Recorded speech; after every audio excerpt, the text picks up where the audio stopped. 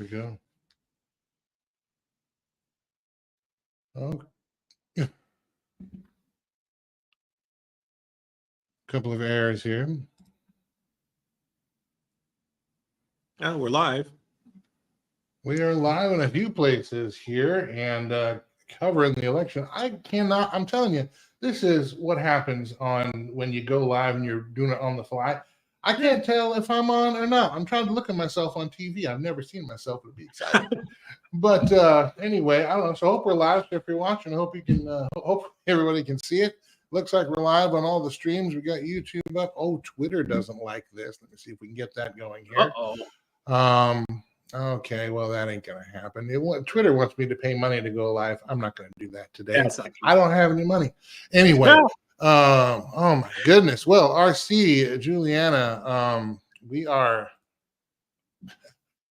This is it. Andrew. This is the turning point for America. We've talked about it for months. America on trial. We're going to admit who we really are, what path we're going down. I think one of the most important things to come out of tonight is clarity. And I'll tell you this. I'm okay with whoever wins. I am. Not because I think whoever wins is great for the country. You guys already know my thoughts. I know your thoughts. You know, we've been around there. But Christianity operates best with clarity. Whether it's whether we're going into a good time or a bad time or a revival or repentance or whatever it might be, clarity. Where exactly are we? What exactly, without any, and you can see it, right, from even from the last messaging of Kamala's campaign. Did you see some of the stuff that just came out with, she's had commercials about wives subverting their husbands and voting secretly. Yep. She's had commercials about couples having sex and then wanting a condom, going to the bathroom looking for it, can't find it because big bad Republican is behind. They're going to take it away. She's got guys pleasuring themselves and literally showing them with the motions. And all of a sudden, Trump's going to take your porn away, which is just fine. But then of course you have. I don't know if you saw the father outside the voting crying because he voted for Kamala so his daughters can kill their children when they get pregnant. That's their last pitch. It's all out in the open. We're going to find out tonight. Andrew, I got to tell you, first, welcome to Election Night 2024.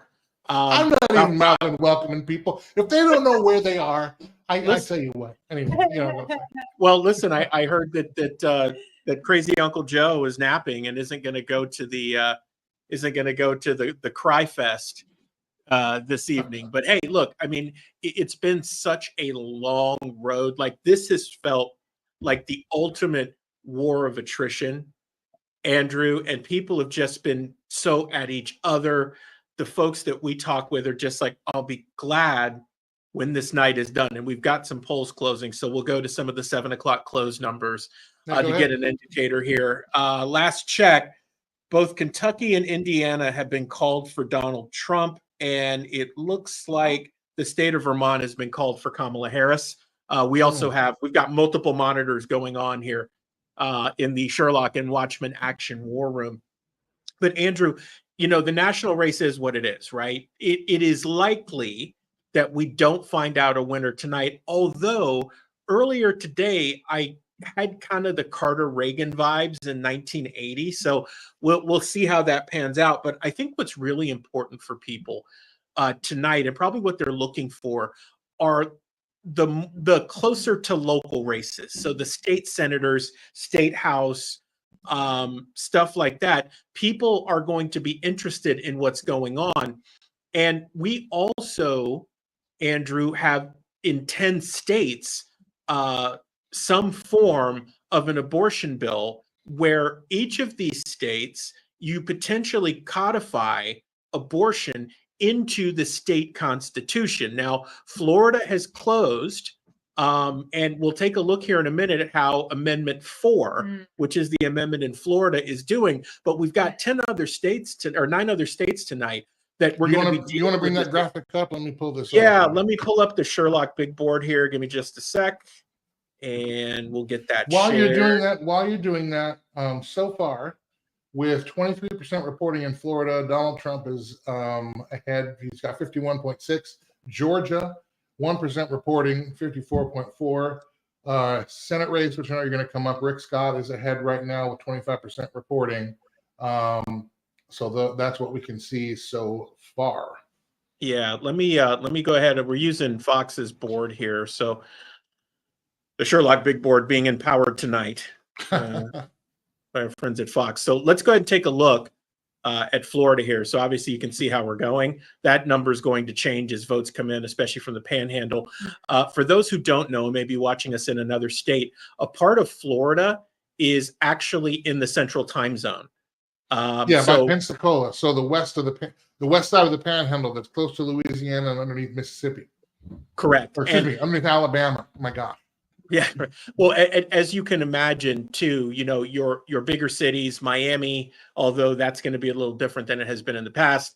Orlando, Jacksonville, you're going to see some blue, and then you're going to see a whole bunch of red in the state. That's generally how Florida goes. So Can you go to the counties real quick? I saw up there it had the county marked blue or red, and maybe highlight a couple of them, and so we know where they are and what we're reporting. Sure. Probably the blue ones are. Sure. So when you're looking at your blues, so Orange County is where Orlando is. And there's also a congressional race there.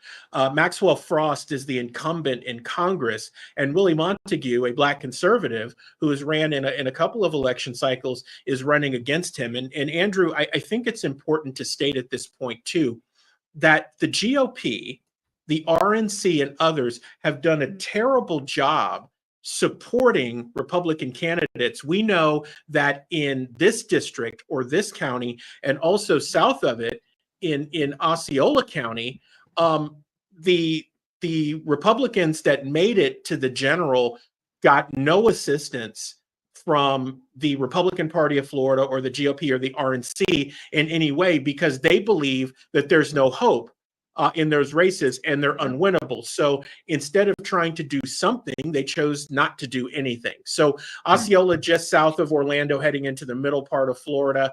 Brevard County is out on the coast. Many people know that as the Space Coast. And if you go a bit north to Volusia County, you're still Space Coast. You've got some rural out there as well. And then if we come to the west side of the state, so Pinellas and Hillsborough County, this is the Tampa area here. And then as you come down into Sarasota and Manatee, this is where Sarasota, Naples, Port Charlotte, the areas that got affected by the Hurricane Milton are here. And then if we come over Broward County, that's Miami, Palm Beach County, which has quite the history when it comes to election counts, is there as well. They generally go blue. Let's see what happens tonight. So that gives you Florida at a glance. We were talking about the Panhandle earlier. That's this area up here. Lower Alabama, as they call it, right? Southern Alabama, yes. North Georgia, right? Leon County, this is where Tallahassee is. So, Jacksonville is over here too. That's Duval County. We're going to watch those races. We're going to watch those counties as the race continues. So let's scroll down and let's take a look at what's happening in the Senate.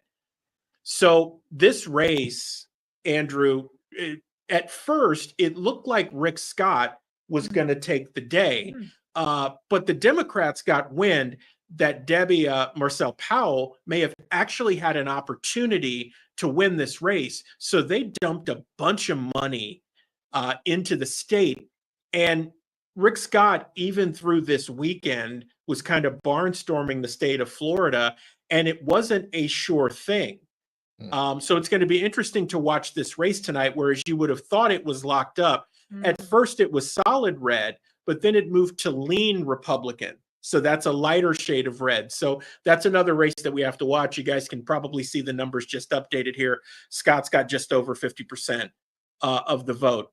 So we'll come back to the House races in just a moment. But what I want to do on the big board is take us down and just look to see how we're doing when it comes to amendments 3 and 4. So these have been watched incredibly close. Let me jump in. I want to set this scene up. 3 and 4 out of Florida. These are huge, and they will have repercussions for the rest of the country, one way or another. And here's something to know: Colorado, when it went blue, what was the amendment that happened? The legalization of marijuana. Right. In fact, I just learned earlier tonight, Michigan is now the most corrupt state in the union. So we're going to be watching those results. but also they're the most prolific weed smokers in the union. Again, so you can see the way that states go when these kinds of amendments happen. Of course, the other thing, Amendment 4. So Amendment 3 is legalizing marijuana. Amendment 4 is enshrining abortion into the Constitution. That's another piece too. And if you look at what happened, Amendments 3 and 4, the progressives have dumped $250 million into Florida in support of those amendments. That's more than in any state in any election in history.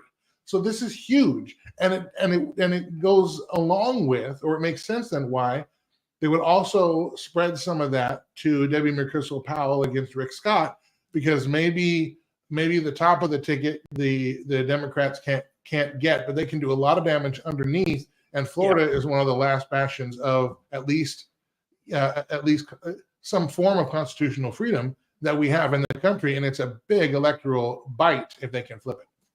You're absolutely right, Andrew. And Amendment 3 is interesting. You mentioned the money that came in. TrueLeaf and some of these other groups have put large amounts of money into that. Basically, what happens if that gets through, and I'll preface for the audience here, we're focused on Florida because in the East, polls are closing, and we'll take a look at some other states here shortly.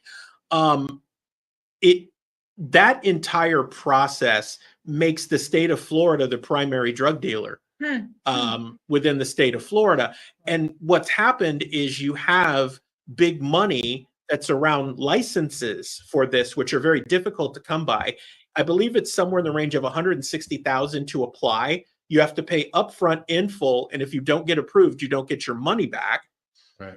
And then the renewals happen every 2 years, and it's somewhere in the range of $1.1 to $1.8 million to renew your license every other year.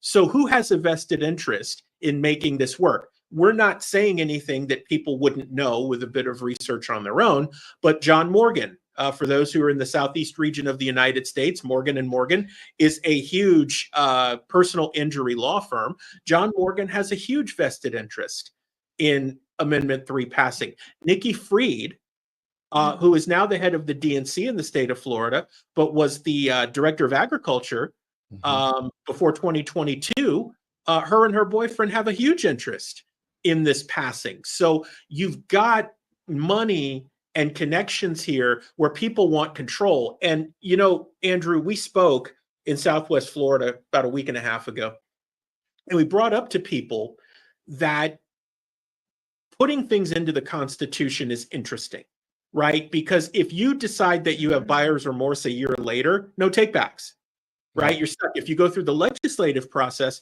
you have an opportunity to change it. But what this bill doesn't do, if you happen to be someone who consumes marijuana, it doesn't allow you to grow it privately in your home. You can't grow your own stuff, right? Because the state's the drug dealer and they're going to decide who has the license to sell you stuff.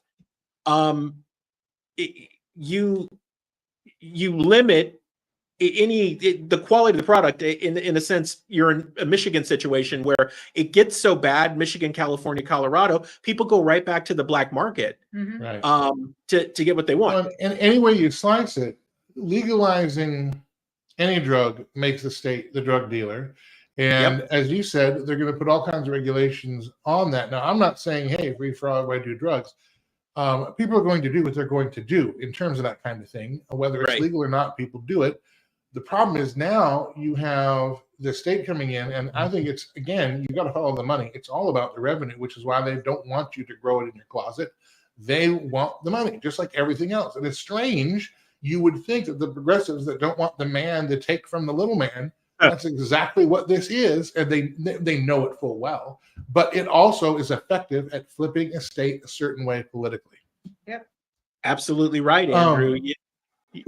I'm sorry, I don't mean to cut you off, but I want to update a couple of states. We're starting to get results from Georgia and Virginia. Let me, if you don't mind, actually, why don't you go to Georgia real quick? Yeah, Andrew, as I'm doing that, I want to cite that something that happened in the last election cycle in Florida is really important for these amendments. What was enshrined in the Constitution 2 years ago is that amendments had to have a supermajority. So 60% or more in order to pass. And right now, both amendments 3 and 4 are under the 60% threshold. Yeah, right now we're doing okay. We'll see how that goes.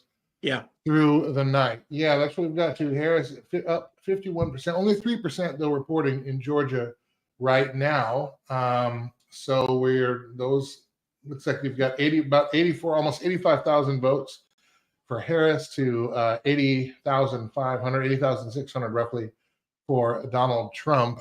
Maybe break down a couple of counties there that you see.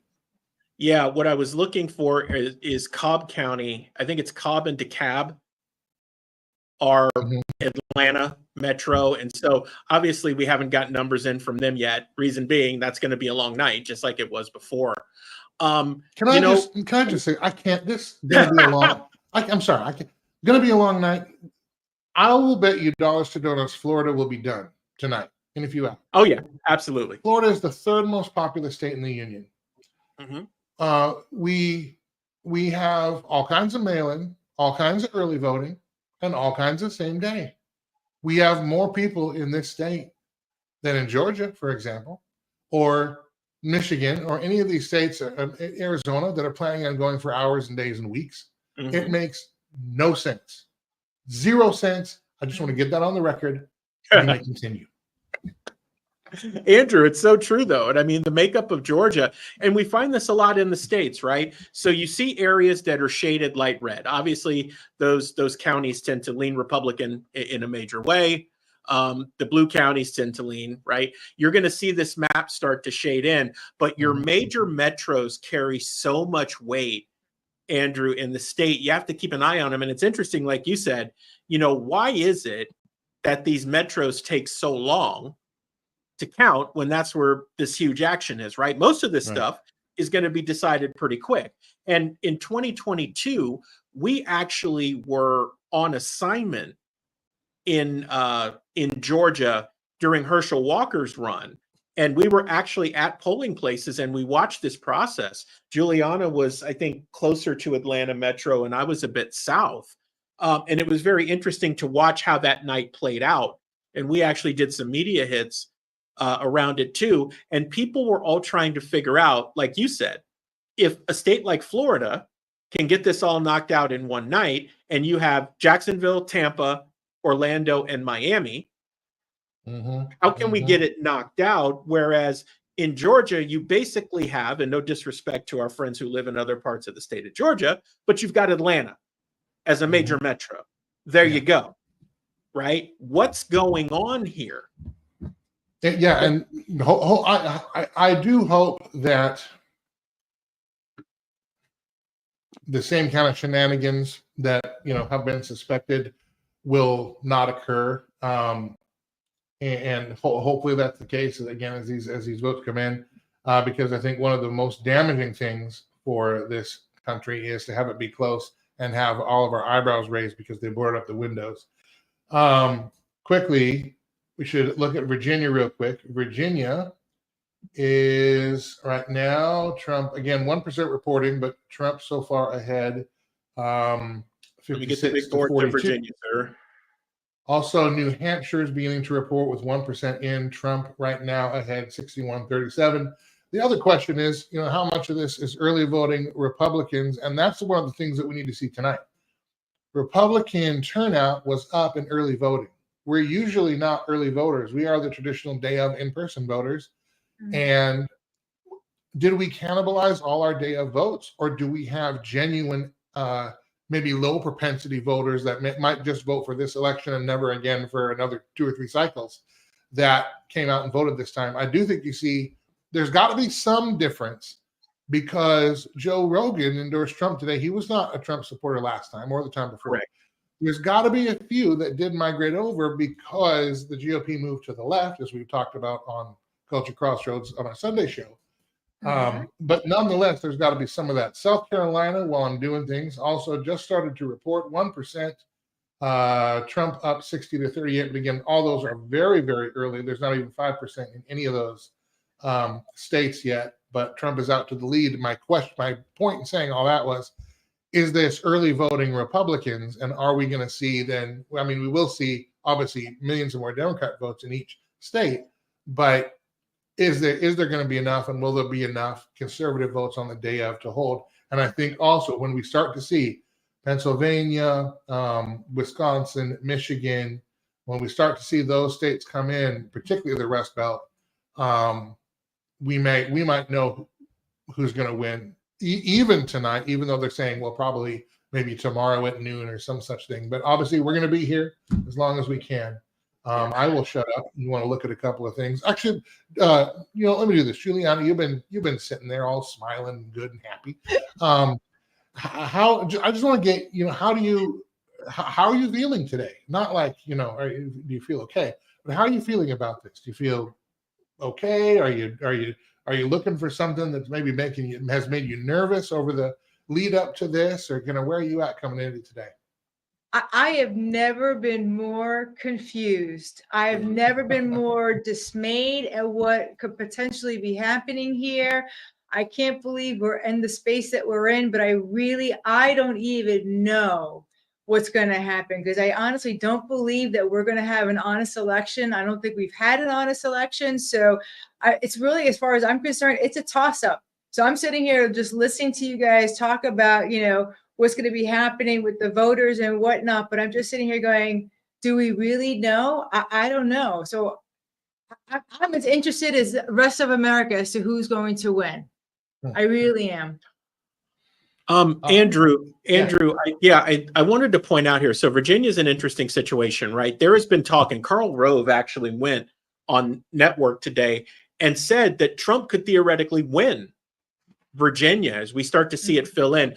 There is an interesting race that is happening in the state of Virginia, and it's in the Senate. So we're here now. Hung Cao, Vietnamese, military veteran, decorated, raised a ton of money, somewhere between $5 and $10 million, to run against Tim Kaine. He is a no-nonsense type, and he honestly, even up until yesterday, I heard groups saying, that race really hasn't been on the radar because there's really no chance that Hung Cao wins. He ran before. He did not win, obviously. He's put a lot into this race. And there are a couple of Vietnamese American candidates, I think, minorities who have come to this country legally and have served like Hung Cao has, that have now decided to throw their weight into politics to try to do the right thing. People need to keep an eye on this race. I think that given what he has, he'll make a go of it, and will make it close. But this is going to be an interesting one to watch, because if Tim Kaine can't hold that seat, then there's yet another gain for conservatives in the Senate. And right now, all the numbers point to the fact that Republicans are going to take back control of the Senate and probably the House as well. So this is another one to watch. There was also, I think, a call on the Senate in Indiana, where the Republican won the race there too. So let me do this. Let me take the big board to South Carolina, because you had talked about them. And then we'll have North Carolina closing in about 5 minutes. The governor's race there has been watched very closely. You've got Josh Stein, who is the Attorney General of the state, running against Mark Robinson, the Lieutenant Governor, a Black conservative who was kind of on a roll, even though he's behind in the polls. Then you have a hit piece come out on him. Half of his campaign staff quit, and then shortly after that, half of his staff at the Lieutenant Governor's office also quit. So it'll be interesting to see, because the polls have had him behind almost 20%. It'll be very interesting to see how that race ultimately shakes out, and we'll get some preliminary numbers here in a minute. While you're looking for those numbers, some Senate races also to watch tonight. Ohio, Bernie Moreno is the Republican there. There is a good chance he could win. I'm not saying that's great, but from what we're hearing, McDowell in Pennsylvania may be, particularly if Trump carries the state that tends to have tailwinds. And then Eric Hovde in Wisconsin. There's some new chattering that he might make a go of it. Michigan, John Rogers, and then Montana, Tim Sheehy. Now that's best case scenario. You take them all, because remember, with J.D. Vance, if Trump wins, that's your 51st senator. So you could have somewhere between 52 and 54 Senate seats for Republicans. I think what most of the conventional wisdom says. Now we'll see if that conventional wisdom is indeed wisdom, or is indeed wise, or in fact conventional. But nonetheless, so we'll be looking at those as well. And man, it is weird to see as the votes get counted and the different vote dumps come in. These states go from blue to red to blue to red to blue to red. Interesting as the different counties come in. I see you got some numbers up here. Yeah, Andrew. So I was just cruising through on the big board here. We've got some that are closing at 7:30. You mentioned Ohio. Bernie Moreno, ton of money in that race. Sherrod Brown is trying to defend ground. He is the incumbent.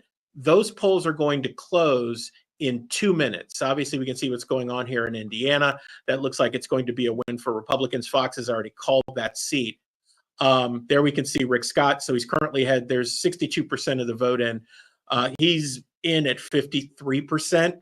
Looking good, probably a little bit closer than they would have wanted, but it looks like he may be able to retain his seat for another 6 years. Some things that we want to point out here. So a race that most people have given zero chance to, if I can get the board here to cooperate, is the one in Minnesota. It keeps refreshing. That's why that's happening. So the race in Minnesota, Amy Klobuchar has been a loudmouth progressive for any number of years. Royce White, black guy, former professional basketball player, very outspoken, some would say an extreme conservative, won his primary, and people have given him no shot at winning. But when you have the Somali Americans make the decision to endorse Trump, that says a lot about the state of Minnesota. Now, I lived in Minnesota for 4 years in Minneapolis, and I'm familiar with it.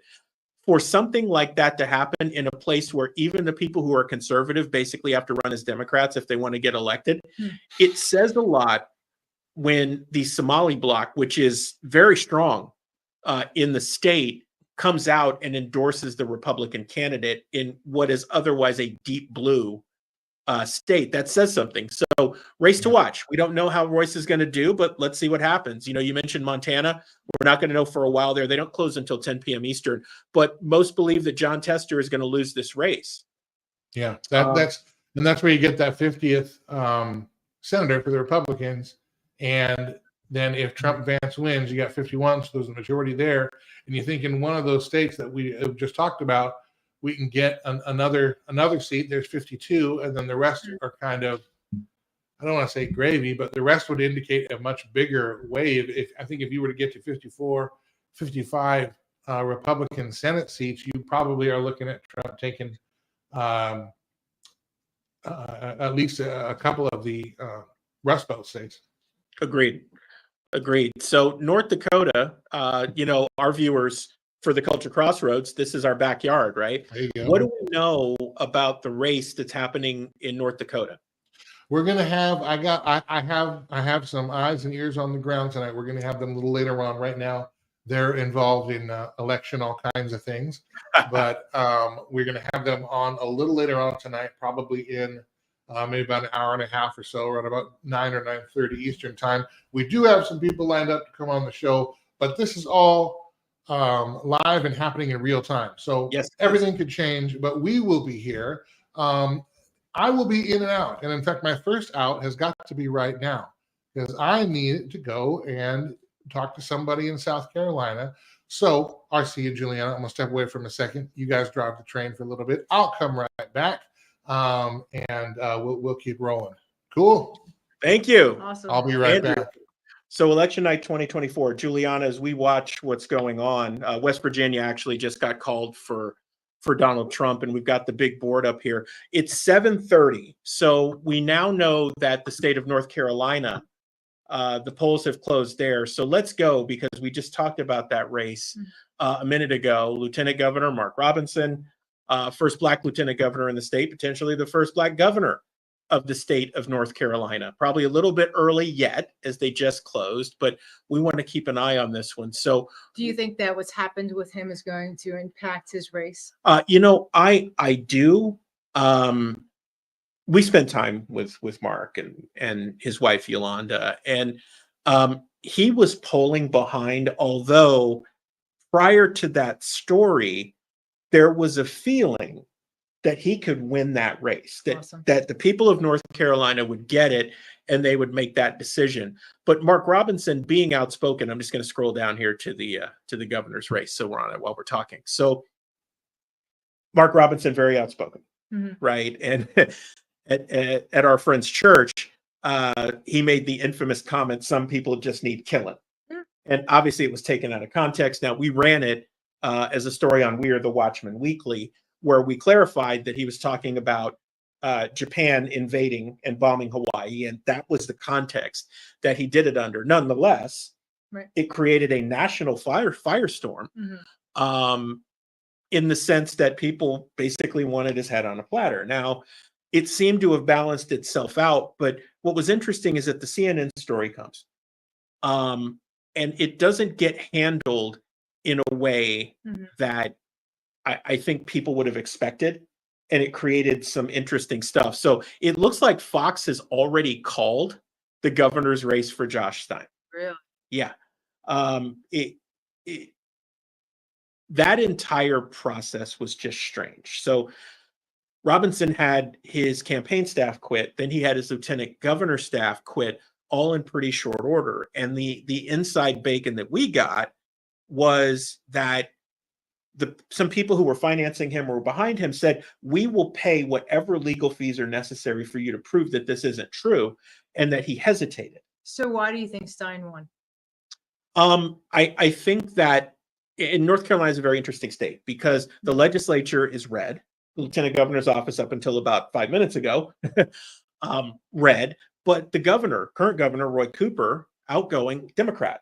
And so it's a very interesting mix. I think that Josh Stein did enough to play it safe and basically painted Robinson into a corner in such a way that he just couldn't get out. And in all honesty, people on the conservative side, the Republican Party of North Carolina and others, they were split on supporting Mark Robinson. So in other words, we're seeing our own infighting causing our failure at the polls. Yeah. It is interesting to see that. We just talked about in Florida a little while ago. We've got congressional races here where Republican candidates made it out of the primary in deep blue districts and got zero support. Willie Montague, Colonel Tom Shalafo here got no support. That's true. From the Republican Party of Florida, the RNC or the GOP. Let's go. And this happened in 2022 as well. Calvin Wimbish won in District 10 in Central Florida and got no help. So let's go ahead and pop back over. We'll go back to the main board here. If I can get this thing to work. Let's see.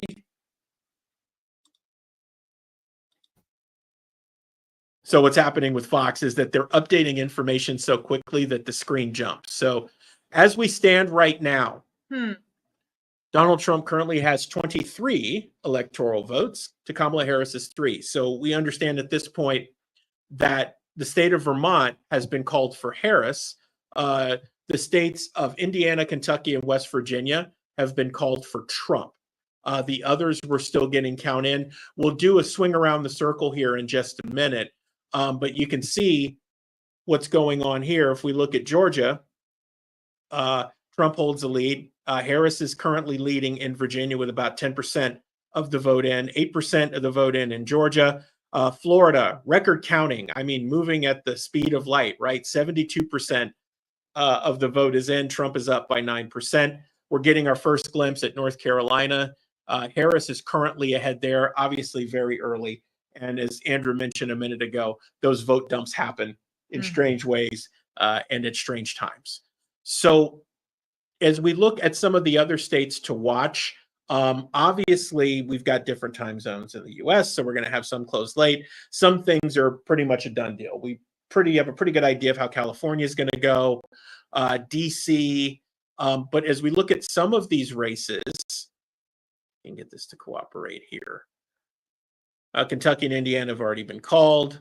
We have a pretty good idea of how some of these are going to go.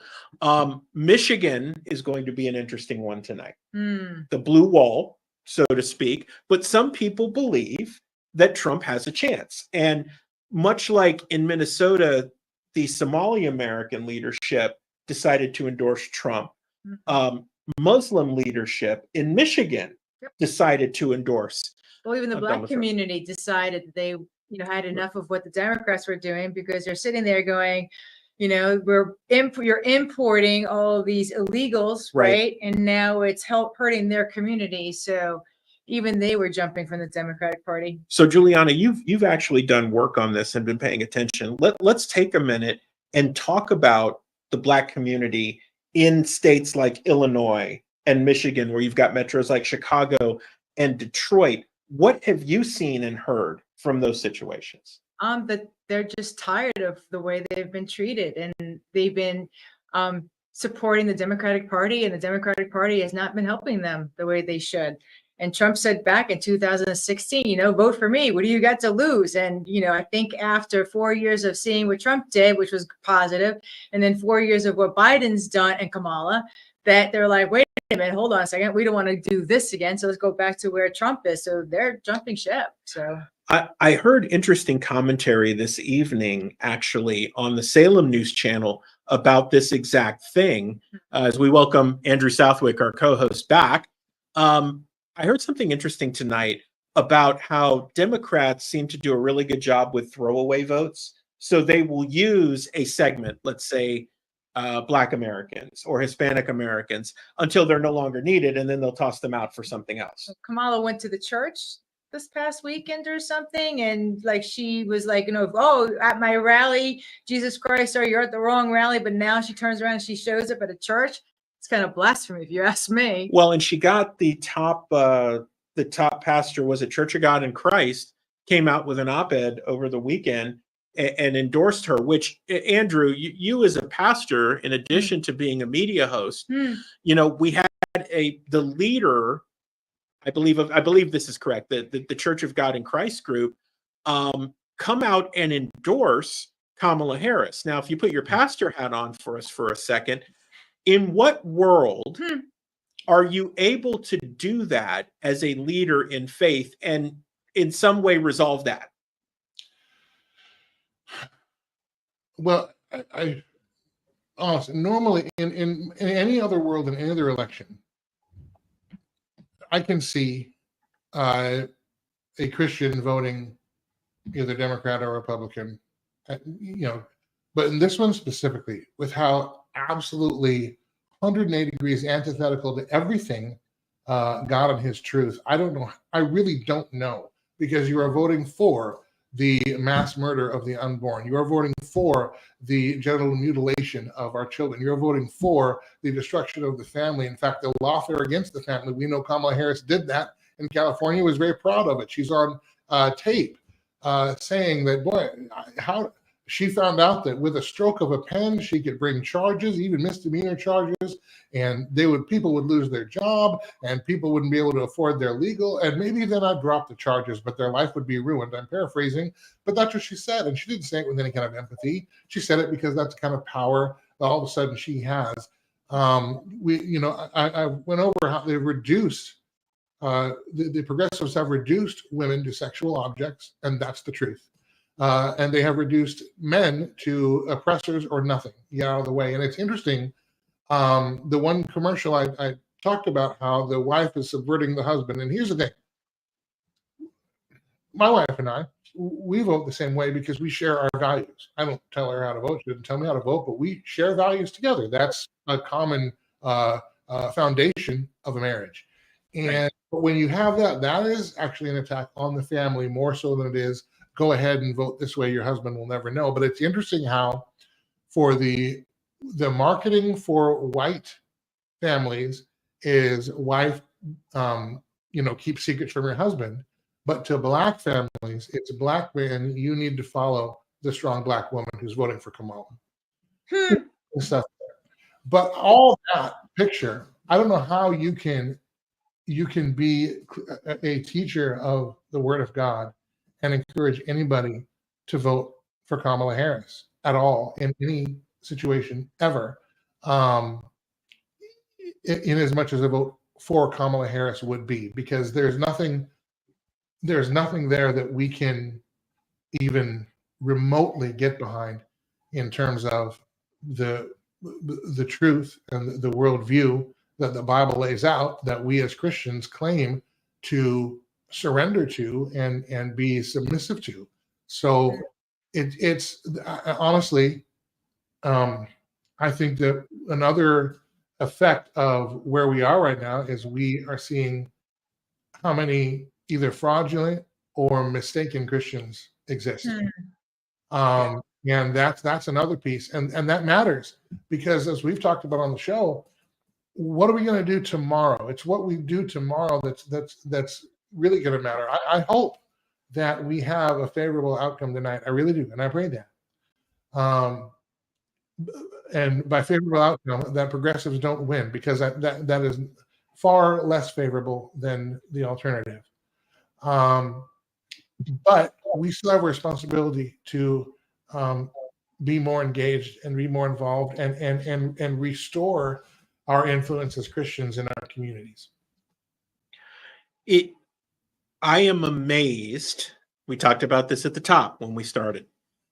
I am amazed at some of what I have seen and heard, but I guess you just can't be surprised, right, Andrew? Mm-hmm. You're in a place where you can't be surprised. And I want to come back to that in a second. I do want to take a look at the big board real quick. Couple of calls here. So Jim Justice is the newest senator in the state of West Virginia. Now, Jim Justice is an interesting character. In addition to being 6'8" and 400 pounds, he is also a billionaire and was the longtime governor of the state of West Virginia. He was a Democrat, and when Trump ran early on, Jim Justice came out at a rally and flipped to a Republican. He is a very charismatic character, and his dog is as much of a celebrity as he is. So that should be interesting in DC in the Senate when this dog shows up, because I don't know of anyone in the Senate who's going to tell Jim Justice that his dog can't be there. I'm curious, are there any results on the Virginia Senate race? Isn't that the Joe Manchin seat that's being vacated? So the Joe Manchin seat, that was West Virginia. West Virginia, okay, sorry. Yeah. Bernie Moreno, it's early on, but he is ahead slightly in his race. There's about 3% of the vote in. Let's go ahead and go back on the big board. Let's go back to Virginia and see how Hung Cao is doing in that Senate race against Tim Kaine. So as I mentioned a little while ago, Hung Cao raised a ton of money. Decorated veteran, whole 9 yards. So as the count comes in, he's currently behind. Looks like there's 15% of the vote in, so nowhere near done yet. I think that what you watch here is whether or not he can stay within striking distance. So if he can close that gap to where he's at 47% or so, he's probably within striking distance before the night is out. But if it stays the way that it is now, Tim Kaine will continue as another tyrant in the Senate. But Kaine, objectively, is going to be hard to unseat. He does have name ID in the state. He's been there forever. Yeah. That's just a really difficult one. I know that's a seat that the Democrats expect to hold. Odds are they probably will. But yeah, if Hung Cao can get to 47, there might be some play there. When you look at North Carolina and the counties. Yes. North Carolina right now, 2% reporting. Harris is basically up 2-1, 68 to 30. Doesn't mean anything right now, but I want to see the counties that are reporting for North Carolina. This is a big prize state in terms of the Electoral College for tonight.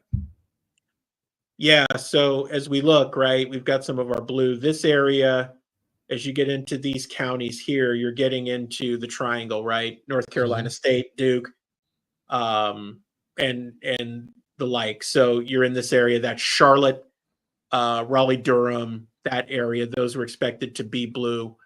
It's going to be interesting to see as the state continues to come in, especially out west here. So where we're doing the circling, these are the areas that were affected by Hurricane Helene. That includes Asheville and some of those other areas. How are they going to end up doing with getting to the point where they can even vote? Now, the reason that we bring that up is because outside of Asheville, that is a solidly red area of the state. So how much of an impact does this ultimately have on that race? Still early on at this point, right? There's 2% of the vote in, but you wonder as the night goes on how that's going to impact. Now, Josh Stein, Fox called Stein's race at 7:30 against Mark Robinson. It was a blowout. So, it'll be interesting to see how we shake out here and how these counties start to fill in. I don't Well, know how anyone can vote for Harris after the way Biden and Harris dealt with the North Carolina disaster with Milton. It was, wow. Yeah, it's staggering. And it's unfortunate too, because Robinson, he got hit with a scandal right at the wrong time, but never that there's a good time for a scandal. But that really, whatever momentum he had, the balloon completely deflated. I was surprised they just let him keep going. I don't know why. I mean, that he stayed in, because at that point, I knew watching that race, he's not going to win. Stein's going to take that, and I think the blowout there is indicative of that. It'll be interesting. Will that have a down ballot effect, and how much so? Yeah, Andrew. We spent time with Mark Robinson and his wife Yolanda in North Carolina, and we mentioned this while you were off doing another media hit. When that story came down, our understanding is that people with money and resources went to the lieutenant governor and said, look, we'll put up whatever money's needed legally or whatever else to prove that this isn't true. And he hesitated. And shortly after that, you saw his senior campaign staff quit. Then the week after that, you saw half of his staff in the lieutenant governor's office quit. So you wonder, kind of to your point, is this going to have a down ballot effect? Yeah. Oh my goodness. Okay, so North Carolina, we just wrapped that up. We're talking about West Virginia. Let's look at Ohio. 5% in Ohio, 57 to 41. Trump right now in the lead at 5%. How are those counties looking right now? Yeah. And I wonder here again, with the early voting, this is the thing that I'm trying to find out. Look at these counties. Are we cannibalizing, we being conservatives, our day of vote? And I guess we're going to see that in probably a couple of hours once we see more states get called. But, are we cannibalizing our own vote, or are we seeing the typical early Democrat barrage, but maybe the Republicans keeping better pace because they've picked up some votes over the past 4 years? Yeah, Andrew, you can see it's starting to come in here. Trump's ahead, right? It's still early. I think it's about 5% of the vote in. None of this on the board so far surprises me. I think things you're going to want to watch out for, Cayuga County. So this is Cleveland, right? And then you get to the south of the state. If we're down here, and I apologize to our friends in the great state of Ohio if I'm not completely accurate, in this area, we're looking in and around Cincinnati, right? So we're going to watch the major metros to see what happens. Most people expect Trump to make a strong showing in the state of Ohio. And, Bernie Moreno's race garnered a lot of interest and a lot of money poured into the state to shore that up. So, as we look at Trump, our expectation would be that Trump would be able to win Ohio. And then as you look down ballot, I think what people are really looking at, and again, early on here, is here are the numbers on Bernie Moreno and Sherrod Brown so far. Oh, good. Yeah, good, right? Yeah, I'm not going to pretend. Yeah. Good. But, again, so Sherrod Brown, obviously the incumbent long-term senator. The areas you're watching, right? Cayuga, there's Cleveland, and then the southern part of the state, you have Cincinnati. You're watching these big metros, and I think what we're looking for, and probably what Moreno's campaign is looking for, is the potential for these dumps, right? Is it going to be something that could swing the race? And Andrew, you've made this point a couple of times. I don't want people to lose it. Are we dealing with our early voting block? Have we basically, have we emptied the chamber of the gun so Right. to speak, and then we're going to see a surge of Democrat voters. But what we noticed from Scott Pressler's work in the state of Pennsylvania and Virginia, and really all over the country, is that there was a strong conservative contingent showing up to vote today, right? There were lines and delays all over the place because people wanted to vote. As a matter of fact, I believe Georgia said they were going to extend the poll times to ensure that everyone could vote. So I think that as we get into the next hour or so, some of this is going to start to clear up for us. And we're coming up here, Andrew. We're at 7:52 Eastern. At 8 p.m., we've got 16 states where polls are going to close. So our coverage and the big board are about to go into overdrive here in a minute. One of the ones that we'll want to keep an eye on, I'll keep it on Ohio here for the time being, but one of the races that we're going to want to keep an eye on in these closed states is the state of Texas. The Senate race in the state of Texas between Ted Cruz and Colin Allred has been hotly contested. Ton of money thrown at that race. The Democrats believe that Ted Cruz is vulnerable and can be beaten.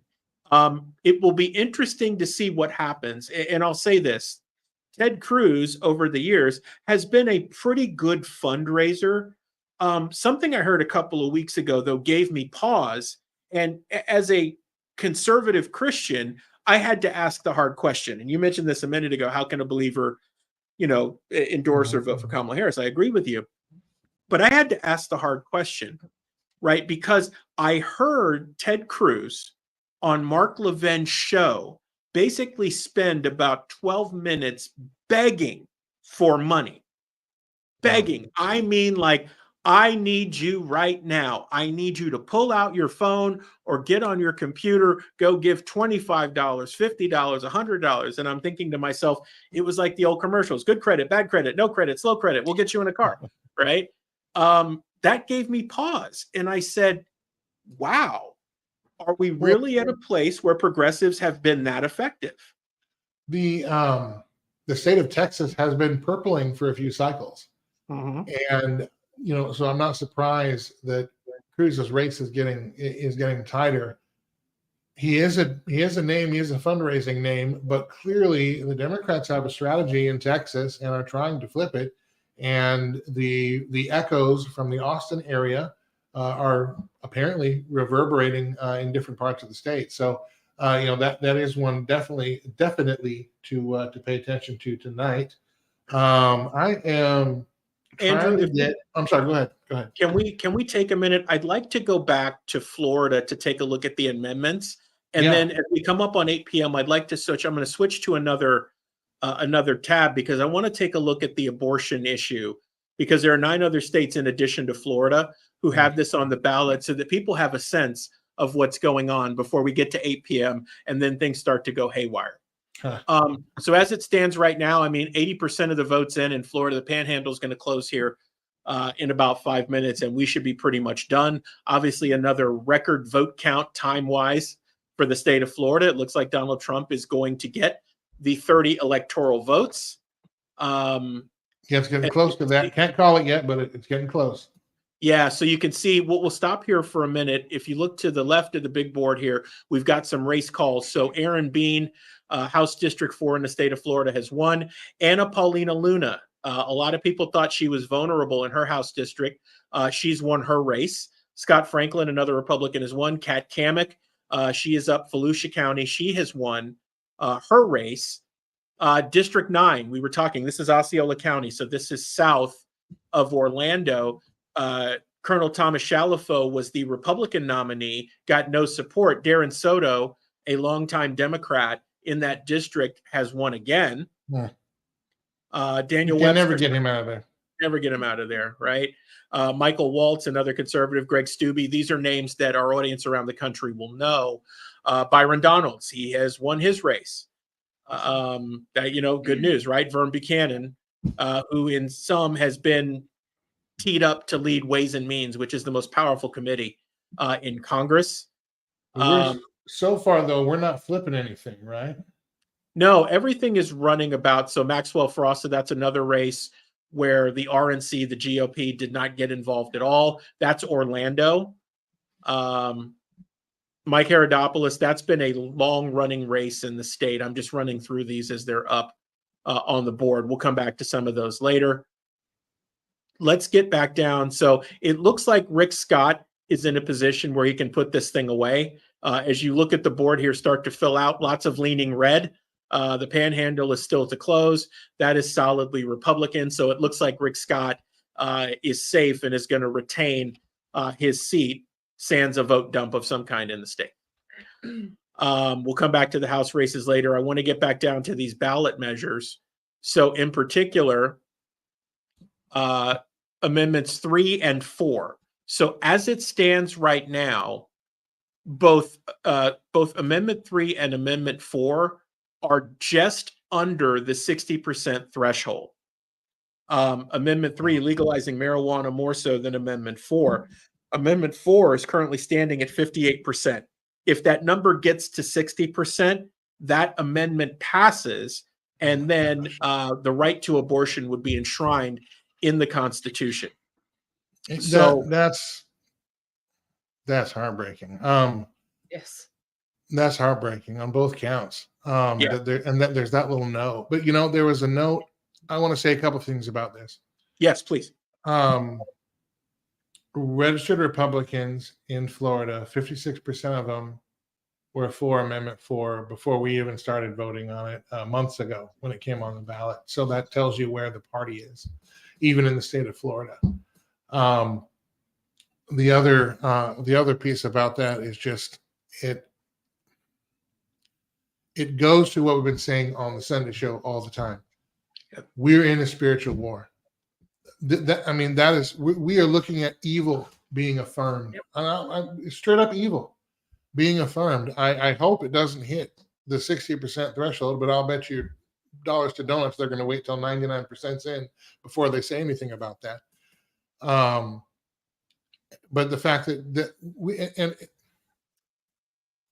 let me back up. We were so focused as Christians and conservatives on Roe v. Wade for 50 years that we did not, we didn't teach, we didn't reach, we didn't change any minds or hearts in our communities, and this is the result. We weren't ready for Roe v. Wade to be overturned because and I think because of that inaction, and I'm going to be, look, I've been a pastor, so I share guilt in this too, because there's a time when I was afraid to say things because fear of man is a powerful demotivator. It really is. So I have sympathy for that, but only to a point. I have sympathy for feeling it, but not sympathy for surrendering to it, but when I say this, I realize I share some blame in my time. And I think that's one of the reasons why I'm here and why I do the show is because I'm done having that fear. Yeah. But we avoided this issue with people, and now we are embracing it and wanting to make it law. That's on the church. I'm sorry, man. That one's on the church. Absolutely. There's no reason for a third trimester baby to ever be aborted, maybe born, but never aborted. The fact that they want to enshrine that into our Constitution is disgraceful and is satanic. We shouldn't be killing any babies, period. I was called a racist because I was defending the babies in New York City because more Black babies are aborted than born in New York City. We have a problem when the statistics are that skewed. Well, more Black babies are aborted than born because Planned Parenthood was designed and put into poor Black neighborhoods. Margaret Sanger, thank you very much. That's what it was for. It's part of a eugenics movement, and yet it works so effectively that we vote for our own destruction. It really is. That is. I know we got to hit 60, but man, that is way too close. Because you know what that means? Here's what that means. If this goes down barely, which apparently it's going to go down barely, one of two things can happen. It could be like Prop 8 in California, where the courts just reverse it and say, I don't care what you say. Mhm. Or two, I don't think so, because I think our courts are better than California, but I'm not going to put any money on that. But it's going to come around harder again. And we need, because it'll be back in 2 years and back in 2 years. And if we don't start having this conversation, my goodness, I mean, we're going to be a drug dealing murder mill. I can't. Oh, yuck. All right. Andrew, All right. Move along before my head well, explodes. Andrew, so I was looking at the big board. There are 2 other states, and the polls just closed in Maryland and I believe also New York, where there are abortion bills that are currently on the ballot. So at this point, Maryland is just closed. It doesn't look like we have a count yet. By the way, Larry Hogan, former governor of Maryland, is running for Senate and has been in a pretty contentious race in the state. Well, So while you're there, several state calls have happened. This, according to the AP. Indiana for Trump, Kentucky for Trump, West Virginia. We know that.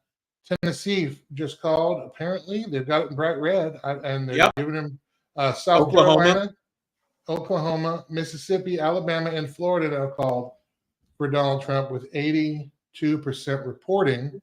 Andrew, looks like Missouri was called too. I don't see that yet. Texas just opened up. Harris is leading there. Pennsylvania just opened up, 3%. Harris leading there. Ohio, Harris is ahead with 25% reporting, 54 to 44. That's a little bit. That would be interesting. No Republican has won the presidency without carrying both Ohio and Florida. Likewise, no Republican has lost the presidency while carrying Ohio and Florida except 2, Richard Nixon in 1960 and Donald Trump in 2020. What was interesting about both is both have eyebrows raised for what exactly happened with the vote count on both nights. Anyway, a little bit of history for you there. Let's see, anything else called? There's a few more for Harris. I'm trying to see what they called. Did they call North Carolina for Harris already? Doesn't look like it on our board. So Andrew, I'm looking at New York because I was looking. I'm sorry. Vermont, Massachusetts, Rhode Island, Connecticut, Maryland. Looks like they're the ones in her pocket. Yeah, in Illinois, it looks like it's been called too. 95-35 is the AP's current. So I'm looking at New York here, Andrew, and I'm chuckling because I see that NYC 6 on the ballot was establish a chief business diversity officer. That had to be on the ballot as a thing. So let's see. All right, we're going to have to come back and look. I need to make sure we have the right number because there is also an abortion amendment on the ballot in the state of New York. So we'll come back to those. Obviously, we've had a slew close. So I'll go ahead and go back to the main. Back to the main big board here as we're just after 8 o'clock Eastern time. You guys can see the updated electoral college count there on your screen. Trump is currently at 105. Kamala Harris, Tim Walz at 72. Those counts are happening in real time. We can see some of the calls that have been made. Missouri also, we should probably check. We'll check on Missouri here in a minute because Missouri also has an abortion bill, an abortion amendment on the ballot as well. I wonder if okay, never mind. Not going to think out loud. This is interesting. I would love to see where all the abortion bills are at. You do that offline later. Yeah, well, as we look at it, we're looking on a separate screen here. What we know now on the East Coast, New York, Maryland, Florida have abortion bills. So does Missouri. And Missouri's polls are now closed. Up next, as we look at this, will be Nebraska and South Dakota, then Colorado and Montana, and then Arizona and Nevada. So we're going to be keeping an eye on how those amendments go. Andrew, I wanted to go back for a minute to what you were saying about the abortion bill in Florida. You know, you said it's likely going to go down, right? It's not going to meet the 60% threshold, but the fact that it had that much momentum is scary. Yeah. Well, again, that means it's just one more initiative round from passing, one or two. Yep. If we're being honest, but that means we are again, I'm sorry, I'm looking something up here as I'm talking here. You're good. We're doing the same on the big board here. So looks like Rick Scott, they've officially called the race for Rick Scott. So Yeah. he's going to go back for another 6-year term in the U.S. Senate. Laurel Lee, Florida House District 15, that's the southwest side of the state. She's going back to Congress. Corey Mills in District 7, that's Seminole County, that's north of Orlando. He's won re-election as well. And then we're just going to pop back down. There's Rick Scott with his win. And then we will go down and take a look at these bills, if I can get it to stand still here. Let's see. Gonna get there eventually. Okay. So we're taking a look at the latest. We've got 82% of the vote in. Amendment 3, legalizing marijuana, is at 55%. Remember, it's got to get to 60. Amendment 4, the right to abortion, that would enshrine in the Constitution. That currently sits at 57.5%. So it's got to be kept under 60%. 60. It's come down a little bit since we've been talking here the past 15 or so minutes, which means the no's have gone up. That's good, but my goodness, almost 1.5 million votes separating yes and no. That's something. Andrew, it's been amazing to watch. You mentioned earlier, and Juliana mentioned this too, she gets called a racist for saying, hey, more Black babies have been aborted in New York than born in New York City, and she's magically a racist. And then you talked about men crying that they voted for Kamala Harris and voted for their daughters' reproductive rights, which in essence, these are tears of joy. Yeah, presumably contextually from the video. Yeah, that basically enshrining the right for their daughter to kill their grandchildren. Mm-hmm. And I'd like to take a moment to go back to something you said earlier about the church being absent. The entire idea of the family unit has been eroded, which is how we get to ads where the wife is basically voting, on the sly, right? Right. To break up the family. All of these things happen when the church abdicates its role of leadership in the culture. We've talked about it on the Sunday show. We've talked about it a lot offline. This needs to be a wake-up call for the church. And we have often talked, Andrew, about not so much tonight. Tonight is happening, right? What happens tomorrow? Right. What do we do starting November 6th to make sure this never, ever happens again? Advocating for the church to be the center of the community and people's lives, the way it used to be back in the 50s and 60s, when the church was in the center of everyone's life. You went to church on Wednesday, you went to church on Sunday, and you hung out with your friends. They were all your church friends, and everybody looked so beautiful, right? You need to get back to that culture. Yeah. This is a little off topic here. What's the YouTube channel that we're streaming on? Yours? It's the Sherlock YouTube channel. What's the title of it? Let's take a look here. It's Sherlock Election Night 2024. Okay, let me see if I can. So I was just checking on Maryland and their ballot measure for abortion. I'll take another peek at New York. those numbers will start coming in. We just wanted to get a sense of where things might be early on so we can keep everyone up to date on what's happening here. Oh no, I mean, what's your channel? I can't find you online. The reason I ask is I got people texting me where they can watch the stream, and some people are having a hard time finding mine on Facebook. So I was thinking YouTube would be easy for them, but I can't find your page on YouTube. Isn't that something? That is something. But are we surprised though?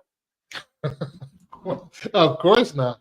Hang on, as we do this live in real time, everybody can see we're going to our phones so we can get you a link and send it to you so you can share it with everyone, because it's, you know, it's come to that, right? Yeah, you can't even enter it in the search bar and find it anymore. Yeah. Oh, look, it popped right up for me. Right? Did it? So there it is. There we are. Hey guys. Hi. For sure. I'm going to share it with them. I was just having some fun. Gotta have a little fun. Gotta have a little fun before the end of the West, right? Yeah, geez, the end of the West. Let's see here. Kansas So this has is, just you know, started this their is- reporting, by the way, 1% in, Trump up. You know, this is, Andrew, this what we're just going through. We're kind of chuckling about it, but in reality, this is part of what we were told was going to happen with certain coverage, right? If you lean a certain way in your coverage, then this is where you potentially end up, right? Where it's hard to find your channel. Glenn Beck was on talking about this quite a bit over the past week, saying, hey, you know, you're probably not going to be able to find my content. They've already demonetized his content, but he's like, hey, you're probably not going to be able to find my stuff, just being honest, right? Because anything that speaks any type of truth in any way is probably going to get restricted. Man. Yeah, well, we're up against a lot. I mean, again, parallel economy, we're trying to start it here. Yeah. Let's see, Kansas just came in. Texas is continuing. They're at 16%. Reporting right now, Trump up 50 to 48, that is percent. Ohio, Yeah, Sherrod Brown. 34%. Yeah, What's that? let me go to the state, Andrew. So Sherrod Brown looks like he's in the lead. Let me actually go to the state of Ohio. I was looking at the Senate races, but let's pop back into Ohio, because a minute ago we had talked about how the state was going to shake out and which places were important. So, you know, right now it looks like Harris has a slight lead. In Ohio, we've got 34% of the vote in. But you can see now how some of the counties are starting to shake out, right? There's Cayuga County, that's Cleveland, right? If I can get it to cooperate there. She's leading pretty handily, right? Probably not unexpected. As we come south, we can look at Cincinnati and those associated counties. Let's get down to the Senate race. There we are, I think. Yes, no? The board is finicky. Yeah. Let's see. Yeah, tell you though, it's interesting. Hopefully, I mean, I would expect to see Ohio Trump start to make up ground in the next hour or so. But at 35%, Harris at 51, almost 52. I would agree, Andrew. I think we don't want to get to the point. Yeah, we don't want to get to the point where calling. There's like we're looking at Moreno and Brown's race. There's 27%. Right. Of the vote in. I think in the presidential, there's 30% of the vote in. So, you know, there's still counting to be done. Some of those counties haven't even reported numbers yet. But Moreno and Brown are neck and neck, right? So if you're an incumbent, in all honesty, this isn't necessarily what you want to see. Right. Right? Is like you want to see a pretty nice cushion, kind of like Rick Scott had against Debbie Mursell Powell. If I'm Sherrod Brown's camp, I'm like, wow, this thing is basically a dead heat. Because now all bets are off, right? What happens? So it's a race to watch, and Ohio is interesting. You would think that Trump's a winner here, but as we go through the night, we see how the count ends up and how much more deep red we ultimately get. Yeah. Oh boy, let's see. I'm trying to make contact with a guest we have in Tennessee. That's why I've kind of been MIA here, at least in my mind. And I'm not seeing him yet. I'll keep trying to connect with him. James Stocky. He was his business was shut down Yeah. Because of his worldview. And he recently moved to Tennessee. So I wanted to get him in to get his take on what's going on the ground and how he sees things. Trying to get in touch with them, but again, real time, and also we're dealing with a lot of rural internet. So oh, which by the way, did anybody see? Wasn't it Biden and Harris? They had some rural internet initiative, and there was however many millions of dollars. It never got spent anywhere to anyone to any state ever. So, magically. Who knows? I mean, I guess it's good they didn't spend the money, but I'm sure they just spent it somewhere else. But as it were. So, Are you? Andrew, Let me ask you this question, mhm. because I know people are watching. They see some of the results that we're looking at, and they might see something like Ohio at 36%. Harris, her lead is dwindling slowly, but that could give some people concern, especially because if Michigan goes Harris's way, Pennsylvania really becomes pretty huge for Donald Trump, along with Wisconsin. What do you see anything right now that raises your eyebrow, or so far does this look like, for the most part, this is the way elections play out, as they have? Andrew, yeah, I mean, so far, I think par for the course. I'll say that Missouri was called. Mike Kehoe is the governor now of the state of Missouri, so that is a Republican pickup to go along with West Virginia. Patrick Morrisey, that seat was vacated by Jim Justice, who is now the senator from the state of West Virginia, and on his way to D.C. Phil Scott in Vermont is the governor there, so you have a Republican pickup there. We can see here in kind of the hot races, right? So Josh Stein is obviously a winner, which is why that map is blue. Nothing necessarily sticks out. I'd like to go to Texas, so I'm actually going to take the board over to Texas here and check in, and then we'll get back to the abortion amendments. I'm wondering if we're going to have numbers from Missouri, Maryland, and New York. So let's actually jump in.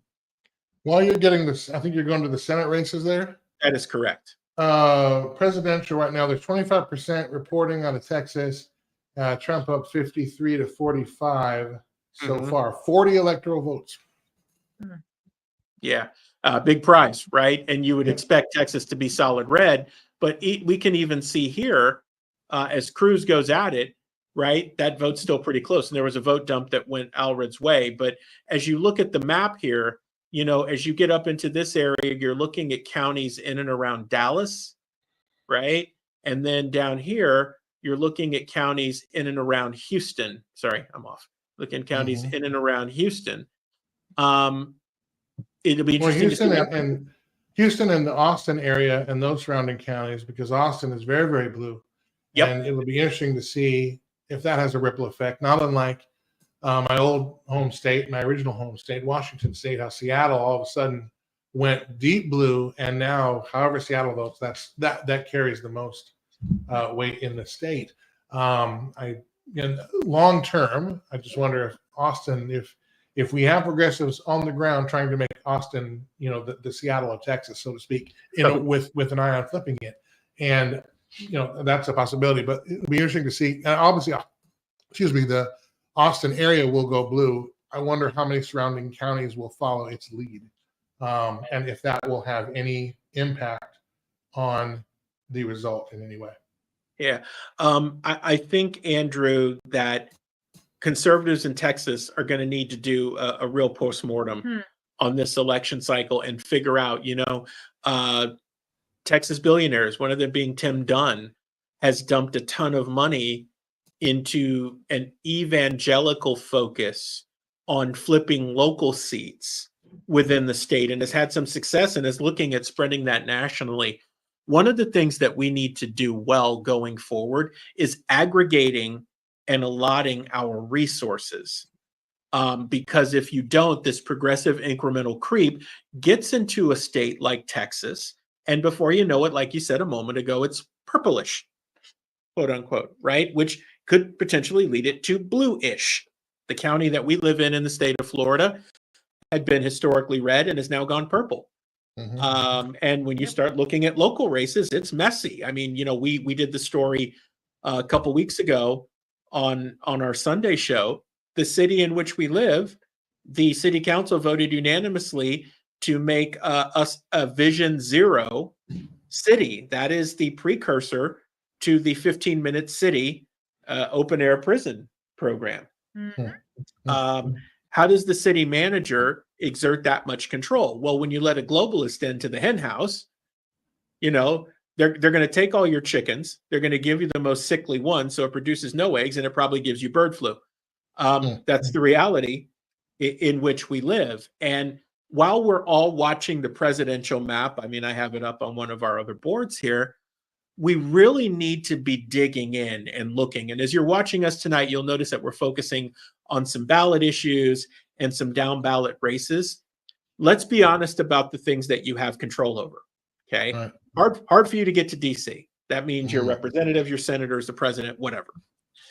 What you can control is what happens in your state capital, in your city offices where your mayor and city council are, your county commissioners, your governor, your state rep, your state senator. These are all things that you have a level of control over. And Andrew, we've talked about it on the show with the book, our book Empowered to Act, but we've also talked about what Watchman Action's role is really starting tomorrow.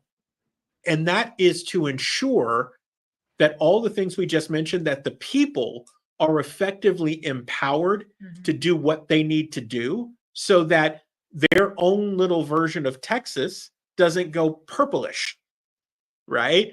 That they are fairly represented and they don't end up becoming a Vision Zero city. Because if you're not paying attention and you think everything's okay, it is not. It is not.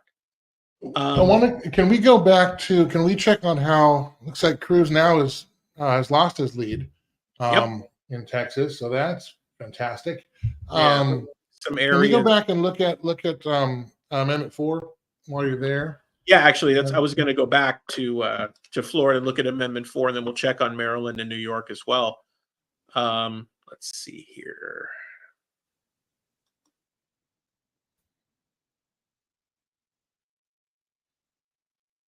That's not good. What? The screen is moving around. Sorry, I'm just trying to get the screen to cooperate here. So, and it's fighting me. As it should. Yeah. Okay, so 87% of the vote in. Amendment 4 is at 57% yes, 42% no. And then Amendment 3, which is the legalization of marijuana in the state of Florida, is at 55%. It has lost some ground in the count. They've both lost a little bit of ground here. So it looks like we may slide out of here without these things meeting the threshold to pass. But Andrew, this is an interesting exercise, right? People who can't get things through the legislative process, the recourse is then to get it on the ballot as an amendment. People really need to understand what that means. And I get it if you're frustrated, right? I can totally appreciate that. But when you do something like this, you basically give up all of your rights to make changes, because how hard is it to amend any constitution? The federal constitution, we've had limited amendments to that. State constitutions, rarely amended. What you're voting on here is whether or not to enshrine these things into a state constitution. Again, that means that if a year from now you have buyer's remorse, or you ain't liking how it's going, too bad, so sad, right? No takebacks. Well, I mean, that's what we're seeing. I mean, that is playing out in many states. But I mean, it's just amazing. Even in Florida, you think that Florida has turned red. I'm not sure. I think we vote for certain people, but I'm not sure it's for what red used to be, or at least what red used to mean. Clearly, as we're even seeing how close these amendments are. Hopefully, yeah, Amendment 4 does seem to be kind of stalled out right now at 57. Hopefully it will stay that way. That is the prayer, Andrew, because you mentioned it before we went live tonight, is Florida's really a bellwether for how this is going to go, right? Is if we don't get that right, then, you know, if it gets through here, then it's going to be a dog whistle really for other states that they can get it through too. Yeah, and you're going to watch. I would be willing to bet, because it's usually what happens. You'll see the deep red of Florida begin to go back to purple Right. over the next few cycles. I just don't see how you can avoid that. Can we? Let's see. Where are you going next? Go ahead and go where you're going next, and then after this, I do want to look at North Dakota. They just closed, and I want to start looking at some of those. And they've got a couple measures in North Dakota, particularly RL 21. I want to be keeping an eye on tonight, but we'll start here. Go ahead. Yeah, I was looking at Missouri because Missouri has an abortion bill on the ballot, if I can get this thing to sit still. So right now, that's Amendment 3 in the state of Missouri. Votes just starting to come in. Right now, that's a no. Let's pray that stays on track. Do we know if they have a 60% or any kind of threshold? Let me just take a quick check here, Andrew. So Missouri, greater than 50%. A simple majority. Okay. Yeah, and that's a lot of states. So before we move on here, so we checked on Missouri. I'd like to check on Maryland and New York to see how the bills are doing in those states as well, and then we can move on. Just keeping people updated on some of these down ballot races, because you can watch any of the networks and get all the stuff that you want at the national level. But talking about what matters most here, these ballot measures. Well, I mean, you're right. It happens at the state level. I mean, we have, you know, the federal clearly matters because particularly with our monetary policy. But when you're looking at the actual, where is America going? These ballot measures tell you where the states are, whether they're red or blue. Yeah. So Maryland, we don't have any data yet. Let's check on New York. It may be the same case there. And I believe we're coming up on 8:30. I don't know if we have other stuff closing, and we haven't taken a look at Pennsylvania yet. So we'll probably want to do that at some point here soon as well. Yeah, Virginia had another little vote dump here. Trump barely 0.1, 49.2 to 49.1. Ohio now has switched to Trump's favor, 49.9 to 49.4, with 39% reporting. So that's a good thing. But yeah, Virginia flipped red right now with 37% reporting. So that's still probably going to go back and forth over the course of the evening.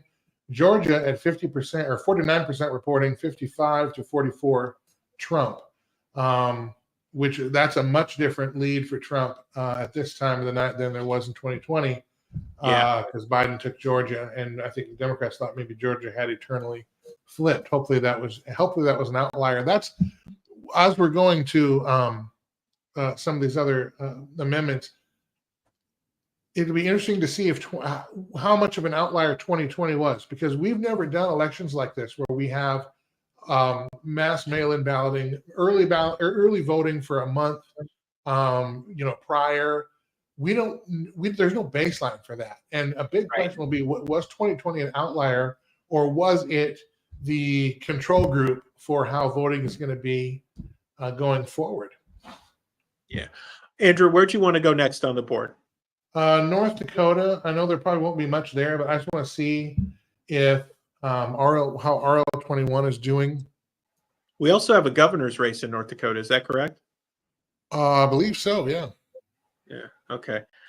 Well, Trump's winning there, so we need to get to ballot measures. Let's do that, and then we'll come back around, right?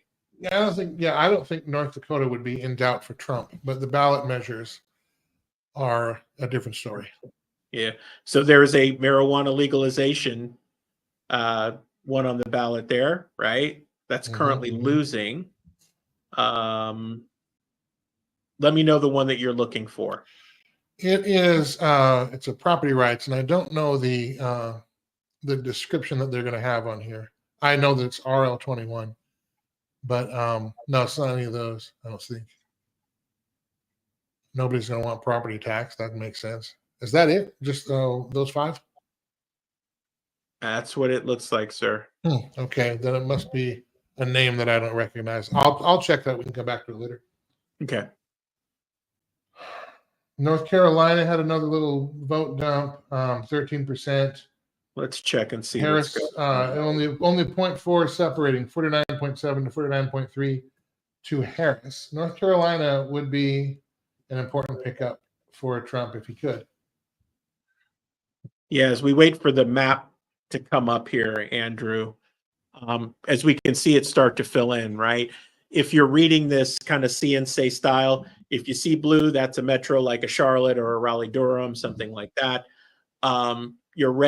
Your reds, we're especially keying on these areas over here because these areas really took one on the chin from Hurricane Helene. Yeah. Right. And we long wondered how they would do. It looks like we've got votes coming in, but we're going to need to see. And these are deeply red counties with the exception of Asheville.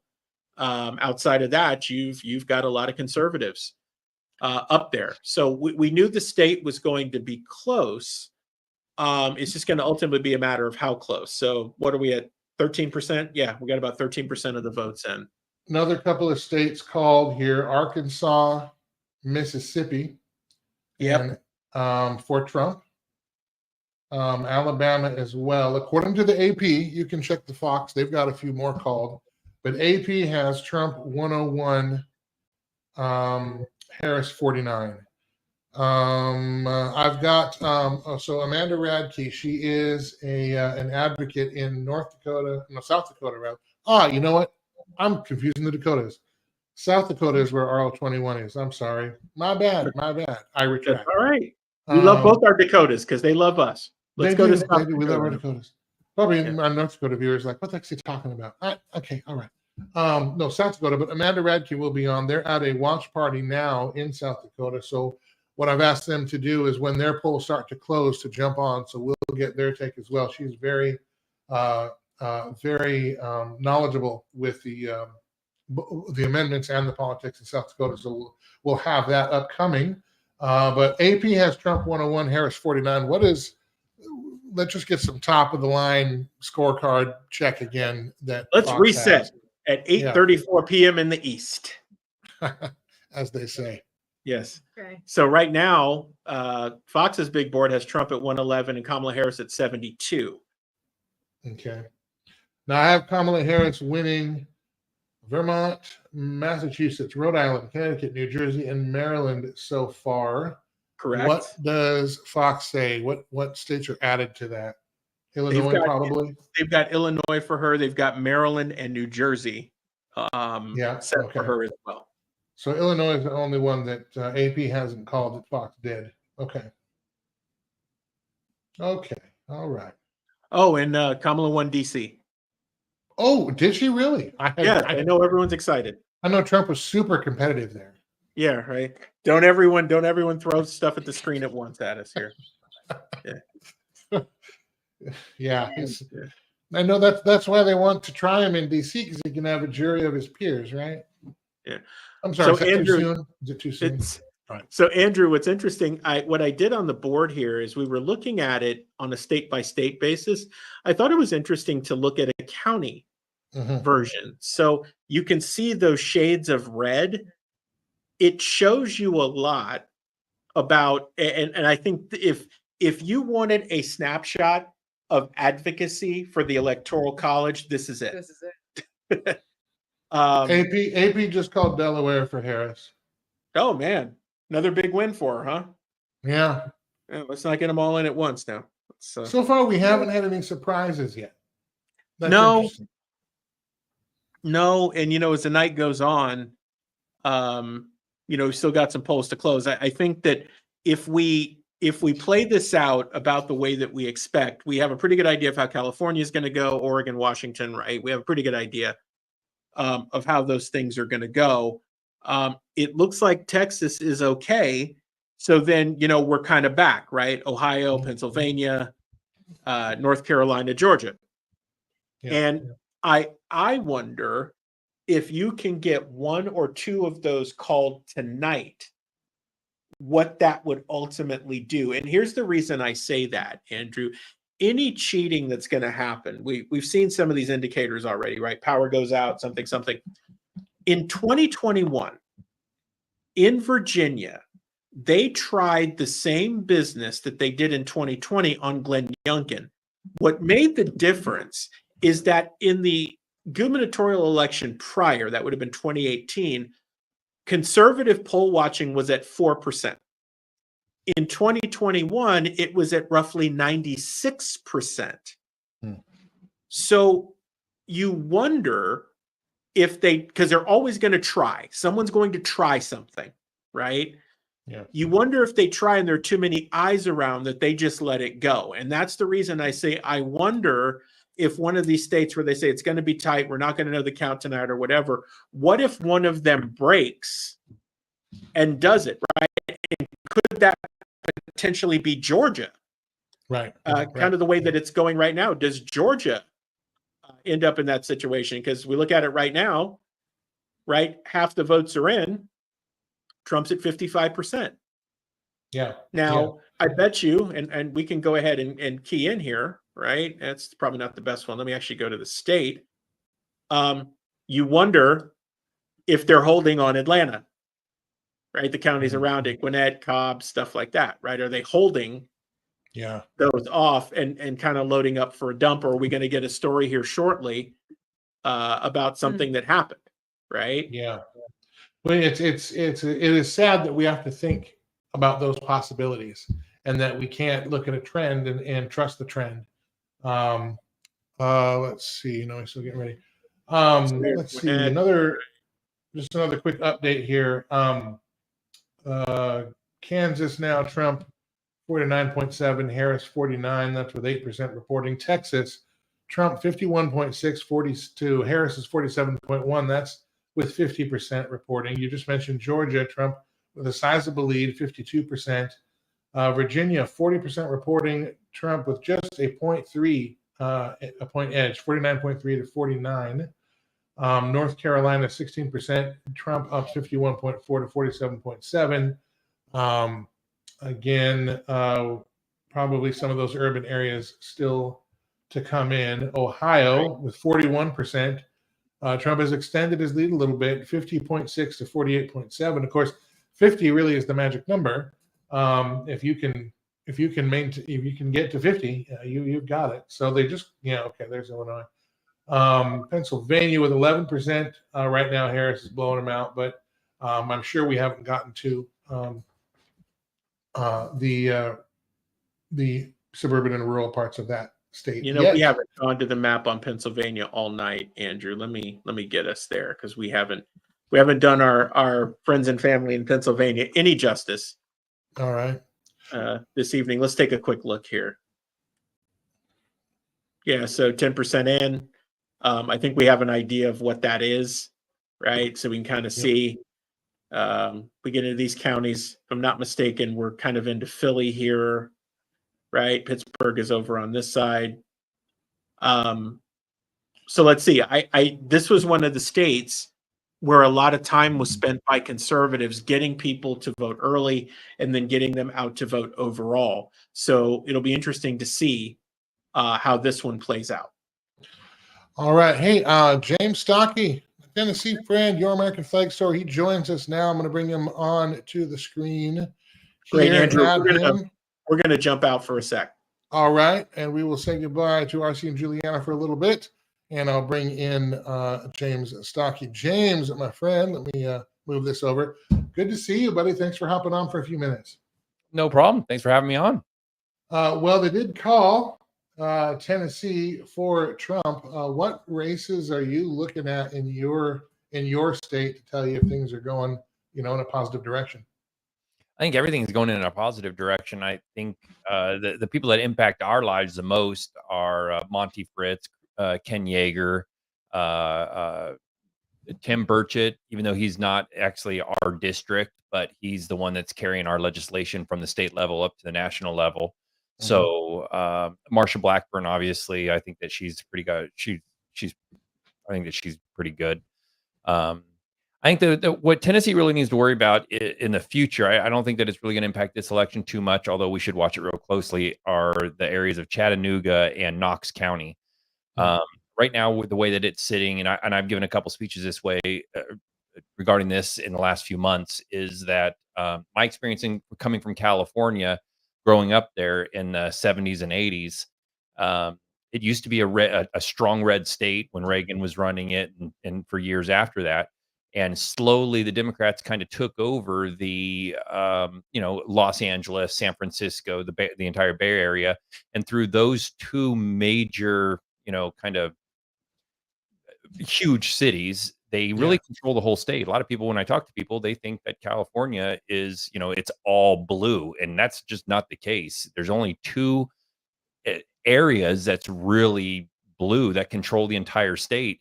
The vast majority of Californians are very conservative, and they're Trump people. I mean, when we first started our flag store, the first year we traveled up and down from San Diego, which borders the border, the Mexico border, all the way up to the border of Oregon. Right. And I mean, and I mean, we When traveled over the state, and it's a red state. I was just talking earlier, I'm originally from Washington and Seattle, and it's the same story there. They took Seattle and Tacoma, and Washington, when I was a kid, had a Republican governor and had a Republican senator and that kind of thing. But that whole coast, Washington, Oregon, California, Portland, Seattle, LA, that area, and they're able to blue the entire state, where you can actually, when you look at an electoral map, you see them mostly red. Most of the counties are red. Yep. And it's just those population centers that drive the entire state. And I'm sure, as you know, how many initiatives have tried to get going that were, we want to be North California as a state, or we want to be Eastern Washington as a state, or we want to join Idaho for some, and like in Eastern Oregon, that kind of thing.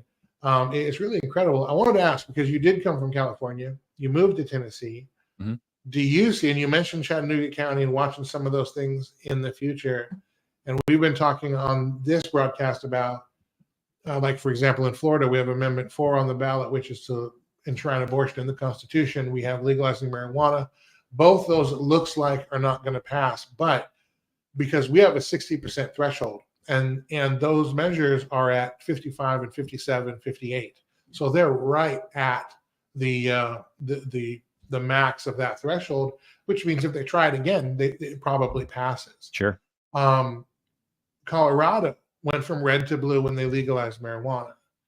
Michigan has corruption. Michigan's corruption increased about the same time they legalized marijuana and different things. Not that Michigan wasn't corrupt before then. They're now the most corrupt state in the union. So it'll be interesting to see how that vote count goes tonight. But nonetheless, are you seeing some signs like that? Was I say that to say Amendments 3 and 4, even though they look like they'll go down, we're going to check on them again in a little bit. Even though they look like those won't pass, that's a warning that there is some deep bluing happening in Florida.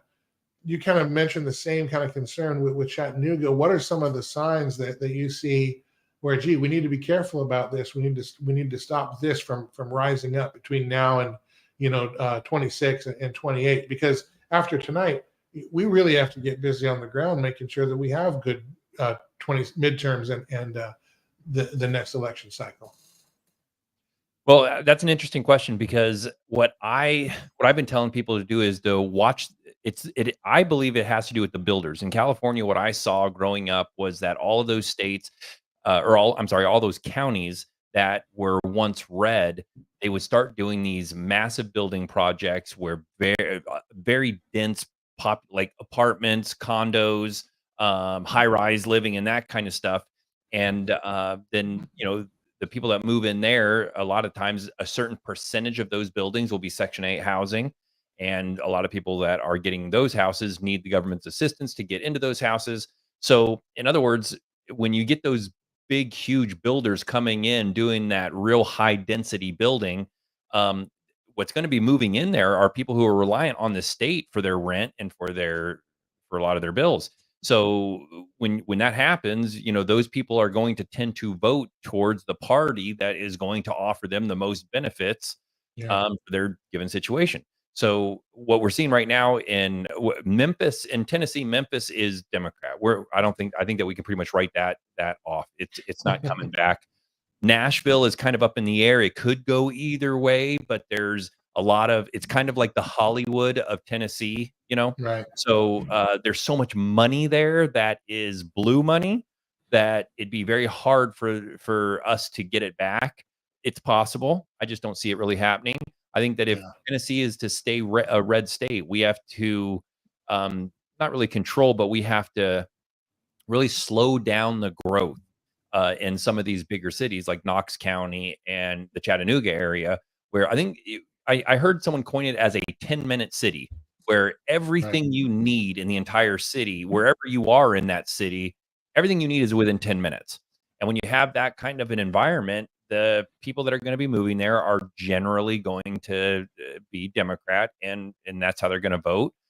So an indicator that I look for to see which way a county or an area, a region is going is what kind of permits are they issuing? Are they issuing permits for ranch homes? Are they are they doing strip malls? Are they doing more schools, that kind of thing? I mean, more schools is good. I'm not saying that, but when you see a school going in, what's coming in right after that? If you have kids that are in 20 kids per classroom type of thing, and they're building a couple new schools, why is that? What Right. other permits are being issued? Because generally you're going to start seeing a lot of houses coming in, and they need kids in the government doesn't build schools unless they are planning that kids are going to be there. Yeah, they're going to families in the neighborhood. Yeah. Yeah. Or they'll do the opposite. They'll, like in my hometown of Valley Center, California, they did the opposite. They just started when I grew up in Valley Center, there were more horses and cows than there were people. And there was only one house on every 7 acres. They didn't have a sewage system in the entire town. It's a very rural town. And as long as there was an old group of men, they called them the Slate of Eight. And they were all like 70 years old and older. And this is in the 80s. And they firmly believed, hey, as soon as you get a sewer in this town, it's a wrap. It's over with. It's done. The big builders are going to come in. And what we started seeing in the late 80s and through the 90s is big builders coming up, buying the first right of refusal for large ranches. We had this beautiful couple 1,000-acre ranch that it was a dairy farm, and then also they grow sunflowers and corn and that kind of stuff.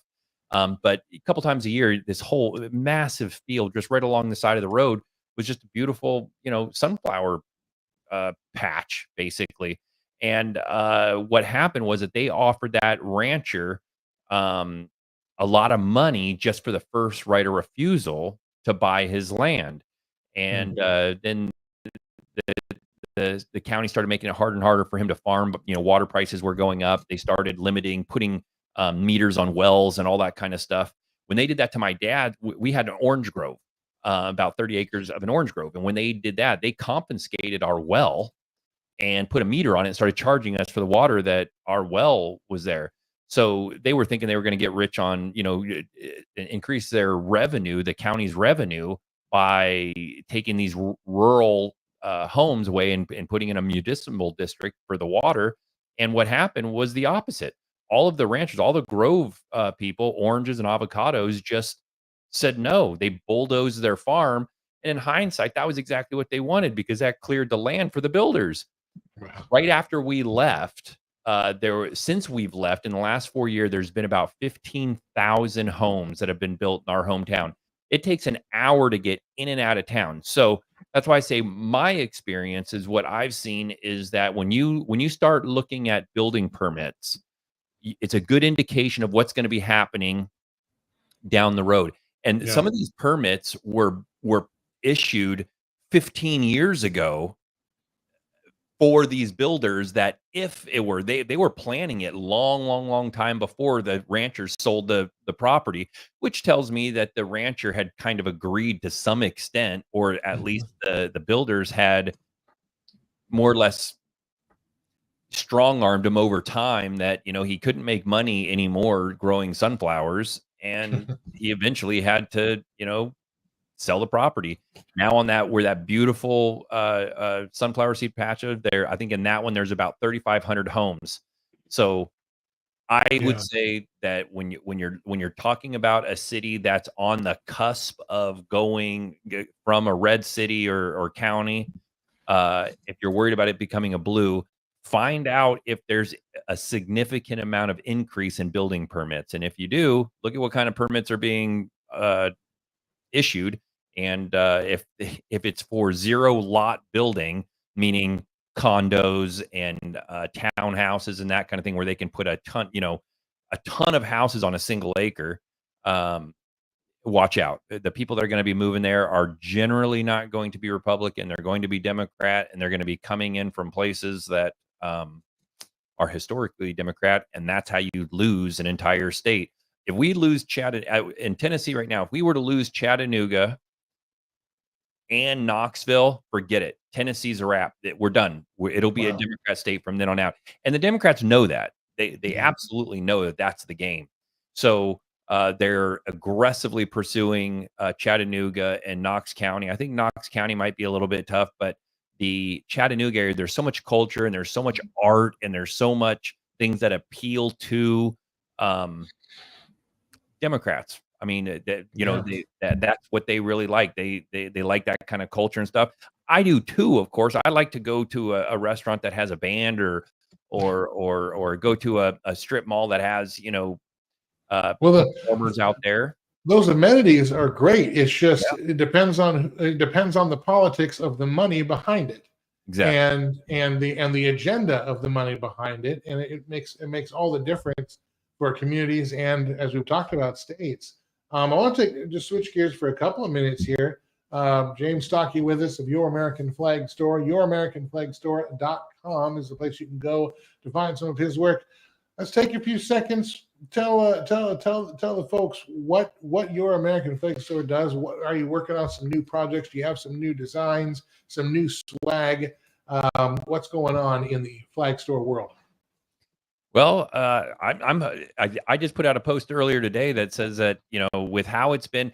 So we started our Your American Flag Store in 2017 when my 6-year-old son at the time asked his mom and I if he could start a business making wooden American flags. We kind of giggled, and we were so far into debt and so behind on bills, living paycheck to paycheck, and on credit in California at the time.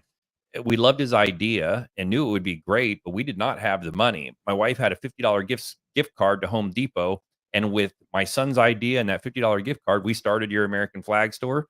Within about a year, we had gotten ourselves out of debt. The business absolutely exploded, and within 2 years, we had saved up enough money to get out of California and move to Tennessee. In 2019, September 2019, we moved out here.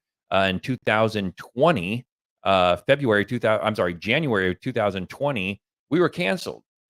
We made a Trump flag and somebody didn't like it. Facebook suspended our marketing privileges. This is in the middle of COVID. So having a store like ours where we sell wood products, and you can't sell them in stores because nobody's allowed to go to stores. You can't go to rodeos and sell them at rodeo. You can't go anywhere to sell them. The only place you can sell them is online. So when our online store was shut down by Shopify and our marketing was shut down by Facebook, we were dead in the water. Shopify took down about 10 of our best-selling flags. They didn't completely shut down our website, just all of our best-selling flags. Sure. So at that point, Newsmax picked up our story, and we got a bunch of sales that night when we were on live TV. It was great. We were back in business, but the next day, PayPal took all the money and held it for 311 days. Harmeet Dillon from the Center for American Liberty had to get involved to get us our money back, and she did a great job doing that. And that led us to where we are today. So under Trump, we literally started a business, got out of debt, bought a house, started saving for our retirement. We're living the American dream. Within 2 months of the Biden-Harris administration, not even that, within weeks of the Biden-Harris administration, we were canceled. And ever since then, we've been fighting just to kind of make ends meet and keep our business afloat. It's been a huge struggle, and we're still doing it today. We're not out of the woods by any means. So this election for us is, I mean, I told my wife yesterday, if Kamala wins, we got to go get different jobs. We'll try to keep the shop open as long as we can, but we've got to go back to our. We have to get money other ways because there's just we're hardly making it now, and I don't think for the next 4 years, I don't think that I mean we're seeing a very slow downtick in sales over the last 3 years, and I don't. I wonder. Tell me if this has been your experience under Bidenomics or Kamalanomics. So she doesn't want to take credit for it, right? Sure. 4 years ago, you probably had, you had the American dream, but even within a year or two, you see all our regular prices. I mean, for my family, food has doubled, and it's not because we're eating more. Electricity has doubled. Just the basics of everything that you need to live, that you need to operate your business. I'm a small business owner myself. So has that been your experience and they talk about inflation? I'm going to start calling it the devaluing of your money, because that's what it is. Yeah. It's not that one cost is going up. It's that your dollar is worth less. And in fact, interesting to note, 80% of all money printed in the world, that's how much money we printed, has been printed since 2020. 8 out of every $10 you have in your wallet has been printed since 2020. It's a disaster. Look, I want Trump to win. Even if he does win, though, there's a reckoning coming on that at some point. They might be able to do some things to get some relief, but it's going to be a while for that value to get back, and it's going to take multiple election cycles to do it.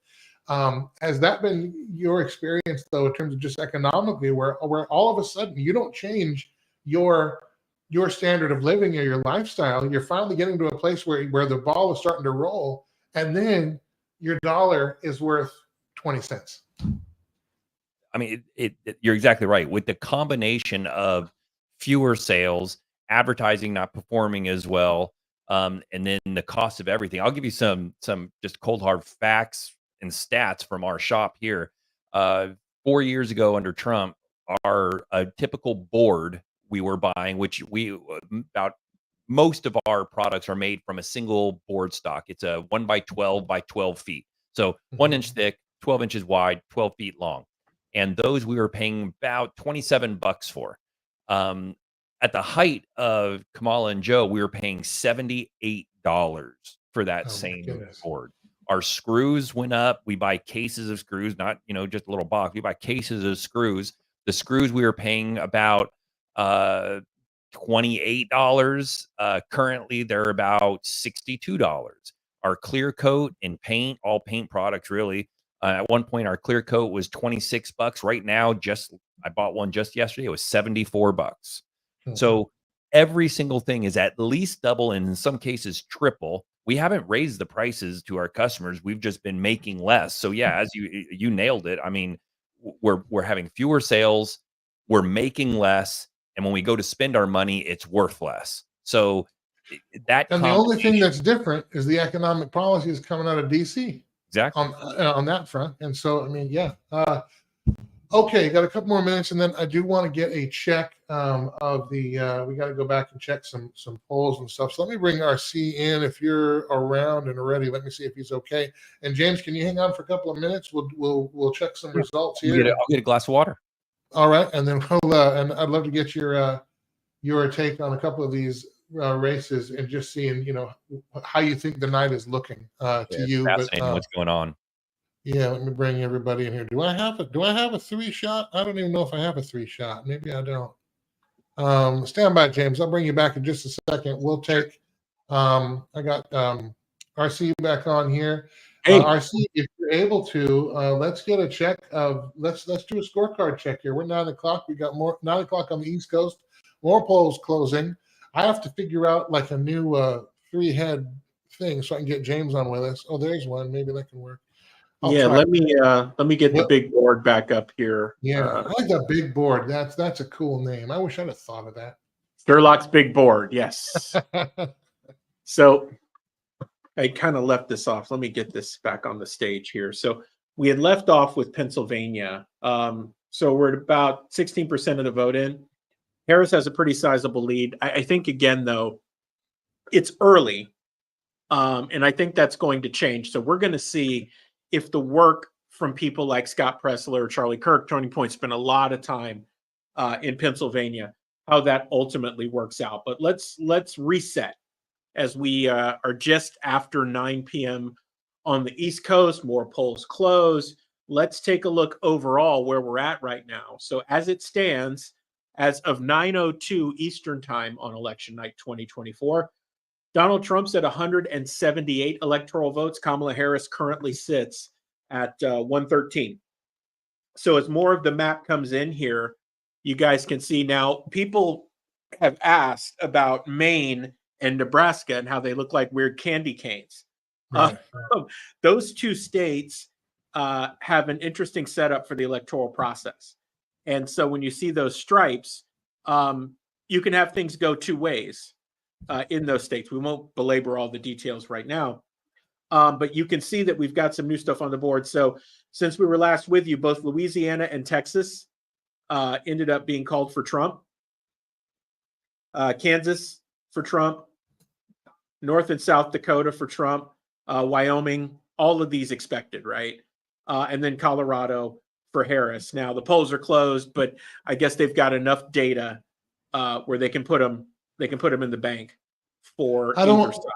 I don't want to slow your roll. It's something that I think is a little bit funny. The AP is behind Fox in calling races. They do show North Dakota, South Dakota. They got Nebraska for Trump. They've called Wyoming for Trump. They have the score at 120 to 99, but they have New Mexico with 1% reporting, and it's Donald Trump tied with Chase Oliver. I love how in the first 1% of votes in New Mexico, nobody even voted for Kamala Harris. That warms my heart. I know it's not going to be that way, but you got to take the victory lap when you can. And that's a little memento that I'm going to treasure, like the Andes mint we used to get after dinners at diners and stuff. Yes and amen. I know it won't last, but if just for this moment, just savor that flavor. All right. Andrew, speaking of savoring, I wanted to update you. Both amendments 3 and 4 in Florida failed to reach the 60% threshold. Praise So God. What was the percentages though? Let's actually take the big board and let's go take a look. We were getting word from friends because we're doing the broadcast here and we're trying to keep up with what's happening, but they had alerted us that it looks like that they were a done deal. So let's take a look at ballot measures here. If I can get the screen to cooperate. Obviously, we know Rick Scott won his race. That was called about an hour and a half ago. Let's try to get down to these ballot measures here if the system will cooperate. Trump has obviously won Florida. It was called for him. Let's see here. Oh, come on. We're going to have a talk with Fox after this. So I think I can get you there, Andrew. I think I can get the crew there. Okay. Give me just a second here as the screen continues to fight me here. Let's see. Is Harris not on the ballot in New Mexico? That can't be. They got to have this wrong. Chase Oliver, this is wrong. AP's New Mexico reporting has got to be wrong because they're saying it's 41% and it's still Trump and Oliver. That can't be accurate. That's funny. So we can see legalized marijuana. It came in at 55% yes, 44% no. So abortion with 90% in. Now, we've been told that Amendment 4 has failed, although it looks like Fox has not officially called it as a no. They're currently at 57%. So they lost a little bit more ground on it. With 90% in, I would venture, unless there's a dump that we don't see yet, that Amendment 4 will indeed go down in defeat. So, Andrew, we talked about this earlier before James joined us. We look at it and say, hey, hallelujah, right? They didn't meet the threshold. What should concern people greatly is the fact that they came so close. Yeah. Right. This tells us a lot about where we are and the work that we're going to need to do going forward. So you can take a sigh of relief if you choose, but please understand that with margins like this, you've just emboldened the other side to know that if they go at it one more time, they can get their way. Don't take this as a respite. And, we worked hard with No on 4. And we're happy to see that it didn't pass this time. But boy, Andrew, we've got a lot of work to do. I want to bring back in James Stockton. He's been hanging out, waiting patiently as we're going over some of these results. RC, meet James. James, meet RC Williams. Glad to have everybody on here. We're just taking a walk around the horn here, looking at some of the results. So RC, why don't you continue? Let's do another quick reset. There are some more numbers coming in. And James, I would just like, are you seeing any surprises as RC walks through the map and the result? We're looking at both Fox's results and the AP. The AP is behind Fox in terms of calling state races and some of the down ballot races and measures. But I just, from your perspective, James, is the map still looking good, or do you have concerns in certain places in terms of what the outcome may be as we walk through? So RC, go ahead, and then James, I'd like you to chime in once we get through it. Yeah, as we look at the hot races here, Andrew, I think this is a good kind of sum of the parts, right? We see where Trump is performing well. I think it is interesting. There's half the vote in Virginia that Trump is still maintaining a lead. Now, what we historically see is we've got to wait on major metros, right? But it is interesting. I would have thought that Trump would have been out of the Virginia race by now. North Carolina, he's managed to regain a lead. He is leading somewhat comfortably in Ohio. I mean, you're talking about 7 percentage points. The Pennsylvania number on the other side with Harris is interesting, though. With 17% of the vote in, they've got her at 61%. I think we have to keep an eye on that because, as we've talked about on the show, what does that mean? Is that Democrats voting early? Is there something else going on? Have we not seen the result of the get out to vote efforts and people voting in person in Pennsylvania just yet? One of the other things that I'd like to do here, Andrew, is I want to pop back to the Senate because we have some interesting races going on. Right. Let me pause right there. I want to bring James in real quick. Sure. As we talk about the presidential map, James, is there any state that you think of the swing states, of the ones that are up in the air, so to speak, that you think are more important than another for Trump to carry if he's going to win? Like, what state are you watching the rest of tonight? Well, obviously, Pennsylvania is going to be a huge one. It always is. And I think Wisconsin could be a pretty interesting state, too.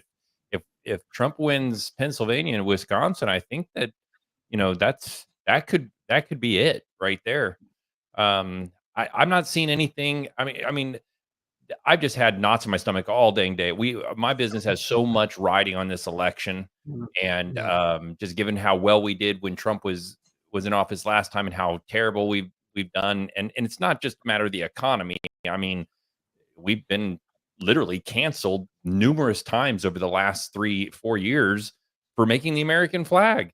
When Trump was in office, we never had a single problem. So we've just got so much riding. I went to bed the last election thinking we're good. We got this. Good thing. Yeah. Woke up in the morning and was like, what happened?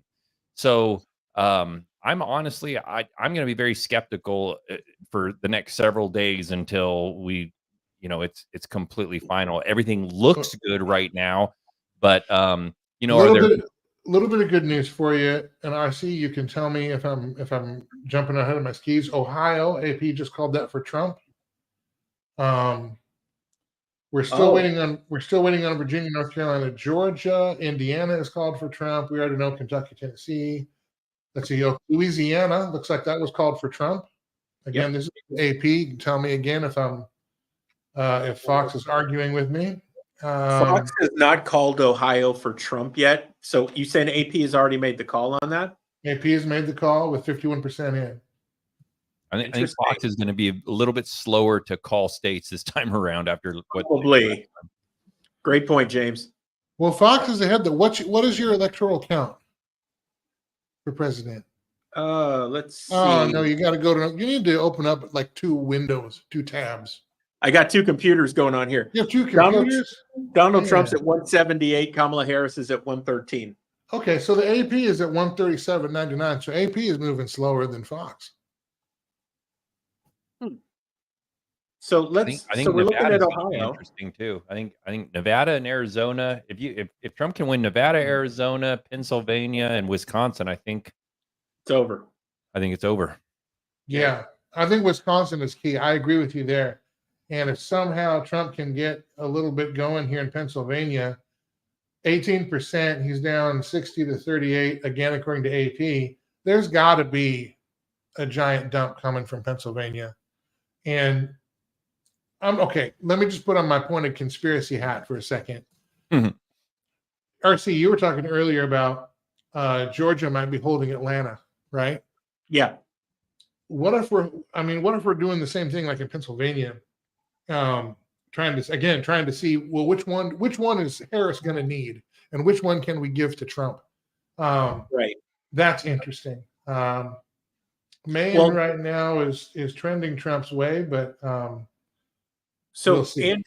Andrew, something important to point out is that Pittsburgh was the metro that got the most political ads this season. I mean, I think everything that was running on TV and radio in the Pittsburgh metro was a political ad. They were just completely inundated. You know, when you look at how the demographics break out, logically you would think Pittsburgh would go Trump's way. And then that leaves them with Philly. Although I think there may be some surprises in the counties surrounding Philadelphia. There was just a different vibe in the state today than there had been in the past. So it's something that I think we keep an eye on. And I'm wondering how they're going to handle Philadelphia ultimately. I would like to point out what's up on the screen right now. You know, we've been keeping an eye on this Senate race in the state of Ohio. This is a big deal. 51% of the vote in. Bernie Moreno is back ahead in that race. And I keep looking at What's his Cayuga. total? Yeah. So Right right now he's at 49.9%. Okay. Sherrod Brown's at 47.3. You know, I look at the counties where you would see dumps, right? So Cayuga and Lorain, that's Cleveland Metro. And then down south of the state here, you've got Cincinnati. So Moreno is actually in pretty good shape. Sans a massive dump, he may squeak this thing out, and then you've got another seat flip for Republicans there. I find it interesting that the AP's already called Ohio for Trump, though I expected it to go that way. It's interesting for AP to make the call that quickly and maybe not on some others. James, I know you've been generous with your time. We'll give you, I want to let you go here, but just beyond Pennsylvania, Wisconsin is starting to come in right now, just 1%. Trump has a lead there. Ohio, he's actually way ahead, 54 to 45 right now with 52%. Is there anything else in terms of down ballot races or anything you're looking at? And also remind us again where we can all go to find your stuff. You can buy a flag at youramericanflagstore.com. That'd be great. But Yeah. I think Georgia is interesting too. I've got TVs on either side of me here with different stations on, kind of filling my head with stuff. And it looks like Georgia, Trump is performing pretty well. But again, I mean, last time around, I went to bed and it was pretty much a wrap. It was done. And we all woke up, and I'm sure you guys remember too, just Yep. something like, I think I don't remember what state it was, but Biden had gotten something like 300 and something thousand votes, and 95% of them were for Biden. Mhm. And to me, I'm not going to get into the conspiracy theories of if Trump won, if it was fixed, or I don't know. I have no idea. I know that there's some very weird things that happened last time, and I think tomorrow morning it just can't come soon enough. Let's just say that. Yeah. Hopefully we'll have some more tonight. James, thank you for your time tonight. Are you going to be watching all night long in terms of the results and everything? Are you staying up? Yeah, I mean, I'm going to be. I already went up to my house is only about 100 yards away from our shop here. So when you gave me a call, I was like, "Yep, I'll just go back down to the shop." So I just figured I'd just go down here and hang out. Well, if you're still awake and not in your jammies, I'll bug you a little bit later on when we're getting closer, and maybe if we can see a pathway, get you back on for some final thoughts. But anyway, and if not, if you're sleeping, just go ahead and ignore it. It's all right. But James, thank you for your time tonight, man. We appreciate My having you on. pleasure. Thanks for having me. All Thank you, right, we'll James. see you. Thanks, guys. Andrew, as we're looking at the map here, I'm keying on the areas around Atlanta. So what is interesting and what popped out for me is what's happening in Cobb County. So Cobb County is Marietta. This is the northwest suburb area. Kennesaw, which is where Kennesaw State University is, Ackworth, some of these smaller towns. Those numbers are probably a bit closer than Kamala Harris and her team would want to see. Atlanta's supposed to be on lockdown and everything around it. Those numbers are pretty close, and Trump is still within striking distance, which I find interesting. Fulton County, that's not a surprise. Cobb County, by the way, that's where WWF at the time, performer The Big Boss Man, he came from Cobb County, Georgia. That's right. I know everybody wanted to know that. I just figured I'd throw that factoid out in case you're wondering. He has since departed. He is not with us anymore. But anyway, Cobb County. There you go. All right. Yeah. So it's going to be interesting to see how this shakes out, Andrew, because if Trump has any type of decent performance in these areas, Gwinnett is another one where I'm looking. Let me see if I can get back to those numbers. I'm looking at that, and yeah, low vote total in, but to see Trump even in it around some of these things is interesting. Now, this could have little to no ultimate impact on what happens, but it's one of those where it's like, right? And when you start looking at the numbers overall, you also wonder, so what I'm watching is the percentages, right? So I'm watching these percentages, and then I'm watching the total amount of votes. So Trump is creeping up on 2 million votes total, and I want people to also take a look at the number down here. So this is where the foot race begins, right? There are about 1.6 million votes still outstanding. There are some counties that we haven't gotten numbers for, some of those smaller rural counties in Georgia. So I'm watching that estimated votes remaining closely, right? Because where Trump stands right now, is his lead bigger than that number? If that continues to trend and this number continues to grow as this number dwindles, if she can't catch him, then you start to ask yourself, okay, now mathematically, it becomes incredibly difficult to make the case, right? And I think sometimes people miss those. So it's just something that we want to pay attention to, and the numbers have changed a bit again. At this point, you wonder how this is ultimately going to come out. I don't know. Yeah. Wisconsin Senate, Eric Hovde right now with 3% reporting as an early lead. But again, all that 3%, 1% doesn't really matter until we get closer to 40 and we can really see what the trends are, and then certain counties coming out. But that Andrew, is shaping that way. Iowa's flipped a little bit to Harris's favor. Well, actually a little bit to a lot. It wasn't trending toward Trump, but again, less than 10% reporting. So we're just getting different counties coming in. You said that Fox called Missouri, did you not? Yes, I did. Okay, they haven't called Missouri yet on AP. That's interesting, but okay, all right.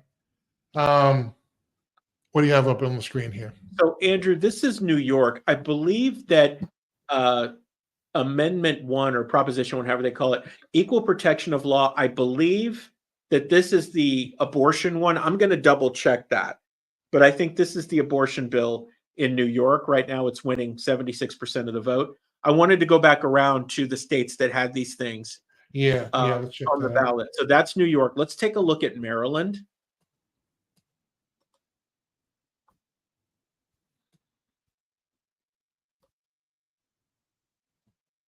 So we still don't have any data. I don't know what's going on with Maryland or if it's just Fox. But right now, I'm not seeing any data outside of the Senate race, which it looks like Hogan is doing pretty well with so far, less than 1% in. So they got started counting late. So we'll keep an eye on that. Let's take a look at Missouri. Missouri was another state that had an abortion amendment on the ballot. Let's see how that one is doing.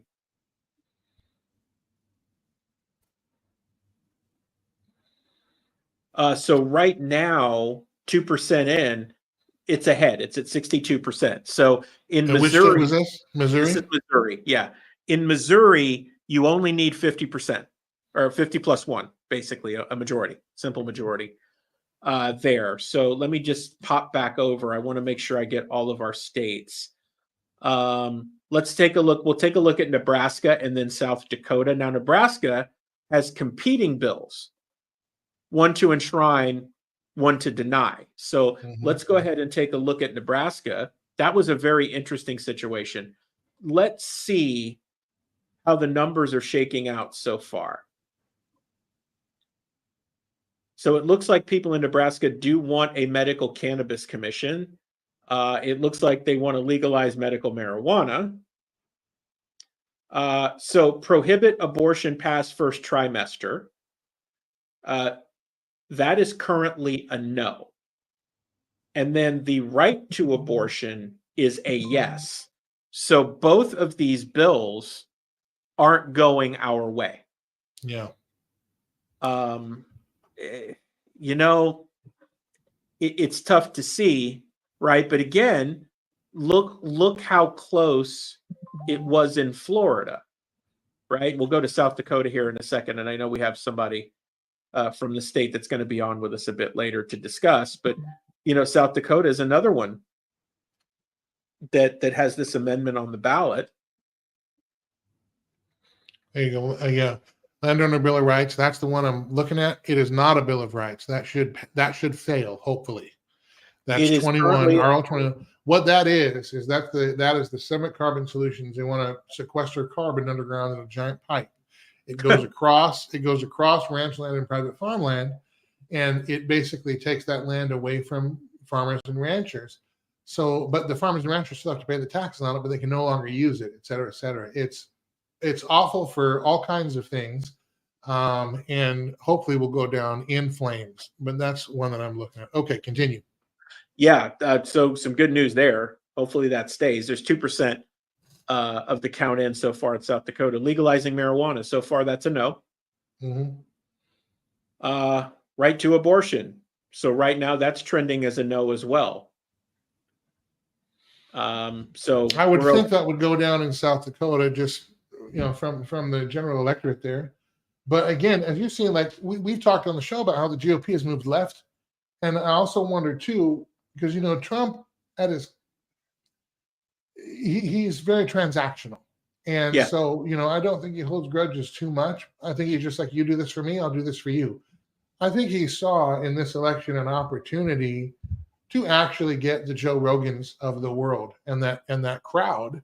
And I think that's a big reason why we saw the change in the GOP platform, et cetera, and to some extent, and we're going to see how great extent, to some extent that was effective. But I think it also shows you that for all his flaws, his campaign, he as a candidate probably saw and I'm sure had some kind of internals on the support these different abortion measures had in these states, and made a calculated decision to do that in a transactional way. But what that tells you is, with the exception of a couple of states, we as a worldview are a lot more left and a lot more progressive than we've ever been. And that was one of the things we talked about coming in, was like, we don't have a pro-life candidate to vote for. And we're actually, we would, if Trump were running in the 80s, he'd be a Democrat, or even in the early 90s, we'd be voting against him. So there's a lot that has changed. And that's something that we're all going to have to kind of wrestle with, because there is a changing political and cultural paradigm that apparently is a reality, that may be here to stay for a while. Andrew, I did want to update you because AP is reporting that the abortion rights ballot issue in Florida has officially failed to reach the 60% threshold. Good. So it is dead in Florida. Again, the fact bill, yeah, for now, or legalizing marijuana came so close to the 60% threshold, tells us that we have a lot of work to do. So Yep. yes, we have saved life, right? It's almost like having a stay. We need to now work to make sure that that never happens again. And that's going to take an effort to where conservatives are going to have to do something that they're not accustomed to. So what normally happens is we pack it in the day after and it becomes a ghost town, right? Everything, whew, I'm glad that's done. Meanwhile, the other side of this equation is already working on what's going to be the next amendment, how long it's going to take them to get it through, what support they need, how much money they need. In Central Florida, on election night 2022, DeSantis won with over 60% of the vote. There were Democrat races that they thought they should have won that they lost, right? They got beat up pretty bad. Anna Eskamani is a state representative in Florida. She represents an area of Orlando. She said that the work on tonight in 2024 began on election night in 2022. You see, they didn't take a break. They started planning for the next election when that night happened in 2022. Andrew, this is where we get it all wrong. And my hope, Juliana's hope, I know it's your hope too, is that we finally wake up and that Christian conservatives finally wake up and understand that the wolf is at the door. Mm-hmm. You're going to need to shoot that wolf to keep it from eating you, your sheep, and your family. Just checking over on. I'm not going to bring it on the screen, but the NBC News decision 2024. Just so you know, you were wondering if Georgia might be holding Atlanta. Doesn't look like it. Looks like the Atlanta counties are counted. Trump right now about 73% in. There's a remaining total of about 1.4 million votes. Trump up right now, 52.6 to 46.8, with counties in the south central area of Georgia and southern Georgia still to be counted. Andrew, an update here from Texas. It looks like Fox called the Senate race for Ted Cruz. Okay. And the AP just called Texas for Trump. Okay. So that looks like that's staying right where it was. Okay. Yeah. All right. So AP has Trump at 178 electoral votes to Harris's 99. What does Fox have? Fox has it 195 to 117. Okay. It's a good thing we're looking at both, huh? Yeah. Well, I guess Missouri. Is Missouri the only one? It can't be. Well, it's got to be. They've got 10. That'd be 188. So I'm missing 2 from you. What states have Fox called for Trump? I mean, they called Missouri. There's got to be one that's like 7 or something that they called for Trump that I don't have. So it also looks like Fox called Ohio for Trump officially as well. Okay. Well, that makes sense. We've got the Dakotas, Wyoming, Kansas, Oklahoma, Texas.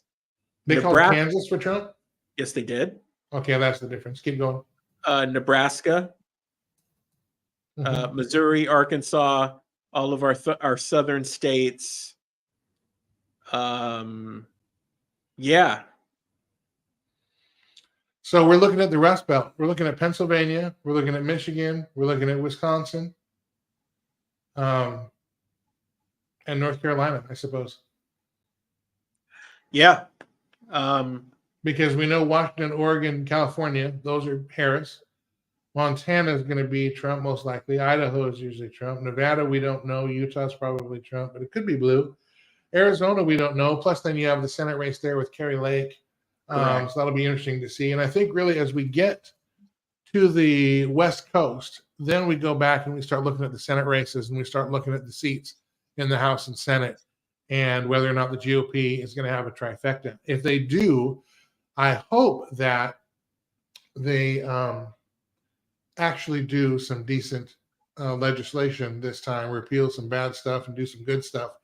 and maybe not as many executive orders, so that we can actually have a stable, some semblance of stable government, because Trump's not going to be reelected after this, you know? Right. So, and you can imagine the other thing we have to think about as well is in 28, if Trump wins, actually, I think the mainstream media gets a lot of what they want, because they can harp on Trump for another 4 years, and they can do lawfare against him. They can try to put him in jail as a sitting president. Wouldn't that be a great headline? You laugh, but I mean, that's on the table, right? Oh yeah, 100%. They moved the sentencing after the election for a reason. So the vitriol is going to be ratcheted up so high if Trump wins. It's going to be hard for a Republican to win in 28. Hard. And I think that's one thing we need to be aware of. Now, that was one of the things I was concerned about nominating Trump, is that he can only go one term. And is that going to put the GOP or conservatives at any kind of disadvantage in 28? Pure speculation right now, and obviously we're here tonight, but just something to think about, because we can't look at this and say, oh, good, Trump is winning, we can go to bed, because remember, 2020, we went to bed, we woke up, Trump didn't win. And it's been nothing but misery for 4 years in terms of the trajectory of our country. So it can happen that fast. We've got to pay attention and be on the ground. All right, what do you have up here? Yeah, Andrew. So I went back to the main board here so we could see what was going on. I do want to take a moment with what you just said here. So that perspective is important. Yes, we are here on election night 2024, but as we've said for the last few months on the Sunday show, we have to be thinking ahead to 26 and 28, because here's the reality. The Democrats already have Gavin Newsom ready to run in 2028. You see the trend here, right? They are thinking ahead. In the vortex of Trump, what has not been established is a proper heir apparent. Now, on the research side, we don't believe J.D. Vance is that heir apparent for any number of reasons that we will get into over the next few weeks as we show people the postmortem on who he is, what he's attached to, and why it's not a good idea. Right. That said, when all the air gets sucked out of a room, you're left with no air. And as we look forward, we have to be addressing those questions, Andrew, because if we don't talk about this now, before you know it, it's going to be the midterms and there isn't going to be an answer. This is why we believe that after tonight, the political landscape in the United States will change pretty radically. We're really at the end of a presidential cycle, or a party system. I think we've been through 5 or 6 of these in the history of the US, but we're also at the end of a turning, an 80-year period where major change is generally invoked. Those two things happen to collide at the same time. And we're less than 2 years away from the 250th anniversary of the Declaration of Independence. We call that the spirit of 26. More information coming soon. But, the governor's seat in Florida is going to be up in 26. We have some serious things that we need to be looking at leading into 28, because you could make the argument right now, in all honesty, that 2028 is already here. Yeah, it's more than just today. But here's the thing: today, hopefully, will give us the cover to be able to do that work. I was looking at NBC's. I should bring them up. Let me see if I can do that over here. Let me take that down, and you can go ahead. Because I want to see. I want to show you all something here. Give me just a second while I bring it up and reshare it and share it and reshare it. Fox News has called New Hampshire for Kamala Harris. Well, we already knew that. Yeah. She's got a shifty blue wall going on in the Northeast there. And I guess I got to stop that one and add another one. Let me see here. Screen share. I want to share this one. Can I do 2 at a time, or do I have to go back and forth? No, I got it. Okay. I'll share this one. Let's see if this comes up for you. Okay. So what you have here on the Pennsylvania elections, I just want you to show the middle part of Pennsylvania. This is the wrong screen. I'm sorry. the middle part in Pennsylvania. Let me see if I can bring that a little bit bigger, but maybe you can see it there. We're really waiting on this right here. 5 million votes, Pennsylvania. Trump down. He has closed his gap a little bit. It's 1 million basically to 875. He was down 300,000 as the votes began to come in. We're only at 28% in, but you got 5 million votes right here. And that's going to be I mean, you just when you look at the rest of this map, and actually I want to show you, I'm going to go back and bring up the AP here real quick. Go back to that.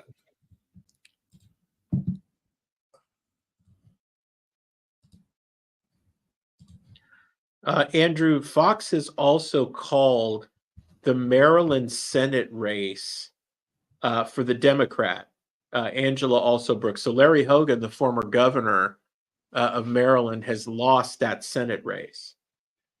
Yeah, AAP says that as well. Larry Hogan wasn't a Republican anyway. Either way, you'd have a Democrat. He was a COVID czar, just like any of them. And actually, I mean, I don't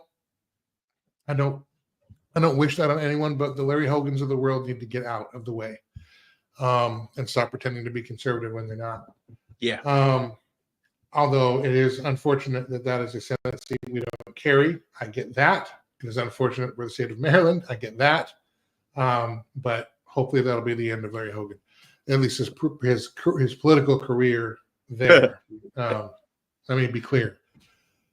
Okay. So what you see, this is the APs now, and you notice they're a little bit behind in terms of the scoring for compared to Fox, but they do show Minnesota right now. What you see is a kind of a light shade of pink there. 1% there, so Trump is leading just barely in the beginning. Pennsylvania, which we just looked at, again, they have it, Harris 53, Trump 45, but again, they have the vote count at just separated by only about 250,000 right now with 30%. So Trump has made gains there, even though that percentage is a wide gap. Keep watching. We'll keep watching that all night. That's going to be a big one. Wisconsin right now at 19%. Trump's only down about 30,000 votes, translates to just about 4 percentage points with Harris at 51.1. Trump at 47.3, and there you see the other ones. New Mexico has been back and forth at 13%. Trump 51.3 right now to Harris's 47, and about 6,000 votes separates there. Georgia 76% reporting. Trump has about a 200,000 vote lead, 52.4 to 46.9. I want to take this down, and can you go back to some of the down ballot races in Georgia, and let's see what those look like. Let me know when you're ready, and I'll get this off the screen. Yeah, I am ready. I am ready. North Carolina has 59% reporting. Trump's up 51.1 to 47.8. Virginia 57% reporting. Trump up 49.9 to Harris 48.4. That could be a steal in Virginia. That could be a flip. So we'll see. Okay, let me get this out of your way and go ahead with the some of the down ballot in Georgia. The reason I'm wondering about that, if the down ballot is trending red, probably the top is going to stay red. Yeah, so let's take a look. You can see what's going on. You just went over this, Andrew. So the number we're watching again, right? So Trump's over 2 million now. Kamala Harris is kind of on his heels. We're watching the estimated votes remaining number. We need to keep an eye on that. Georgia's counting pretty expeditiously in this case. I wonder if they thought they were going to get away with something and they couldn't. And now we're just seeing what the result ultimately potentially is. So what did you want to look at here down ballot? Anything that's down ballot. I just want to see what the trends are underneath the top. Yeah, so when we look at Georgia District 1, and I'm not as familiar with these districts, but we've got Republican wins in the majority of these races, right? So this race, Georgia 4, I think this is Metro Atlanta, these Georgia 4 and 6. But everything else, you're pretty much set. We don't have any. We don't have a determining factor. It looks like Georgia 2 is too close to call with Bishop as an incumbent. He's got a Republican on his heels. So let's see if there are any ballot measures. It doesn't look like there are any real ballot measures. Property tax exemption increase, that's going to happen. Local homestead tax exemption. So they increased the property tax exemption and they provided a local homestead tax exemption. So yay for citizens' rights. Okay. Right. So I mean that's happening in Georgia. Both Senate seats are held by Democrats, and neither of them are up for a while yet. So we keep an eye on Georgia. Interesting that we look at Virginia.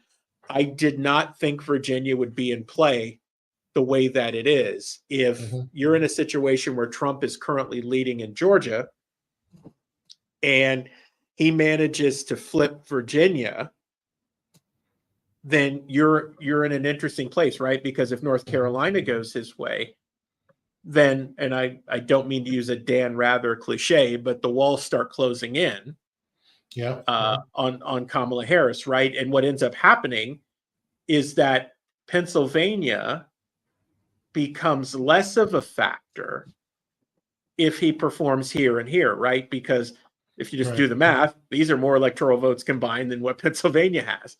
Right.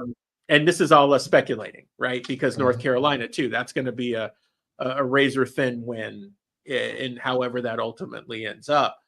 But if you get something to break like that, Trump comes within striking distance of 270. And again, I wonder with what's out there. You were talking about New Mexico a little while ago. New Mexico has been historically blue, although it has some very strong red components when you look at it on a county by county basis.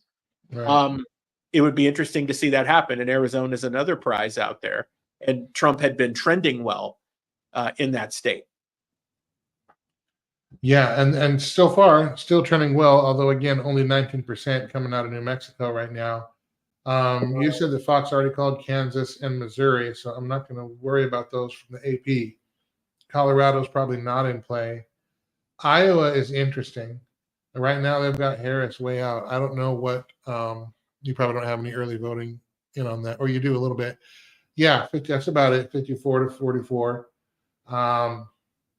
Iowa would be a good one for Trump to carry if he can. They chose Trump as the Republican nominee, so yeah. And Iowa has been red for a while. Their governor Kim Reynolds was one of the. I mean, actually, she opened up the state in COVID before DeSantis did in Florida. Right. I don't think they ever closed actually. So I mean, she's been consistently conservative. So it'll be interesting to see how that plays out as the votes come in. But they're only separated right now by about 31,000 votes. So still not really much to do there. Wisconsin, I think a lot of, I don't know, for some reason, if Trump carries Georgia, North Carolina, and Virginia, then to me, I think Iowa and Wisconsin, if he can get those, and I've got to do some quick math here when you do your next report, but those to me seem to be the ones most in play after Pennsylvania. I mean, if he got Pennsylvania with that, I think then he's going to win. Yeah. But yeah, and Michigan says they're going to count for days. I don't know about Wisconsin. Pennsylvania, I think they've said a few different things about how they count. But again, I just go back to the fact that Florida is the third most populous state in the union, and we're done. So I don't know how other states can't do it, but apparently they can't. Well, in its states' rights, I mean, each state determines, Andrew, you know how that goes, right? That's the form factor, right? So as you're talking about doing some math, I'm just taking where Fox is at right now, and I'll kind of do the same here. So if Trump's is sitting at 195 right now, right? And as we're looking at this, what if we said Georgia broke his way? That would take him to 211.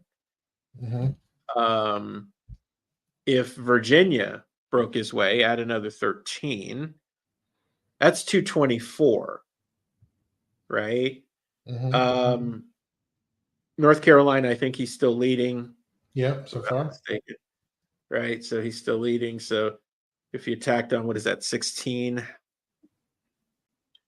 So at that point, he would be at 240.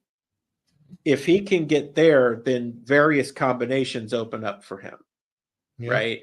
He could theoretically take a Wisconsin and an Iowa or an Arizona. You know he's going to get Utah, right? So Utah, Idaho, Montana. So if I take what is that, 14?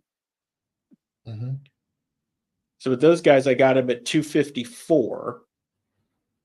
So that's 16 that he needs. Michigan is not in play. I'm sorry. Wisconsin is 10. Iowa is 6. So there, that would be a scenario where he wouldn't need Pennsylvania Mhm. to win. So it wouldn't matter as much. But if he wins Pennsylvania, Wisconsin doesn't matter. Neither does Iowa. Yeah, right. But I It's think he over. still needs all the rest. So it's still kind of a narrow path. And if Wisconsin and Pennsylvania fall, then that means the Rust Belt, Wisconsin, Michigan, Pennsylvania, which, by the way, they have voted together for the last several cycles. It would be interesting if they broke and did not vote the same way this time. They're going to have to if Trump is going to win. Boy, They're going to, yeah. Andrew, I'm going to check on this New York thing. I promised the audience that I would check on which bill in New York State included abortion. So let me do that real quick. All right. And we'll come back to it. All right. While you do that, let me bring up. I'm going to bring up the other piece here. Let me stop this share. I'm going to take you off. All right. Let me share this here.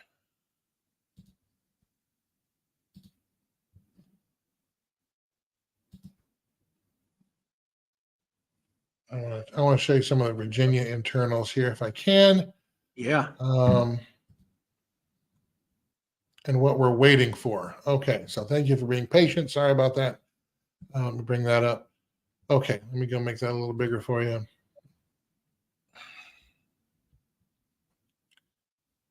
Okay, hopefully that's not too big. Yeah, that's fine.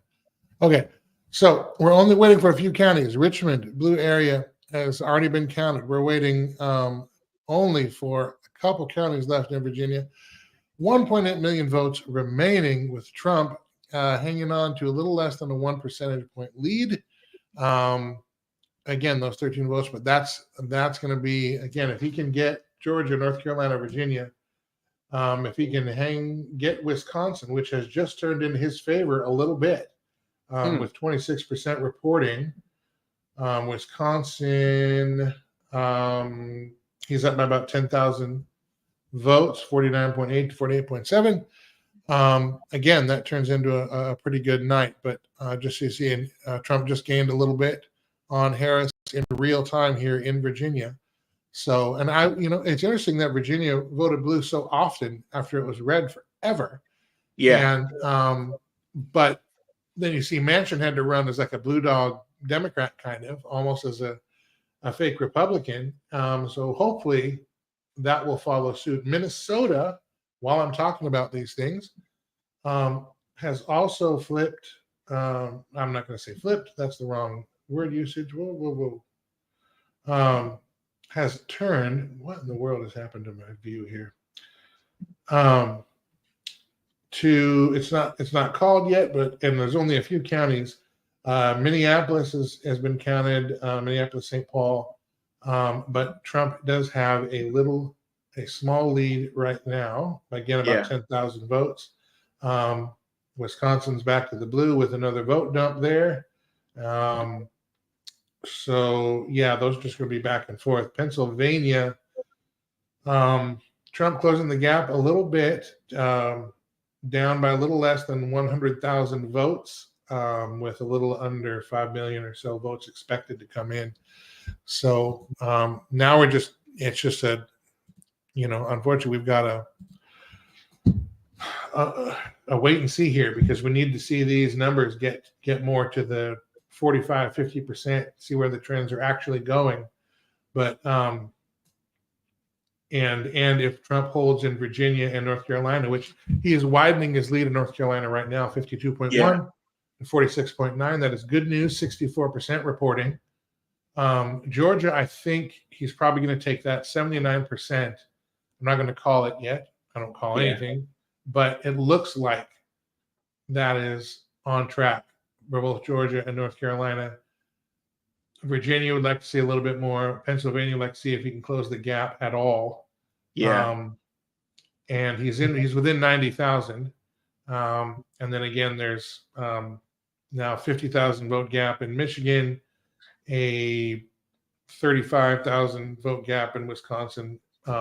Again, these are the estimates right now, but that's the latest counts. And those are the states to watch here, because I think we can look at the rest of the map and kind of know where it's going to go, except for maybe Arizona and New Mexico. But those may not matter depending on how Trump does, and with at least picking off one of the Rust Belt states, maybe getting Minnesota. But Minnesota's been traditionally blue, so this is kind of where, like, okay, what do we? You just got to wait, and I hate waiting, as Inigo Montoya said. Andrew, so I actually was able to look up that information on New York. So Proposition 1, the equal protection of law, is the abortion amendment. Let me give everyone, because I'm looking at the other board over here.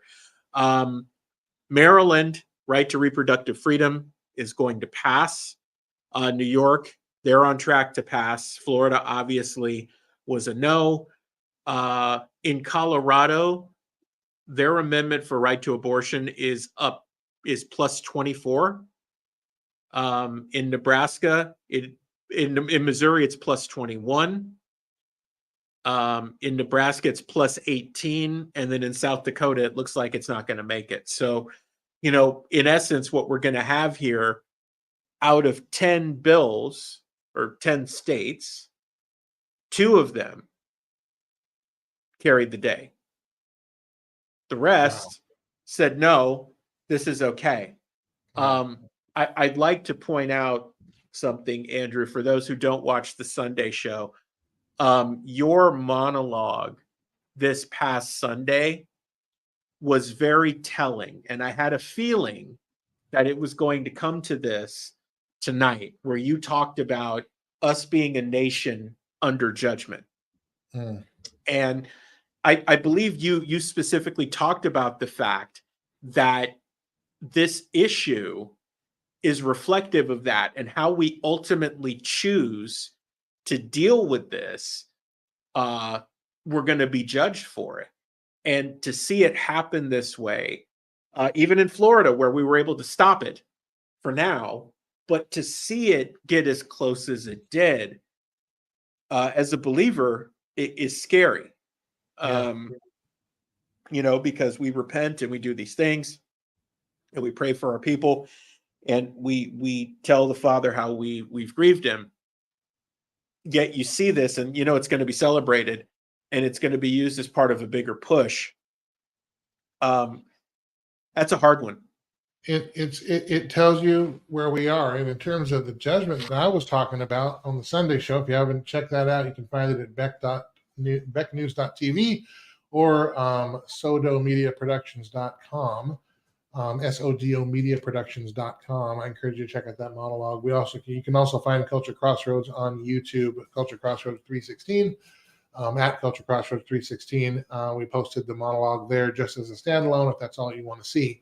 But the idea with the divine judgment is God giving us what we want.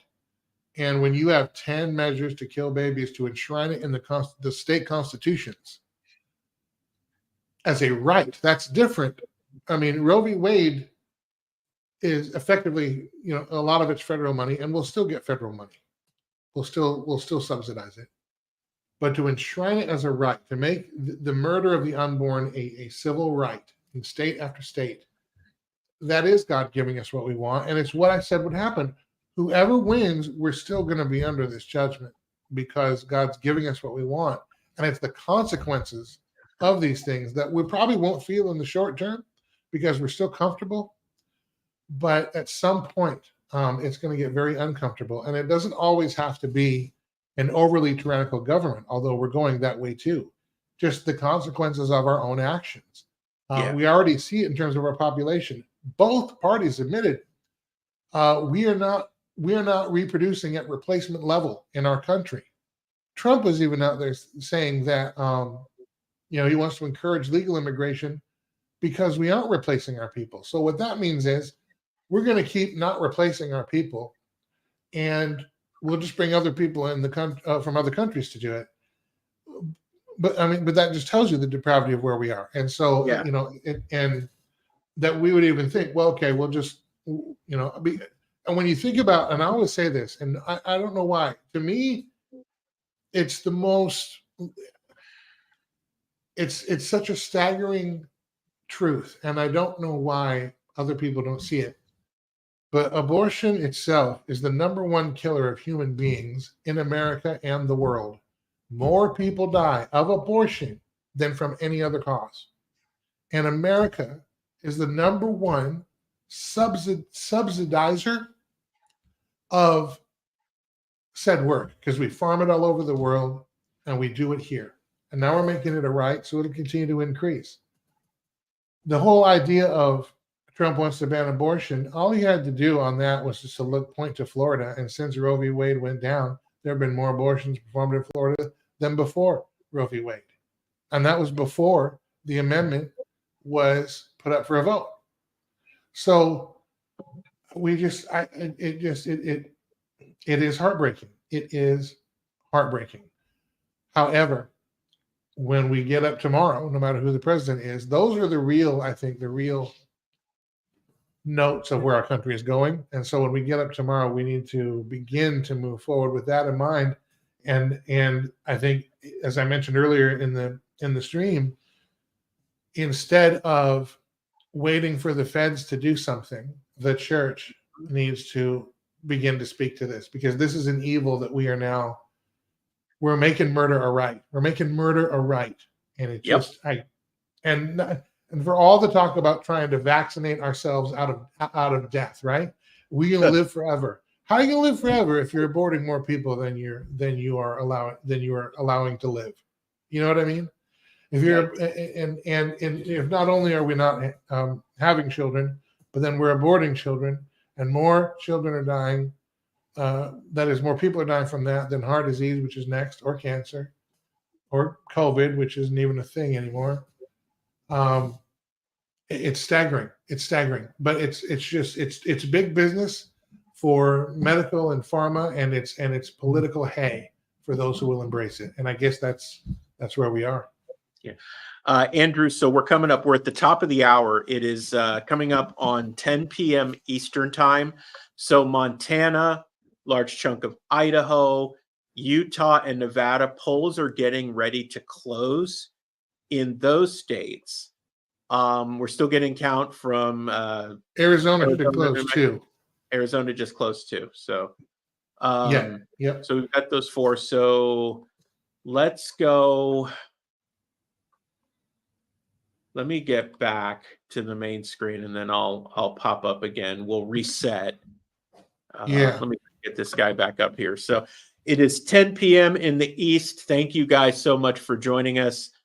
Election night 2024, R.C. Williams, along with Andrew Southwick.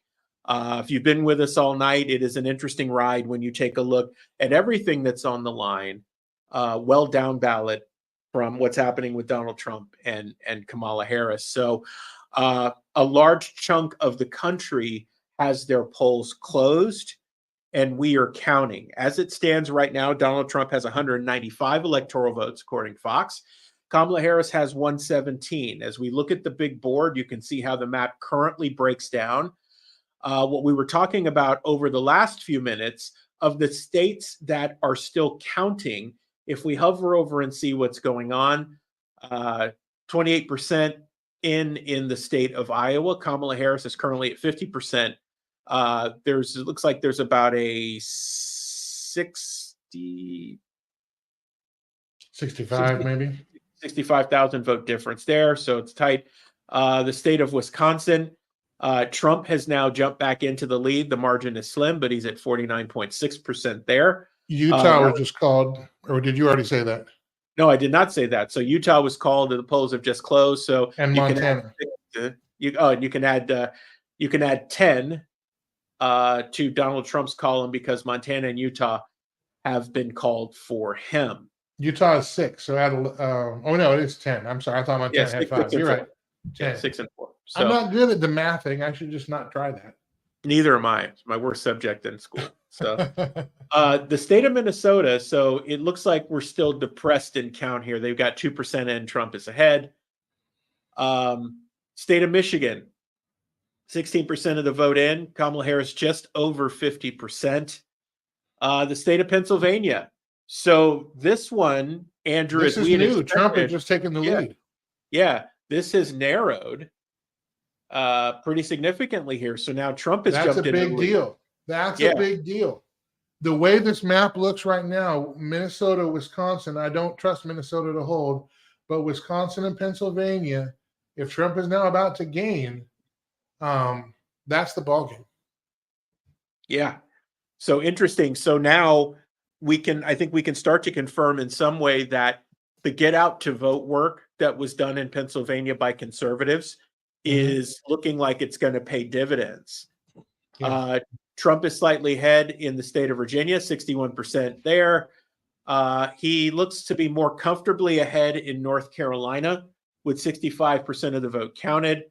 And then he is also leading in Georgia. So you'll recall that we're just about 80% of the vote in there. Our understanding is that the areas around Atlanta have been counted. And so what we were watching, and we'll go to it here in a minute at the state level, is Trump's lead versus the estimated amount of votes remaining to be counted. Can Trump put it out of reach and secure Georgia? The way that it's going right now, you figure if one of these states break, the others could potentially do the same. While the polls have just closed, I mean, Arizona right now is neck and neck. And Andrew, what I'll actually do, let me go into Arizona because I know people have been waiting on this state. There is obviously the presidential race, but there is a significant Senate race happening in Arizona with Kari Lake, and there's also an abortion amendment on the ballot there. So, Okay, yeah, let's check this out. yeah, as we stand right now, 34% of the vote in. It's basically a dead heat. Trump right now is up by about 50 votes, right? 2 million more to be counted. We can kind of see how the counties break out here.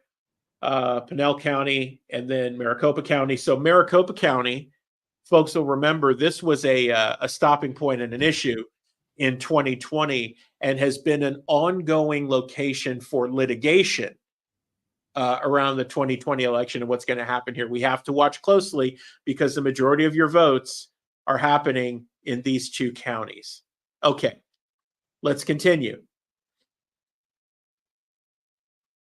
So as we take a look at the Senate race, 34% of the vote in. Kari Lake is currently trailing. This race had borne out a lot. And you were wondering in this war of attrition if Kari Lake could do enough to just get over the hump. Yet to be seen. It is still early, so we're going to keep an eye on that one as well. But we wanted to give people an idea where things set right now because this race has been watched very closely and has had a lot of national attention. So let's go down to the ballot measures and let's see what's going on here. So interesting thing happening here, life imprisonment for trafficking minors. So Arizona decided to go hard here. And right now that is a winning issue. I would certainly hope so. Good for you, Arizona. Hopefully that stays the way it goes. Yeah. And so the right to an abortion, number 139, with 33% of the vote in, that is winning with 63%. And let me just double check this to be sure. Arizona just needs to be greater than 50%. So they have to do 50 plus 1, right? I mean, just scroll back up so we can see the abortion one and the other one in the same screen. Can we, or are they too far away? Oh, they're too far look like away. they're going to be too far away. Yeah. Yeah, I mean, life imprisonment for trafficking minors, absolutely. Yes. But then when you go down to abortion, but we can kill minors in the womb. So I mean, And- that is the spiritual delusion. Where I'm sorry, I know probably people watching don't want to hear proselytizing. I'm sorry, we're talking about life and death, are we not? too bad. And Yeah. that kind of cognitive dissonance, we're just so spiritually blind. And I mean, I'm praying for our nation right now. I'm praying every day, and and one of the reasons why I hope Trump wins is because we will have a better environment in which to do some of this work and some of the outreach that needs to happen on the community level. And I'm speaking, when I say we this time, I mean the church, believers. We're going to have that opportunity in a more favorable environment, even though we will still have these consequences going on. Did I cut you off, RC? No, Andrew, you didn't. I'm thinking along the same lines. And this contrast, I'm so glad that you did that, right? So if we look at this, just want to make sure everybody's clear. In Arizona, they propose life imprisonment for trafficking minors. That is a winning issue, as it should be, right? But when you come down to the right to abortion, that is also a winning issue. And Andrew, in my experience, you mentioned cognitive dissonance. It really is there, right? To the degree that it is justifiable. And I've asked people, I've posed this scenario to them. I said, okay, so I'm tracking with you. This is what you believe, right? Yeah. So I said, look, if a seal was sitting in front of us that was pregnant and I was hungry and I decided to club said seal and I killed said seal, and therefore the baby seal inside the mother seal died, I'd be going to prison, right? Yeah, well, you should. It's animal cruelty. So just so we're clear, right? I'm good. Like, I'm going to jail for that. Okay. Or if I just cut out the baby seal and decided I wanted some little seal, right? I'm going to jail. For a long time, by the way, animal cruelty charges are serious business in the United States, right? They'll put you away. That's federal. So that's a crime. I club a baby seal in front of you. That, oh my God, you're a horrible human being, right? It's like you see the animal commercials when they want you to donate to the SPCA or whichever scam they're running. So because they don't really help animals. There's your dirty little secret. So that is heart-wrenching for people. Yeah. Right. Your average tree hugger or white liberal. Let's just be honest about where the problem is. We've been told historically, this is where the issue is, and it bores itself out. That is abhorrent. You can't do that. But when it comes to a human life, it's not a life. Yeah. Yeah. Well, you need to be worried about them. Are you going to take care of them? Well, apparently, since we're at such a shortage of people because we choose to kill them, somebody is willing to. Yeah. Right.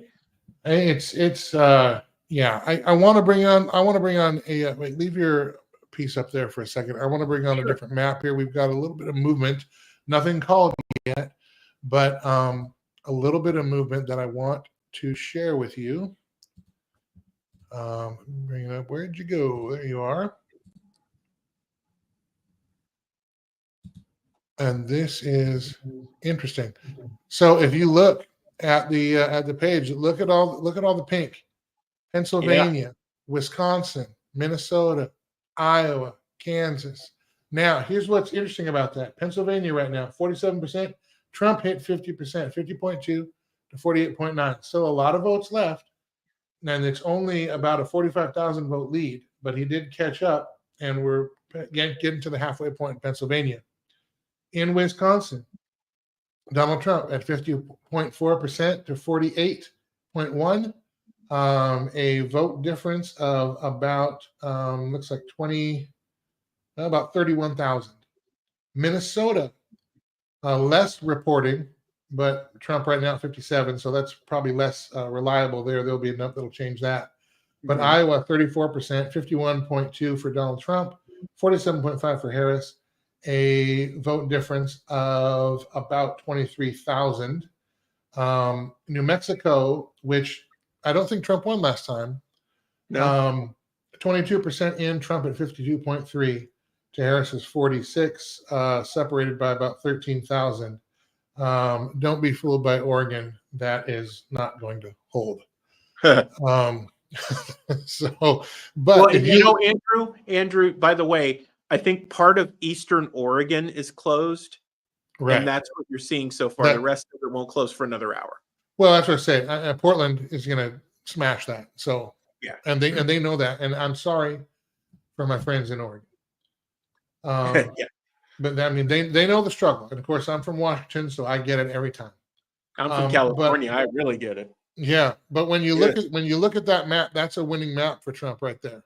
Yes, it is. If it holds, and we're gonna stick around as long as we can, and hopefully see something positive. But again, there's still a lot of votes out. I just as going, I know if people are like me, I want to be updated as to how these things are shaping up and the lead changes, because now, unlike polls, these are the actual lead changes. These are the votes. Polls are not much, but the actual lead changes. Harris is an actual lead. Trump is in an actual lead. Yeah, that's what we're seeing here. So I wanted to bring that up. Can you check? I want to check Senate races in Ohio. So Andrew, Wisconsin and Montana, if we have numbers. Yeah, Andrew, give me just a second here. I'll bring it up on the board. I'm looking at the other big board here in the studio. I'm looking at Georgia again. You know what? Let me go ahead and bring this up. All right. You can just go ahead and add it. It'll take mine off. Yeah. Let me go ahead and bring this up. So you guys know where we sit, right? So here we are. Let me go ahead and go into the state of Georgia, because one of the things that we've been tracking, the numbers have gotten interesting, right? So we've seen a slight change. Because we're getting another dump of votes here kind of in real time, right? So the number that we've been watching is this one right here. And RC, I just want to make sure we're watching the estimated votes remaining, because if Trump can be ahead by a number that is greater than the votes left, then we know that he'll win, because likely those votes left are not all going to go to Kamala Harris, although stranger things have happened. So I just wanted to point that out to people. You know, if Georgia breaks, then what happens to the other states here that we're waiting to break? We'll see. These things have a way of happening. So you wanted to go Senate races. Which state you want to go to let's first? start with Ohio. I've got 3 I want to check off the top. I want to look at Ohio. Bernie Moreno, see how he's doing. And if they've called it yet, I don't know if we've seen that. So they called Ohio for Trump. Right. But I don't know if they called the Senate race yet. No, I don't think they have. So let's get down to the Senate race here. So right now, Moreno's ahead 51-45. There's 72% of the vote in.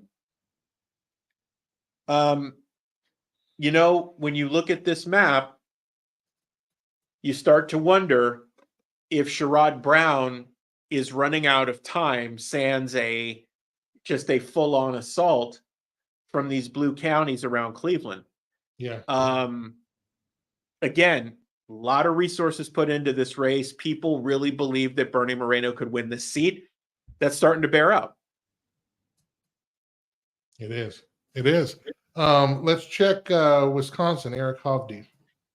Wisconsin, by the way, Harris just pulled ahead by a little bit, by about 2,000 votes, 44% are reporting.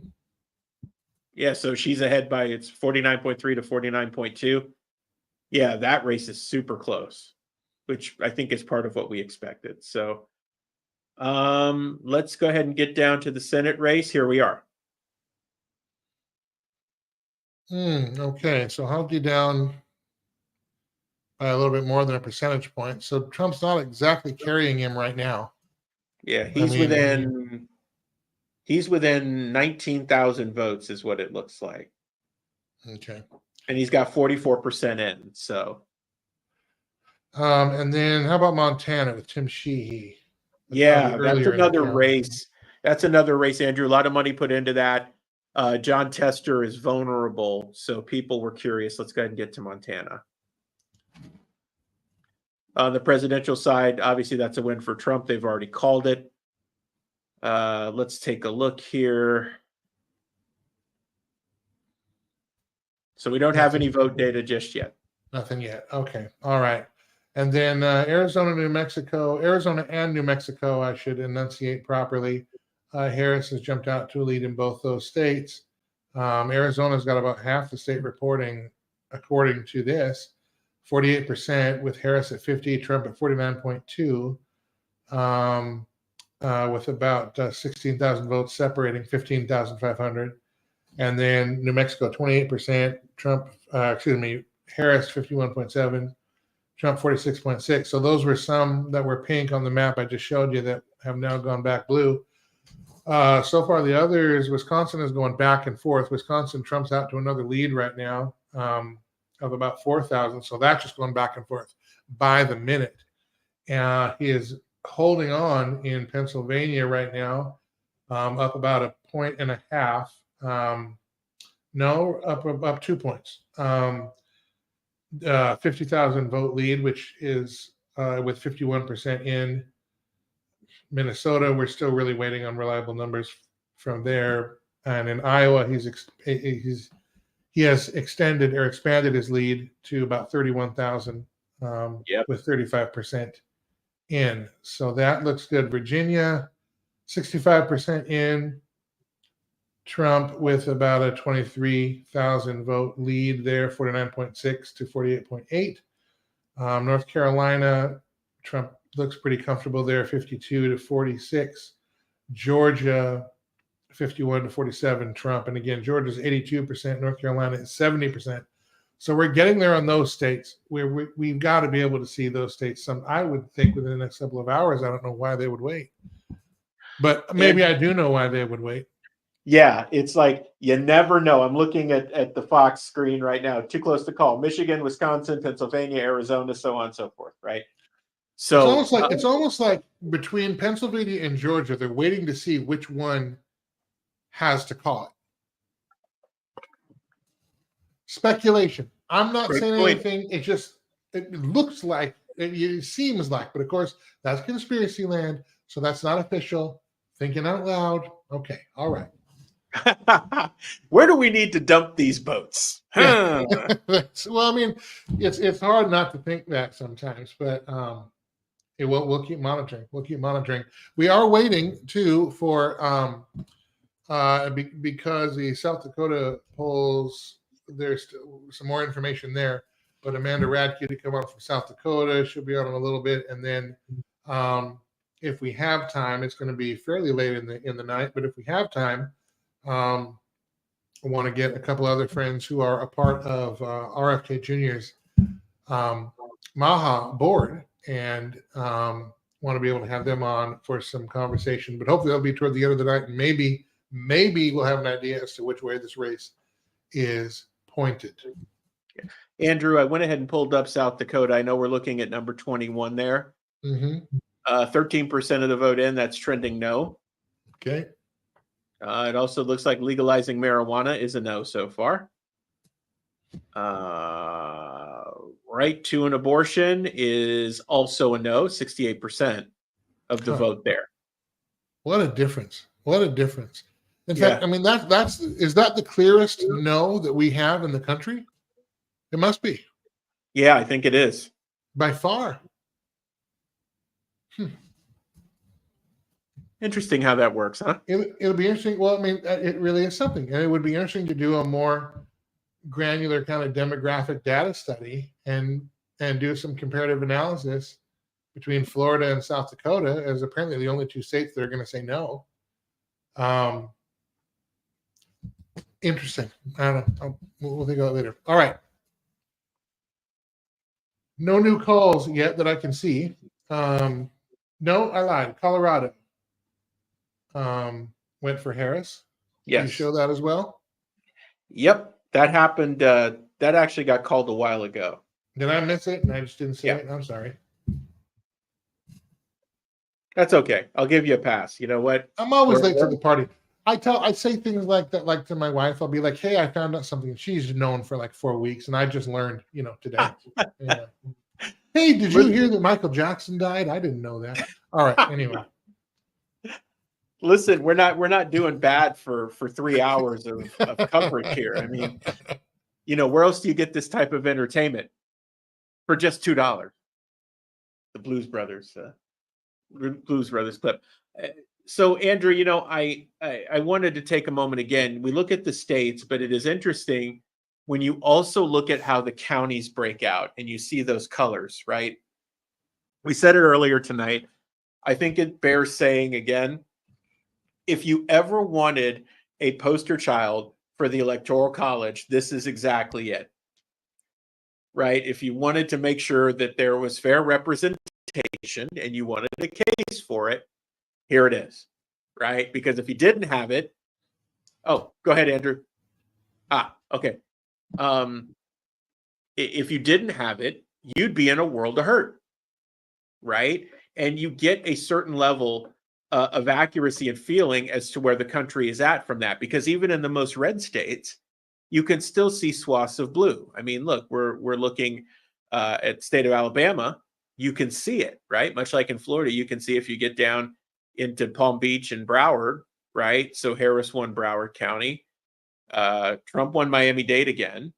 But you can see, right, the representation. This is why the Electoral College is so important, so that you don't have a couple of major cities or population hubs deciding every single election and every single thing. I was taking a moment off screen here. So I wanted to bring up the Senate race results. Thus far, Republicans have flipped 1 seat in the Senate. Josh Hawley, who has been a senator, was up for re-election this time, pretty easily won his seat. It looks like Fox News finally decided to make the call. Tim Kaine has defeated Hung Cao in the Virginia Senate race. We talked about Maryland. Larry Hogan, who really wasn't a Republican, has lost to Democrat Angela Also Brooks. Ted Cruz won his race in the state of Texas. Amy Klobuchar defeated Royce White, the Democrat. Amy Klobuchar goes back for another 6 years in the Senate. Pete Ricketts won a special Senate election in the state of Nebraska. Pete Ricketts was the governor of Nebraska at one time, decided to run for Senate, and has now won that race. Kristen Gillibrand in New York has won her seat. It's rolling through here to see if there are any others of interest. Marsha Blackburn, she'll go back to the Senate. Rick Scott, we talked about that earlier tonight. Jim Justice, former governor of West Virginia, now senator from West Virginia.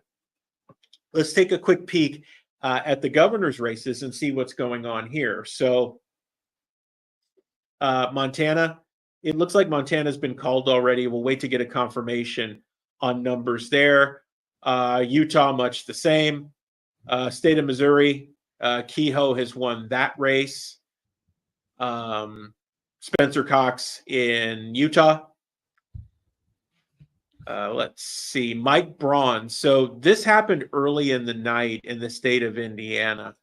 Mike Braun is a conservative, wins the day as the new governor of the state of Indiana. We talked about Mike Kehoe earlier tonight too. He is the new governor of the state of Missouri. West Virginia, Patrick Morrisey is now in the governor's seat there.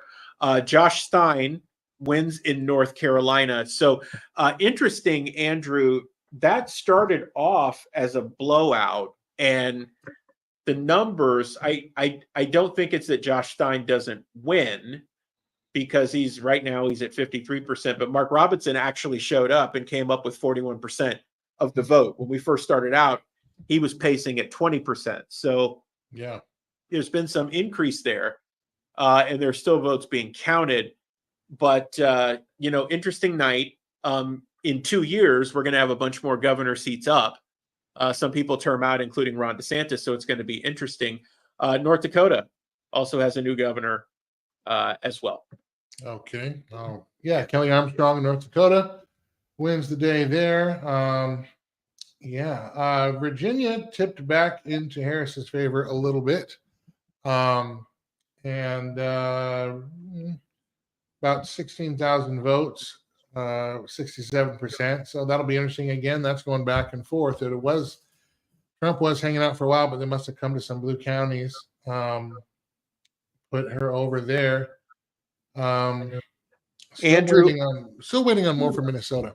Yeah, Andrew, I'm looking at Georgia here on the other screen. Trump's up 51-48, and it's looking more and more like there aren't enough votes out there for Kamala Harris to close that gap. So I'll pull it up on the board here too, so people can see. And they're at 88% reporting right now in Georgia. So correct, they are just about there. Yeah, which, all things being equal, it looks like there'll be no floods or anything tonight with phantom ballots. Gosh, no leaky pipes.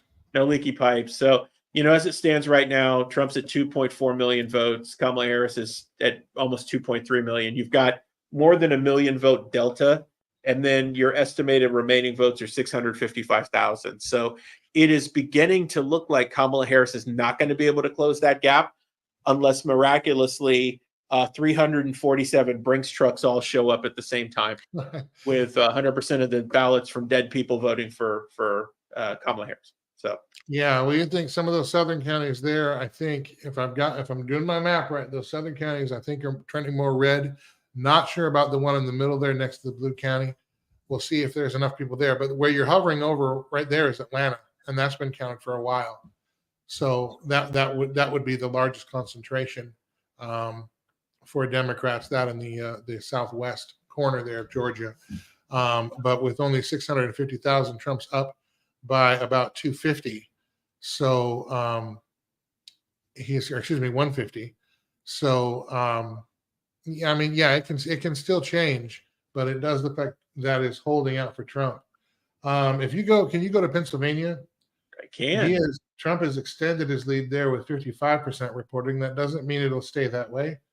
But he started out the night down by 300,000. He is now ahead by 112,000 and at 51% of the vote count so far. Again, with 55% reporting, I'm not even really seeing any counties that haven't started reporting yet. Are you?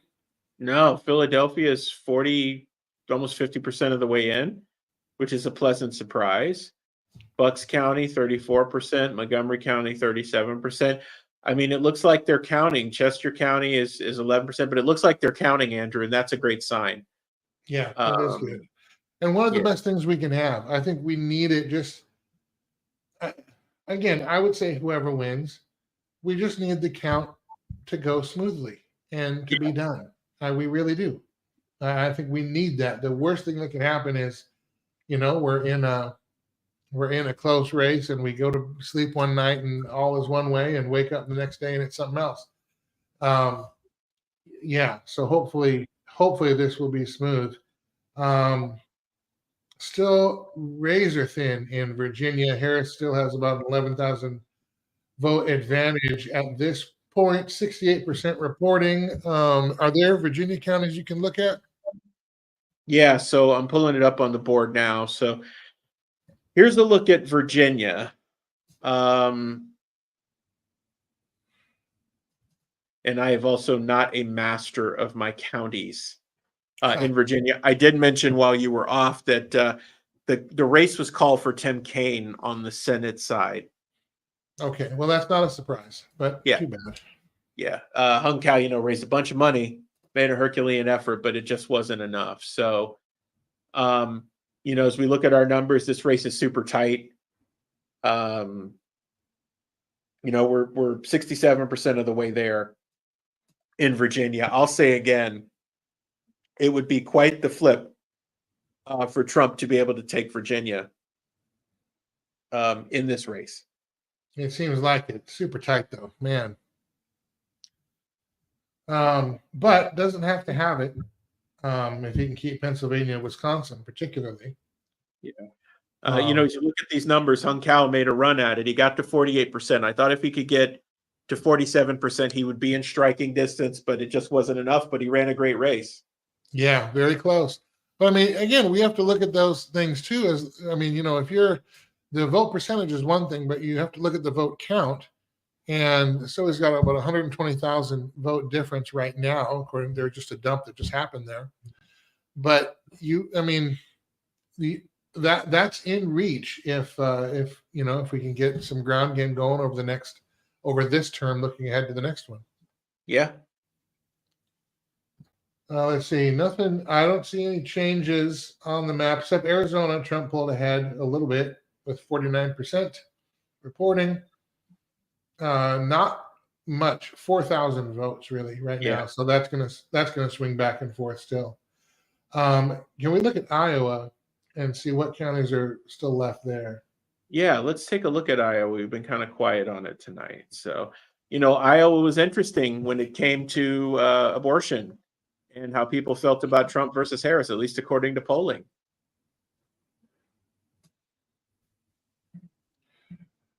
Yeah, and again, right now Trump has a pretty sizable lead, and that's what I would expect with the way Iowa seems to be trending in terms of, how they've been voting over the past few cycles.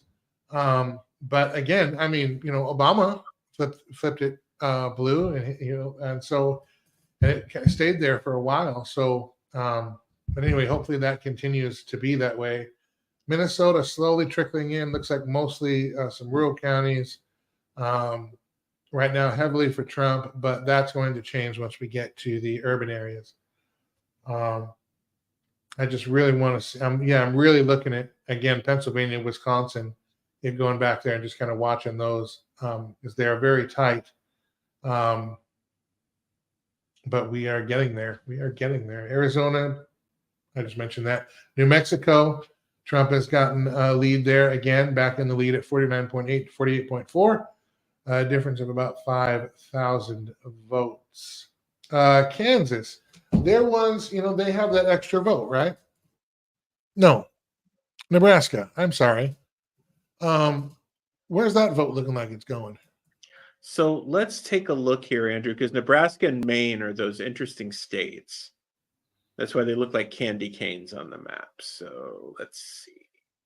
And Nebraska this year tried to, or there was a measure to combine their electoral college votes, but that went down. So they have Nebraska and Maine both have an extra electoral college vote, not an extra one, but one vote that is separated and awarded separately. Yeah. So Trump's winning right now. You look at your counties. Douglas, if I'm not mistaken, this is Omaha. Mm-hmm. So, it's again, you kind of play this game with metros, right? And I believe that Lancaster, if I'm not mistaken, this is Lincoln. So that's University of Nebraska there. And it's kind of nice if you're prognosticating, but it's kind of sad, generally speaking, is that you can pretty much figure out if you've got a college or something like that in the area that it's going to lean a particular way, and you kind of figure out what you're looking at by the color of the map and what's there, right? University, major metro, probably going to lean more Democrat. Yeah. But again, so far they've called the state overall. I'm just curious about that extra vote. Maine still is not called, but it looks, well, I don't even know what it looks like. Only 11% reporting there right now. So that was trending Trump's way. It's now back Harris. Maine usually votes blue, as far as I can remember. Even though they had Snow, Olympia Snow. They had the two Republican senators, even though they voted blue for president. Very interesting. Although Montana did that, they would have Republican governors, Republican senators, or Democrat governor, and Republican senators for some time. But anyway, interesting how different states vote and what they come up with. Michigan. Go to Michigan real quick. For a hot minute, it is tied, but trending red with Trump just a couple hundred points ahead. Looks like South, what is that? Born and raised in South Detroit. Is that Canada? That's the. Anyway, so at least they were still waiting from those north counties to come in, and a couple in the south. But that just 23% reporting. Trump now, and it just moved again. Trump 49.3 to Harris 48.9. Now a difference of 5,000 votes there. That is interesting. And again, Wisconsin, Michigan, Pennsylvania have all voted the same way in the past Yeah. several cycles. Yeah, It would Wayne. be interesting if they all vote the same way this time. But again, I still think they have to break for Trump to win this. Maybe they will. Yeah. Wayne County, Andrew, is Detroit. So it's super early in the counting there, but that's one to keep an eye on. And then Oakland County surrounds it. Right. Juliana and I spent time in this area with the Liberty Pastors Tour. It's the story we told about how Michigan State House ended up +1 Democrat. The district was decided by 750 votes. There was a church with a congregation of 3,000 that did anything around the election. They could have swayed the balance of power in the Michigan State House, but they chose to not act. If you needed an abject lesson as to why it's important for believers to vote their values and to be active, this is a pretty good reason for that. So, keeping that in mind, Pastor Lorenzo Sewell, who most folks remember hosting President Trump with the Black pastors in Detroit. Right. Yeah, he's done a lot of great work up there with getting people out to vote. We got a chance to spend time with him and his wife Molly at the Believer Summit a couple months ago down in West Palm Beach, and talking to him about what's at stake. We heard again, really, don't give up on Michigan. People want freedom and they want rights. Unfortunately, they're under the thumb of Governor Whitmer, and they're dealing with what they're dealing with, but they're begging us not to give up on them and to help them out. So it's great to see Trump, at least here in the interim. And it looks like he's jumped back ahead now with another vote dump, but to see him in the game. And Andrew, I agree with you. These 3 states normally break the same way. I think we're going to see that change tonight. That'd be interesting. Trump. I'm sorry. Go ahead. Finish. Yeah, Trump could sneak out. He could squeak a couple of these out. So let me go to Montana. Yeah, I was going to say, Tim Sheehy in Montana looks like it's early, but he's out to a lead, and we do expect him to win. Is there a Senate map? I want to start looking at maybe Senate and House and see how the balance of power is looking right now. We've got one flipped. The Democrats have not flipped anything. We've held 38, so we're up 1. So now if Trump were to win, they haven't called Montana yet for Sheehy. That would be 50. The 51 would be Vance. So where is another Republican yet? Maybe Ohio. Moreno is still ahead. Yeah, that would be 52. He's still ahead. Pennsylvania, Dave McCormick has a lead right now. Yes, he does. That would be 53. He's up against Bob Casey. That'd be a big deal. That'd be a big deal.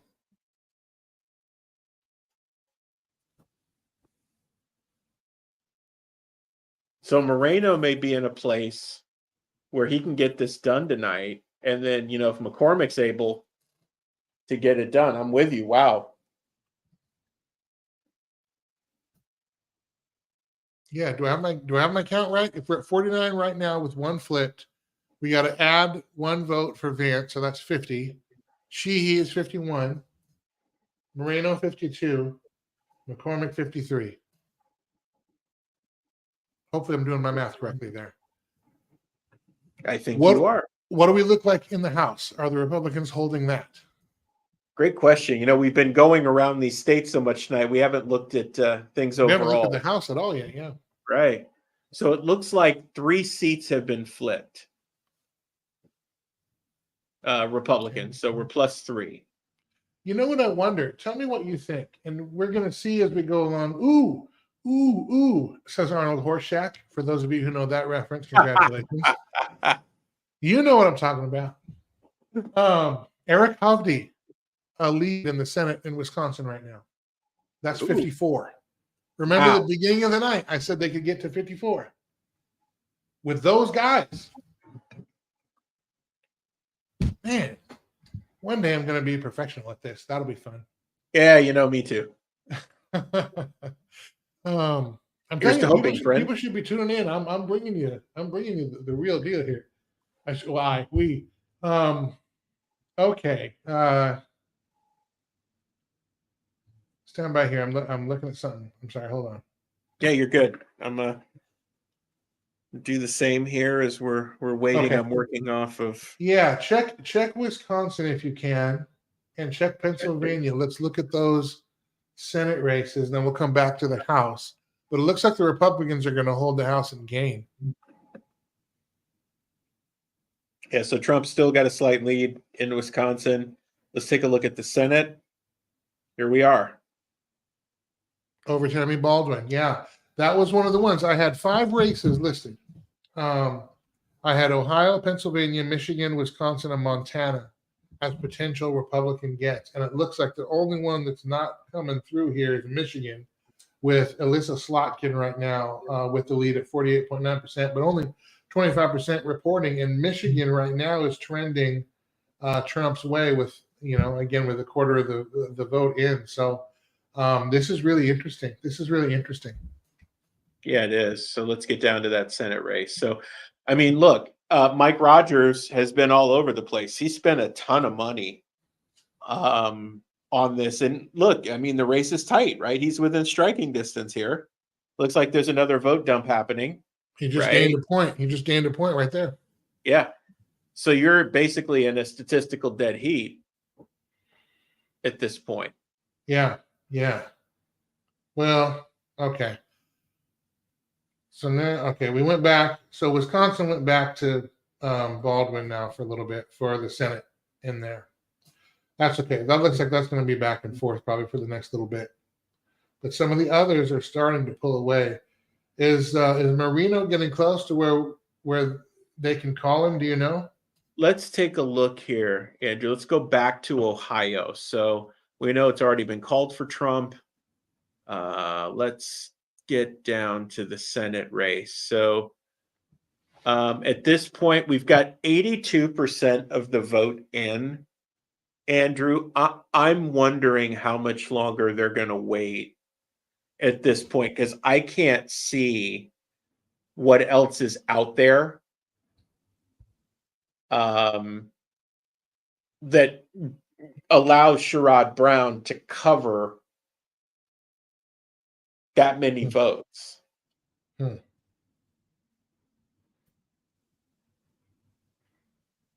Yeah, I right now, as I'm looking at it, right, I'm not seeing it. And if I go high level,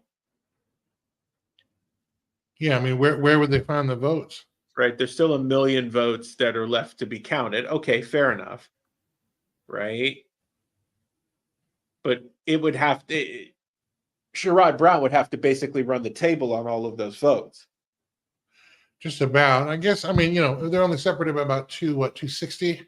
So, yeah, I guess we got to wait a little bit longer, but that does look good.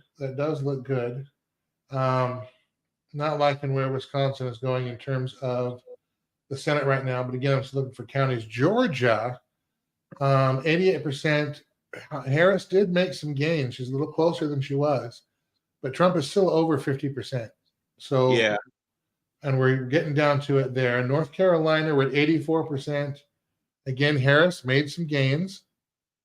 Trump he's a little over 50%, 50.7. So that can still change. That one, I guess we do need to wait a little bit longer on that, unfortunately. Is he moving ahead in Pennsylvania? He is behind again in Virginia.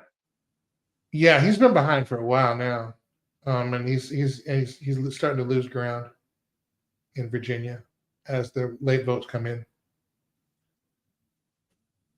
Pennsylvania so far at 60%. He's holding there. We're coming in. Iowa just called for Donald Trump.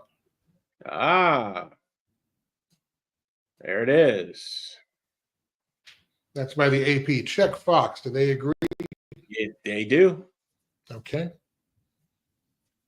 So what is your total? You've got 211 to 117. That is correct, sir. I've got 210 to 112. So once again, there's something they called for Harris. It's probably the one Nebraska vote is in Trump's. They're giving to Trump. So if we play this out, right? So now we're looking again. We know things are narrowing. If we take a look at what's happening in some of the key states, right? So Mhm. Trump is just barely ahead in Arizona. Arizona is its own strange animal. He is behind now in New Mexico. Nice thought. Probably not going to happen, right? Yeah, getting New Mexico looks like Harris is going to take that. Yeah, we're getting more count. Now we're up to 5% of the vote counted in Minnesota. Trump's still ahead. I agree. We're still waiting on that urban vote to come in. He is slightly ahead in Wisconsin as well as Michigan, although they're 56% of the vote is in Wisconsin, where Michigan we're at about 24%. I'm going to bring, just for the visual, I'm going to bring up my screen real quick. Please go ahead. Just so people can see. Right here, this stretch, that's the ball game right there. And what we've been talking about, Wisconsin, Michigan, Pennsylvania, you can see on the screen here. I'll go so you can see my little thing moving around. Wisconsin, Michigan, Pennsylvania, you see on the screen, they have been voting together. Trump needs to pick off something here. And here again, you can look inside, 56% reporting in Wisconsin, 62% in Pennsylvania. But right here, if you see this, if Trump can carry these, even without Virginia, in Arizona, boy, that is razor thin at 50%. Yes, We it got to is. wait a little while for that. And I don't mean weeks. I mean, hopefully a couple of hours. But I mean, the race is coming down to there because we know these three states are not going Trump's way. Nevada probably won't. Idaho will, I would imagine. But just so you can see, this is a good view of what the map looks like. Maine is still counting, only 16%, but likely that goes Harris's way. So again, we're looking to see if these numbers will hold through the night. And now again, in 2020, it was Pennsylvania. Trump was up, or was one of the states that Trump was up. And you can see here he's up by about 120,000. He was up by about 300,000 or 400,000, if memory serves me. Could even be a little bit more. And then, and Wisconsin and Georgia and everybody locked their doors and they all went away. And Arizona, Maricopa County, we went to sleep. Trump was in the lead and we were feeling good-ish.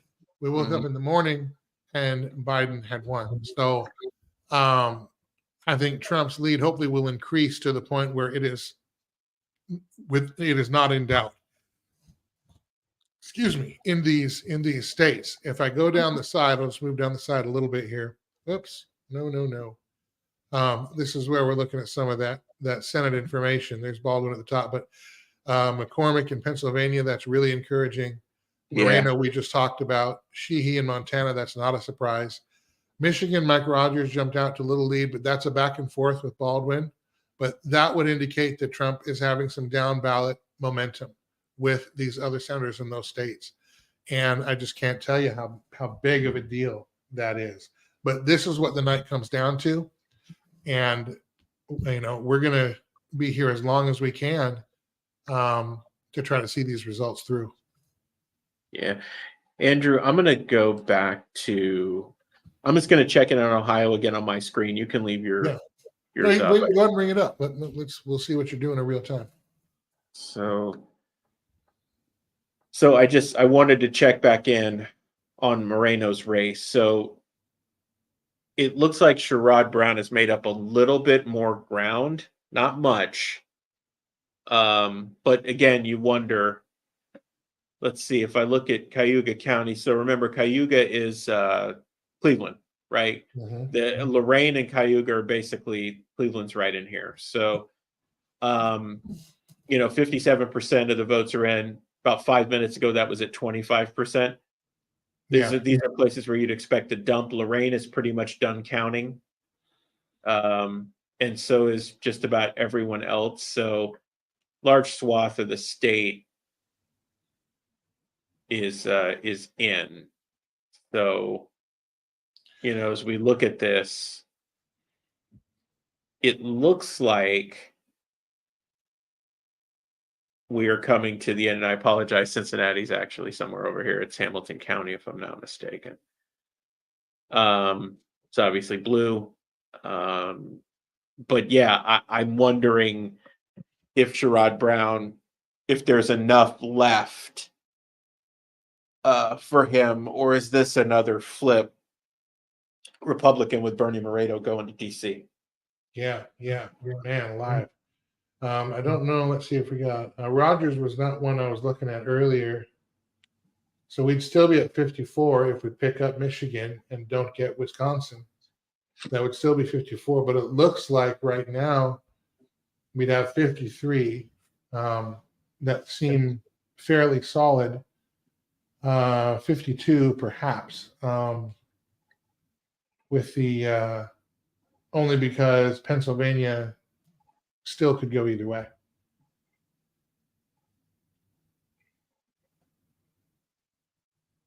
I'm looking at the TV monitor over here. If people see me not looking at you, Andrew, it's because I'm looking to see if there is anything of interest that's going on here. So yeah, I've got some other coverage going, and then I'm like I said, I've got my tracker on here. I'm just again right now. I mean, by the minute, I'm really looking at Pennsylvania and Wisconsin primarily.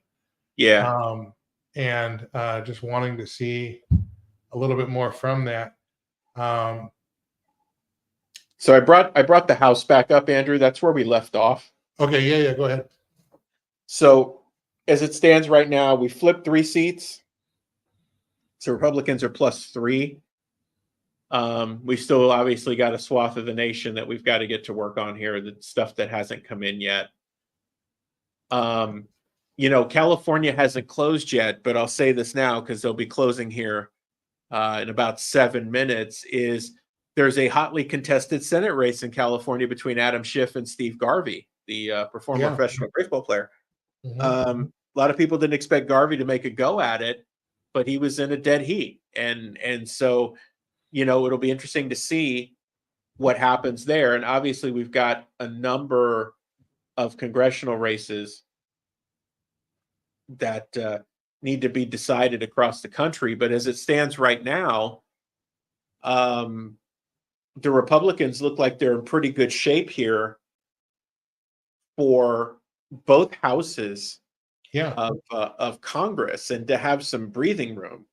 I thought we are coming up on 11 p.m. Eastern time, so we'll get another batch of polls closing and some new numbers for you in these last few minutes here. We also are waiting on a couple of guests to come on, but they are more toward the west of the country, so we're waiting for their availability. But one of the things I thought of too was in 2022, when we thought we were going to have a red wave because everything sucked, and I guess we were on the back end of COVID, sort of. But we thought that there was going to be a red wave. The economy sucked. Just we're getting in all kinds of wars and everything. And that was at the beginning of the economy sucking to now where we're in the middle of it, right? And I wonder, is this I'm not going to say red wave, but is this more the response we thought we would get 2 years ago? Like, was it a delayed wave because we were so stunned and beat up from being locked up for a year and a half? And because I thought that it would be more like this. Obviously, it wasn't a presidential election, it was a midterm. But I thought we would see, senators and congressmen who were a part of the lockdown brigade, they would lose their jobs, but not one incumbent did. Here we are seeing some seat flips, and we're seeing the possibility of seat flips across the board. In fact, Michigan, Montana, Ohio, Pennsylvania, and Wisconsin all have Republican senators in the lead. That would be 55 in the Senate. Now, again, that's flipping back and forth. I'm just giving you the real-time numbers as they go. I'm not saying they have won right now. and it's going to be a little bit, but you know, I mean, what do you think? Is this the response you would have thought would have happened in a 2022, and maybe it was delayed now to 2024? Yeah, Andrew. So as I think about it, yeah, it was a midterm, but I wonder if the whole narrative of it being a red wave kept people from going, because like, well, it's going to be a red wave with or without me. Hmm. So I just, I'm good. We're good. I think that apathy plays into it, and maybe what we're seeing tonight is the lesson learned, right? If you're apathetic, then you're going to get what you get. Don't make the same mistake. Maybe you're seeing some of that tonight, and we're getting that red wave. So delayed, yes, but I think it even goes back, Andrew, to the abortion amendments, right? Yeah. You ask yourself the question, how do you let it get this far? That's interesting. Do you think clearly Republicans and conservatives voted for the abortion amendments around the country? I wonder what percentage was brought out by that. And if that might be some of the reason why, which states are swing that have abortion amendments? I wonder if that might be some of the reason why we're even seeing that, which would be kind of a sad reality. But we live where we live in the reality that we have. But it would be interesting to see if the abortion amendment brought actually conservatives out and they voted Republican, except they voted for abortion amendments in their states. Andrew, as I'm looking at this, right? Montana is on that track because they're right now pacing yes on abortion. Missouri, yes. Nebraska, yes. And so Nebraska had 2 on the ballot. So they had Initiative 439, which is a right to an abortion. That's +9. That's a yes. And then they had 434, prohibit abortion past the first trimester. That's currently pacing no. Right? So it's like, so it's the same thing. It's just in reverse. Yeah. Yeah. It'll be interesting to see if that is some of the reason for the elevated Republican turnout. It's also something that we have to look at too, because again, this is I think it's a changing political paradigm. Because I mean, if you would have told me 4 years ago, certainly not 8 years ago, that Elon Musk and Joe Rogan and RFK Jr. and Donald Trump and Ron DeSantis would all be basically on the same team, I would have bet you a substantial amount of money that you are full of it. However, here we are, and I'm just waiting for Rod Steiger to walk out in the room and say you're in the Twilight Zone. I mean, but it's here we are. Yeah, Andrew,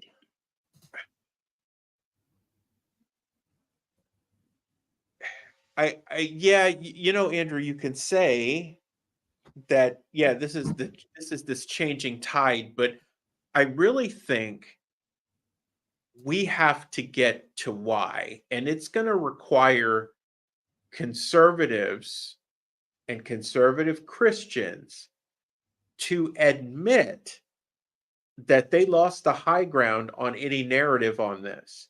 So it was a double whammy, right? It was like getting hit with a right cross and an uppercut back to back. So you lost the high ground in the narrative argument, and then you got boxed in so badly that you not only let them take the high ground, but then you let them reposition it as a women's rights issue instead of a life issue. And then when it was clear as day that they had you in the box, instead of focusing your energy, because you got the people who are in the church. Why are you preaching to the choir? They're in the church. You've already empowered them. Either they are or they aren't. Then you got the people who are never going to be in the church. Those are your enemies, right? Ain't happening. Okay. You didn't focus your energy on this big pool in the middle. And we just taught on this, where we said there has to be a persuasion there. It's like if you want to beat Amendment 4 in Florida and you want MPAs or those who are on the fence that are begging for someone to help them understand why this doesn't make sense, it would have been as simple as, and we ran this campaign and it actually worked in the places that we ran it. We said, if this happens, parental rights are dead. You will have no right to place barriers of safety around your child. That's done because the state will be able to do whatever it wants. Your medical rights and medical safety are dead because anyone can be a medical professional to help with an abortion. Right. Then your constitutional rights are pretty much dead because instead of going through the legislative process where you can control the outcome, when you enshrine something in the Constitution, no takebacks.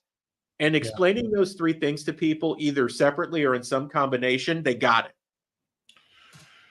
We have, it's 11:02 Eastern time, polls have closed, and surprise, surprise, couple of calls we can make. California and Washington go to Kamala Harris. Who'd have thunk it?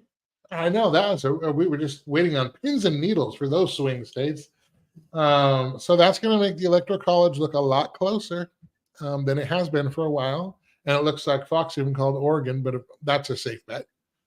You could have done that before we started. So again, I mean, you just look at the let me bring up my color map just so we can see it.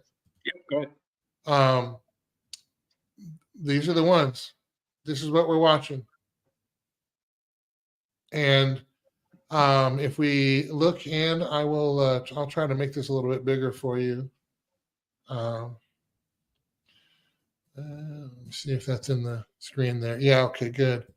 How things are progressing. Georgia, 90%. Trump is up by about 142,000 votes. That's 51.1 to 48.2. So we are getting down to it right there. Georgia will probably get a call from them at some time tonight. Yeah, I'd agree. North Carolina, I think we'll also see them called tonight at some point, but 86%. Trump up by about 142. 142, 142,000, 50.9. Pennsylvania, 69% in. Trump extending his lead a little bit more, 51% to 48.1. And you're looking at about 141,000 vote difference right now. Michigan, still trending red, 27% in, 51.2 to 51.3. Donald Trump gained to 47. And you've got about a 70,000 vote difference there. Wisconsin was 60% in. Trump again over 50%. That's what you like to see. 50.4 to 48.1.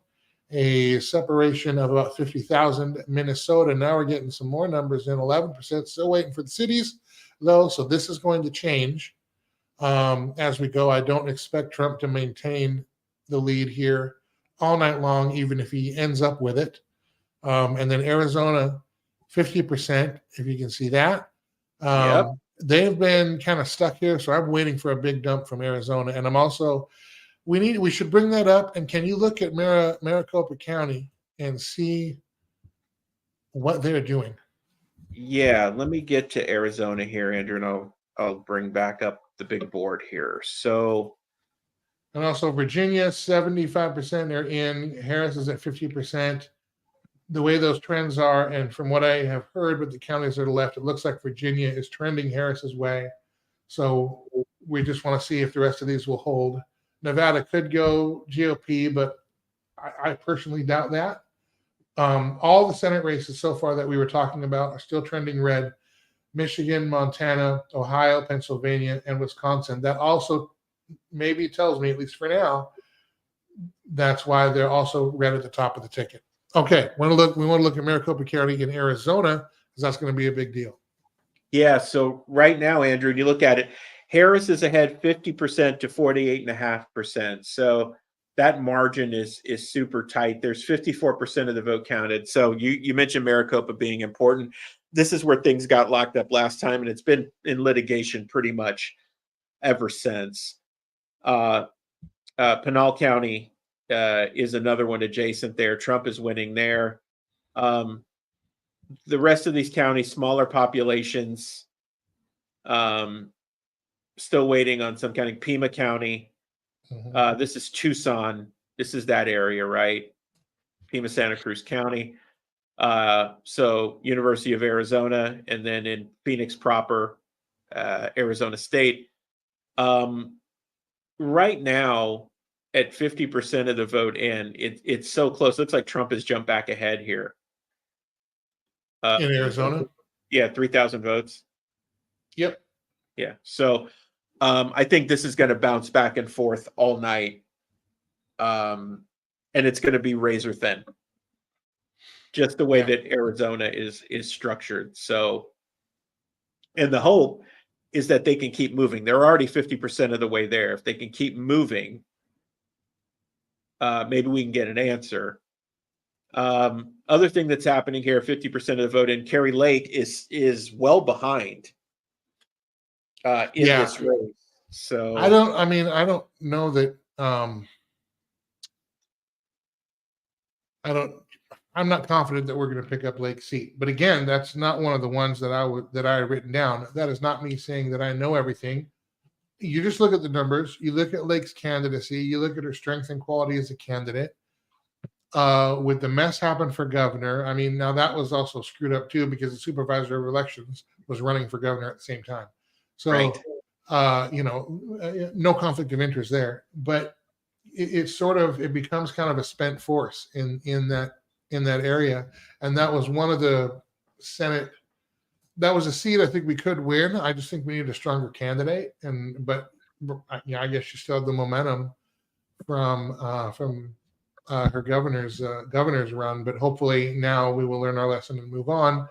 But yeah, I'm not confident because Ruben Gallego is easily above 50%, and it doesn't look like that will change. But I'm willing to be wrong on that because that would be 56 seats. Yeah. Yeah. So I believe Nevada's closed now too, right? So let's just take a peek in and see what's happening in Nevada, because we weren't sure quite how Nevada was going to end up. And doesn't look like the other thing to consider. Yeah, we don't have any results yet that I see from Nevada either. The other thing that we have to remember too is I believe, in fact, let me make sure I'm getting you this correct, because this could matter.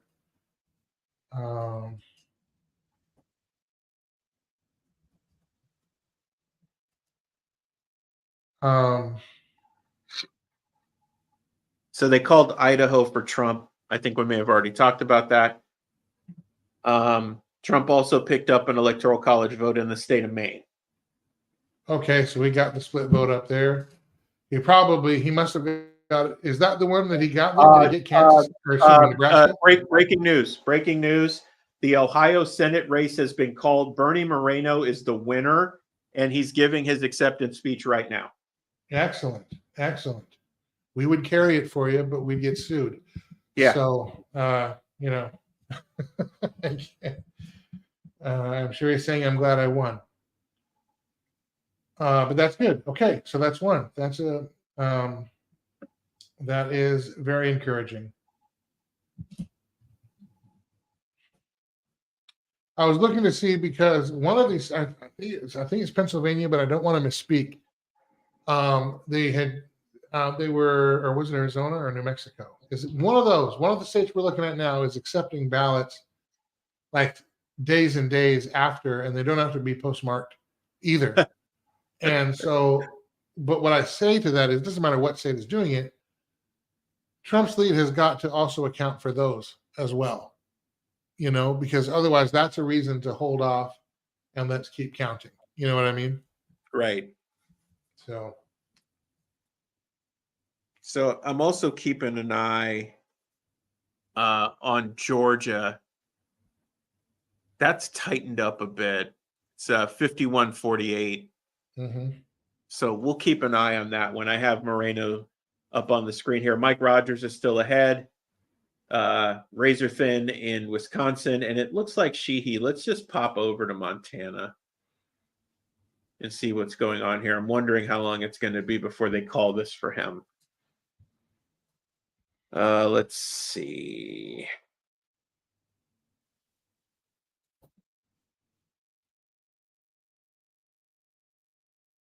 So here's where it stands right now. I would We've be got surprised if she doesn't hold his lead all night long. Now I can say that because I lived in Montana for a very little while, had a cup of coffee there, but we did live in Montana, and are aware that once you get outside again of city centers, it is a red state, and it's been reliably red in terms of voting for president as well. They're now starting to vote their state officials and then their state representatives red as well. So there is that change. But then again, you have that weird outlier of abortion in the Constitution. This is just an interesting election. I mean, it. I don't know. I mean, we're good-ish, okay, but we're not the same electorate, even if we vote red, that we used to be. That's for sure. Yeah. It's, we talked about this a little while ago. We're looking at the right to abortion now in Montana, right? Good, deep red Montana. Yet right to abortion is ahead. Yeah. Trump's lead in Pennsylvania has opened up a little bit. Can we go to Pennsylvania and also, it's worth it. Let's check on McCormick's race too in the Senate. But Trump extended a little bit. He's up 51.3 to 47.7, 72% in. That's a good sign. Yeah. That's a good sign. Where's the McCormick's race? Let's take a look. Still about 1.8 million votes are out there. So it can shift on a dime here, but McCormick is pacing ahead. Okay, so he's up a couple of points on Casey, and that would be a flip. Yes, it would. All right. Let's check. What's the other one I wanted to look at? Wisconsin, where Hovde is, Eric Hovde. That would also be a flip. 63% of the vote in. Trump up 50.8 to 47.8 for Harris. A difference of only about 64,000 votes, though. What is Hovde's? Unless you want to look at some other counties in the presidential first. Yeah, so it's interesting. Milwaukee County, right? So that's Milwaukee, obviously city. Milwaukee, 50% of the vote in already. If I'm not mistaken, if we get up here, Door County. So this is in the Green Bay area. I think I've got this right. Just interesting to keep an eye on, right? Let's see how that goes. It's just good to see. It's good to see counting percentages on the higher side versus the lower side. At least we know votes are being counted and there's some progress there. So let's take a look at how Hovde's doing. So up a point and a half. Yeah. Okay. Arizona stuck at 50. Minnesota's at 14. I want to see Minnesota at like 50, 51, and then we can start digging into some of those numbers because I think that Harris is going to get a bunch coming up pretty soon because I'm not confident that Trump's going to carry Minnesota.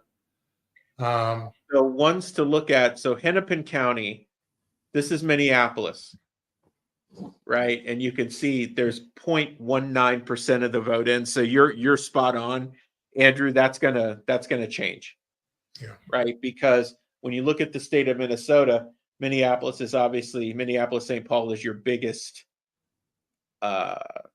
That's your biggest center of population, right? Dakota County. So a lot of these counties that surround it, but Hennepin is real. That's where Minneapolis proper is. As you get up north of the state, like you've got Duluth is up here, right? So, as you get Lake and Cook, like this is Duluth area, Rochester, is down in this area. Yeah, the big population center is going to be Hennepin, and it's so early on. I think this is where it's going to flip. But Minnesota is not a must carry for Trump. Correct. Nice to have. So it'd be nice to have, but not a must carry. Virginia is at 76%. Doesn't seem to be much movement there. Harris is remaining in place. Trump has gained a little bit in Georgia at 90% reporting. North Carolina, we are where we are, 50.8. He gained a little bit in Wisconsin just now with a new set of votes. And Michigan, he's gained a little bit in Michigan with a new set of votes too, actually considerably right now. 31% in, he's up 51.8 to 46.5. Let me Those get really back. are the ones we're looking at. Those are the ones we're looking at. So, as we look, this is again where we kind of play the county game, right? So there's Wayne County, that's Detroit. So votes really haven't been counted there yet. Mm-hmm. Right? You're going to get a chunk. This is what happened in 2020 as well. It was these counties, these big counties that were slow for whatever reason, and then got dumped, and the numbers changed drastically. So it's one to keep an eye on. We've been talking about this tonight. When we see them counted quickly, or we see their pace of counting keeping up, we know we're on to something. When I see it like this, it gives me pause. Yeah. Meanwhile, Oakland County, right? Oakland County also blue, is 70% done counting. So you wonder what's going on in Wayne County right now. Mm-hmm. Do we see, I think we were just there, but maybe go back to Pennsylvania. Do we see some of that same yeah, let's take that same delay? Because that's going to matter.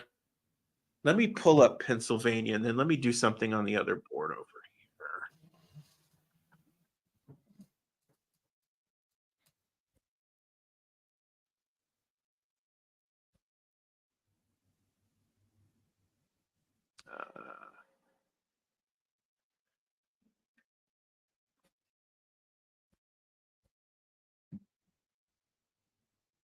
Okay, so let's get us back to Pennsylvania here.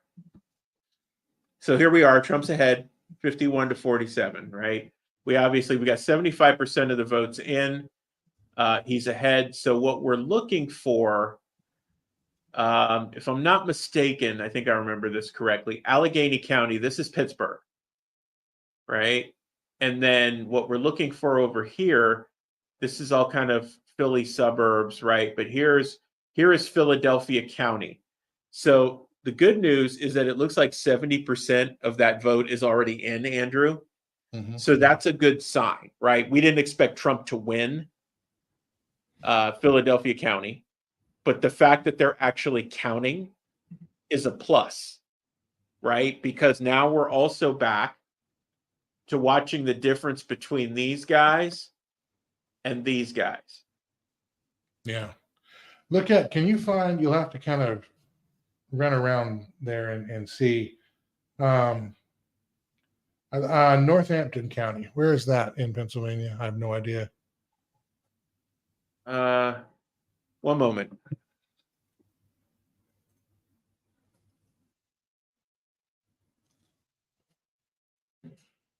In several of the counties that we're looking at, for instance, Maricopa in Arizona, the Republican registration there is +3 from 2020. So I'm looking at some of the Republican registration advantages and trying to figure out if there's anything that we can take from that and translate into the votes that are coming in now. So, for example, Northampton. There's Northampton. This is Allentown. Yeah. You have R+2. So Republican registration went up 2%, and Democrat registration went up 0.3%, whereas it was a D+1 in 2020. What does it look like right now? It looks like Trump. Okay, so that would make sense because By the narrowest of margins. by the narrowest of margins, that would make sense. So those numbers, so the registration, at least in that county, corresponds a little bit to what we see in the vote count. Yep.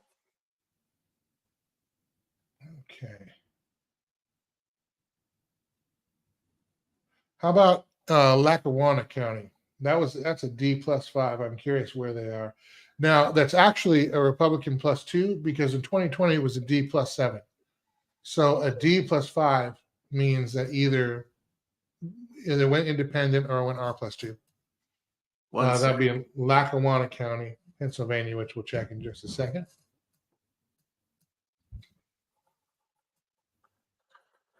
So Lackawanna County, that's going to be Scranton. So you're kind of up. Michael Scotland. There's Lackawanna. So 98% in, that's razor thin too. Mm-hmm. But so let's see, yeah, D+5, and she's up by 3 ish, 2.8. But that would be also, would that not also portend that Trump overperformed the polling in that regard in that county, which is what Trump has done in every election. He has outperformed his polls everywhere. This is what I'm looking at. Let's go over to Michigan. Let's look at a couple other counties and do this. Sure. When we have a couple of minutes.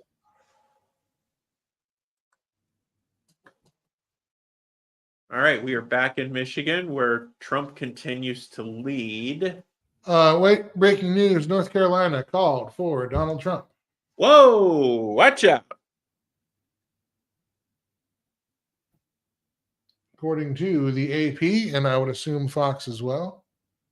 One moment, I will let you know.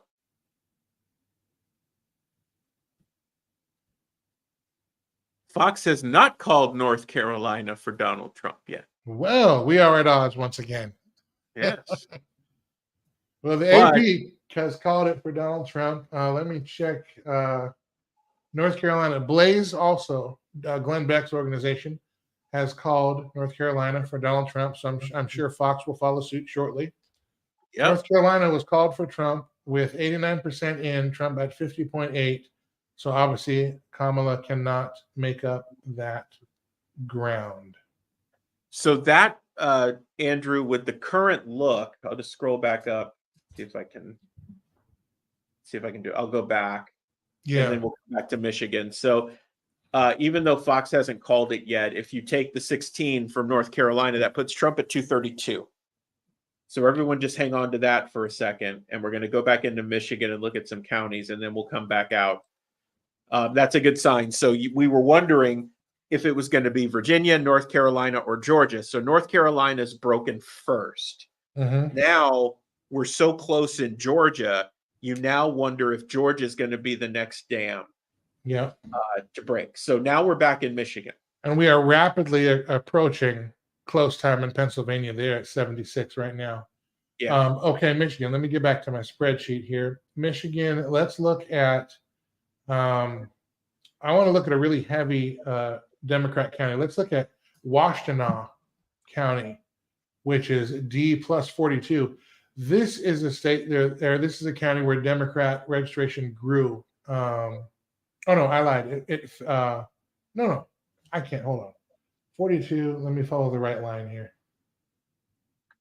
Yeah. No, where it subtracted, they lost 5% in their registration in Washtenaw County.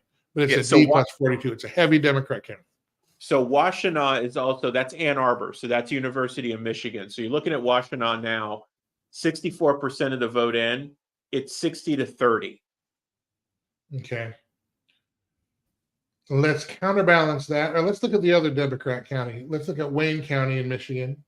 Sure. So Wayne County right over here. In 2020, Wayne County had a D+38. 2024, a D+34. Still going to be a Democrat county, but let's see where that is. And right now, it's a Trump county. So here's one of the challenges, Andrew. This was one of the things I was worried about. They're not counting in Wayne County for some reason. That's been at 0.67 for probably the last hour. Okay, so we might see some real movement out of Wayne County then. That's what I'm expecting. This is a similar situation on a larger scale to Hennepin County in Minnesota, because that's Minneapolis. Let's check out a heavy Republican county. Let's go to Ottawa County in Michigan. 1 second, please. Yeah, no worries, no worries.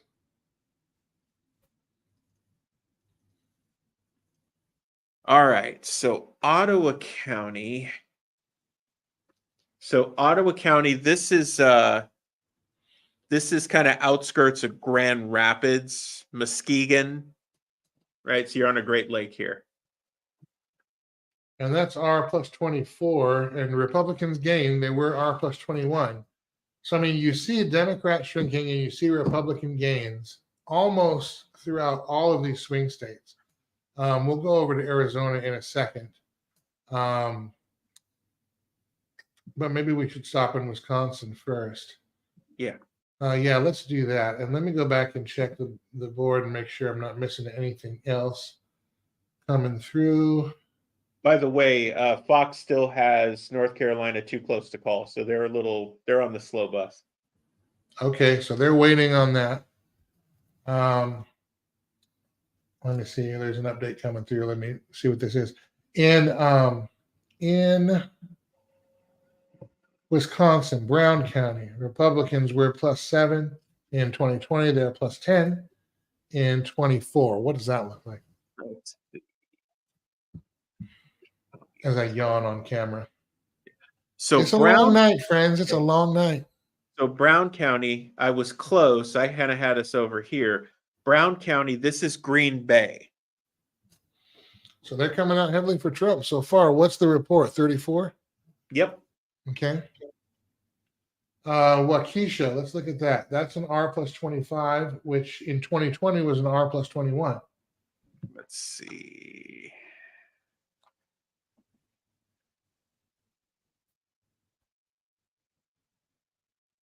All right, so Waukesha, so there's Milwaukee County, right? Waukesha is right next door. Okay. So they'd be friends and neighbors. Yep, they are 90% in. Okay, so that's probably going to be for Trump. I don't see at 90%. Probably Harrison's going to jump back. Okay, let's see. We looked at a few. You want to look at a couple in Pennsylvania again? I've got Montgomery. I do want to go to Arizona, but Pennsylvania came back next. Montgomery County looks interesting. D plus 22 in 2024, where it was D plus 26, so -4 from 2020 to 2024. These are all good trends, is what I'm trying to say. And again, the benefit of looking at this is, okay, how is that county voting? Is Trump overperforming from the polls? And are they actually counting and keeping up with time, or are they stalled, as we're seeing in some of these counties? Yeah, so Montgomery County is northwest of Philadelphia. This is King of Prussia and that area. So we're looking at it now. Okay. Well, I mean, yeah, plus 22. So that's about right. She's up 30 right now. How much has been reported? Looks like we're at 59%. Okay. So they're going to take that county anyway. Okay. All right. Let's look at a couple in, where to go? In Arizona. We were just talking about Pima County. We didn't see them having any results right now, but Pima is a D plus 12, down from 2020's plus 19. So they lost 7% in their registration in Arizona, in Pima County. Yeah, let me get so there's Pima. Okay. 50% of the way there. Okay. So all right, we're not seeing too many things that look weird right now. I don't know. What about you? No, I mean, I always think it's interesting. Arizona, for whatever reason, is stuck at 50%. Yeah, Um, I've noticed so that as well. yeah, so they're sticking there, and Arizona is not a huge state to count. It really comes down to these couple of counties, especially Maricopa. That's the issue. So, um, I'm not surprised that Wayne County, that's Detroit in Michigan. I'm not surprised that they're slow counting. I am surprised that it looks like they really haven't counted at all, especially on what appears to be a night where vote counting is actually happening for a change. Yeah, much better than 2020, I think. I think you would Yeah. agree, even I'm now. not hearing any crazy stories about burst pipes or anything like that. Like, it seems like votes are actually getting counted. All right, let's go. Let's look at Senate and House again. 11:30 on the East Coast. Still waiting on a few. Well, Minnesota just got a big dump. Here's what we were waiting for. Now with 46% in, Harris is way up, 55 to 42. Yeah, there you go. Just about 192,000. No, that's not right. 100 and Oh, 100 there's all the and- Hennepin County votes, Andrew. There you go, buddy. 500,000 for Harris versus 190,000 for Trump. There's your dump right there. Yeah, waiting for that. Are there any other counties that are red that maybe are not all the way in, or were they just waiting to surprise us? I think a lot of this was just the pace of counting in the state. So some of these outliers up top, and you're kind of out in the middle of nowhere. So maybe it takes a little more time. But it looks like the rest of these guys are pretty much done. I mean, where you've got people, an amount of people that would actually matter. Your big prize is Hennepin, Dakota, Ramsey County. So these are all suburbs. So I think Minnesota's probably done at this point. And with that dump, they could probably call it. Yeah, we'll see. We're waiting on the majors to announce those things, but yeah, that looks pretty. That's a lot. Well, I mean, it's a couple 100,000 votes, which is possible. It's less than half the state, but they sure took a while to get that. Wisconsin's at 67%, 50.9 to 47.7. Trump in the lead. He has increased his lead there. Michigan with 36%. There's got to be a dump coming out of Michigan. Yeah. I think part of what we're waiting for is Wayne County. Right. Yeah, Andrew, we just looked at them and there was nothing from them. Right. Yeah. So this is, you feel like it's a coordinated effort in timing. It's kind of like what we used to worry about in Florida is when were they going to dump Miami-Dade? Yeah. Or Broward, and it's like they almost wait till the last minute. So they got everybody thinking everything's good, and then all of a sudden, magically, all these votes happen. Yeah, yeah. The ones were really okay. New Mexico just called for Kamala Harris. Okay. Not a surprise. 51.6 to 46.4. I'm fairly. If I were a betting man, I would say Minnesota is going to be called next for her pretty soon. Yeah, I'd agree. But what we're looking at is, will the Pennsylvania and Wisconsin leads hold? And does Georgia have something in their last 9% that can overcome well, they probably do. Harris is only 135,000 votes down.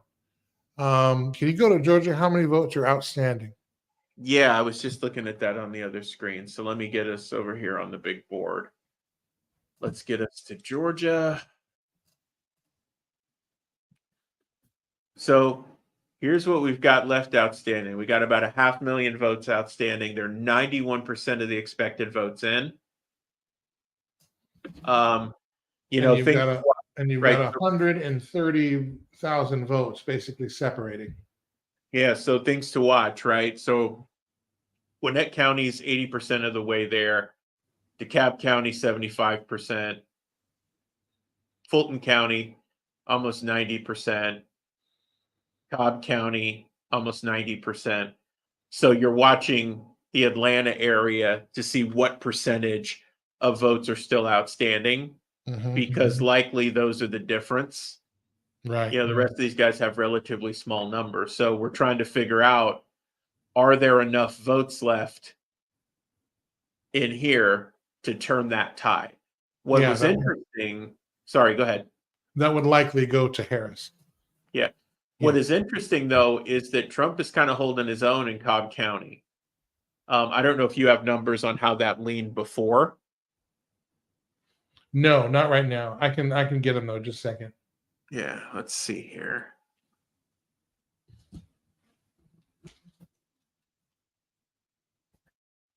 So Cobb County is that northwestish suburb. That's Marietta, Kennesaw State University, that area, Roswell, kind of on that border, northwest suburbs of Atlanta. Okay, let's see here if I can find. Scroll down a bit.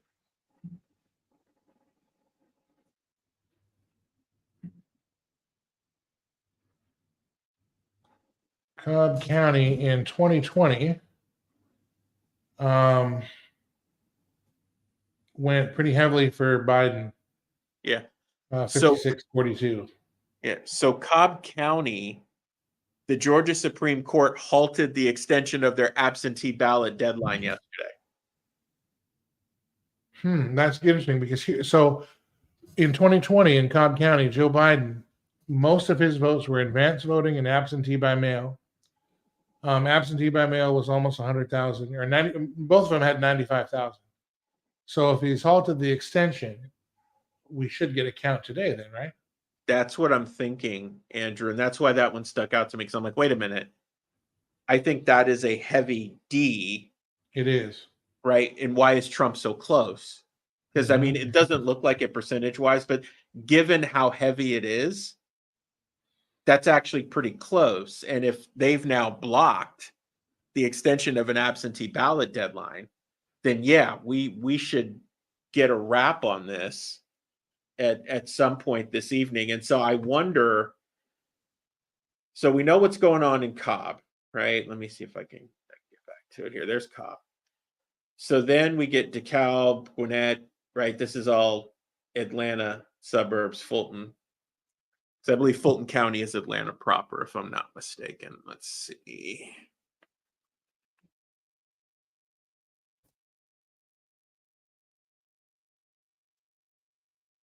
Yeah, so Fulton County is basically Atlanta proper, right? DeKalb is adjacent to that. And then let me get to it. There's Fulton, right? So Fulton's obviously heavy D, but they're 90% of the way through their count. So if I'm looking at this, it looks like Kamala gained a little bit more ground, but I'm wondering how much gas is left in that tank, in all honesty. Yeah. Well, again, that's where you have Trump overperforming. And, you know, if they're good on the counties to not, I mean, we shouldn't be counting votes for 3 weeks. Certainly, well, ever, but certainly after the day.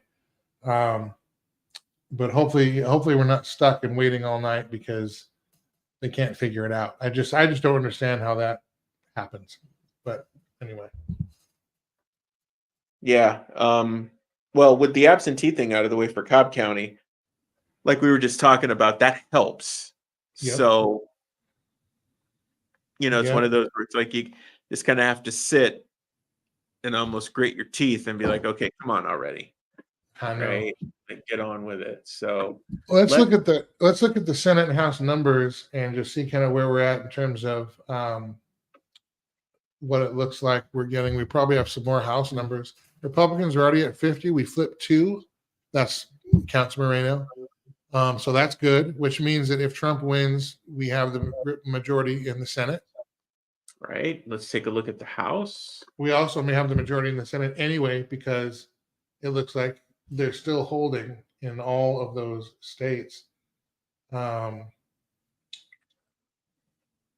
Wisconsin, Pennsylvania, Montana, Michigan still have Republicans in the lead, but Michigan I don't trust.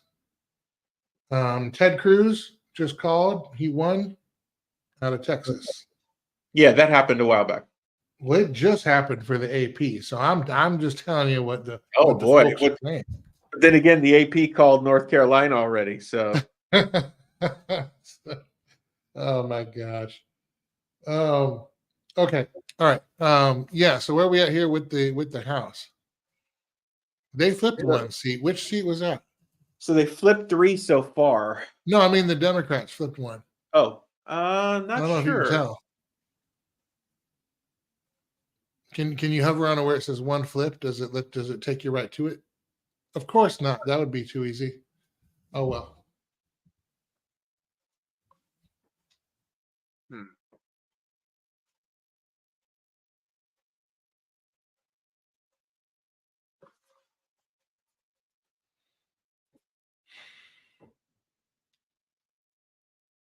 Georgia's still stuck at 91. Pennsylvania is at 80%. Trump 51.4 to Harris's 47.7. We got to be getting close in Pennsylvania. Wisconsin 69% in. Trump 50.9. Harris 47.7. It's getting there. Arizona is stuck at 50. Yeah. Looks like Adam Schiff is going to the Senate. Of course. Yeah.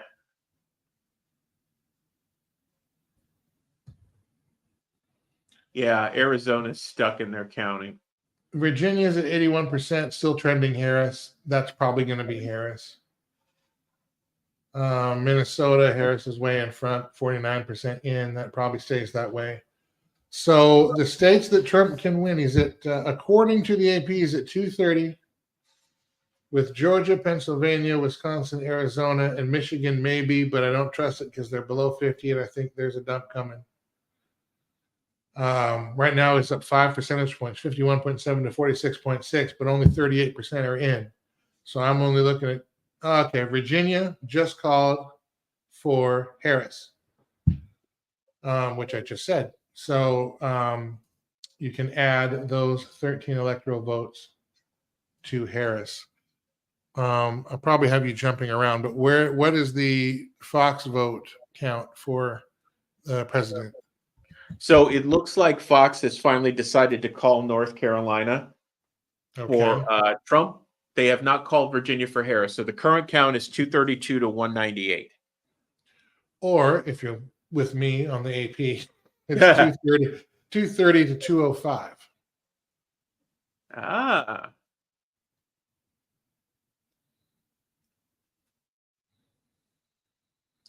So we did not get the blowout that some pundits were saying we were going to have with Trump, at 330 or some nonsense. Right. Wisconsin is 10, Pennsylvania is 19, Georgia is 16. Is that all he needs? Let me do some math. And yes, I use a calculator. Good man. I don't know.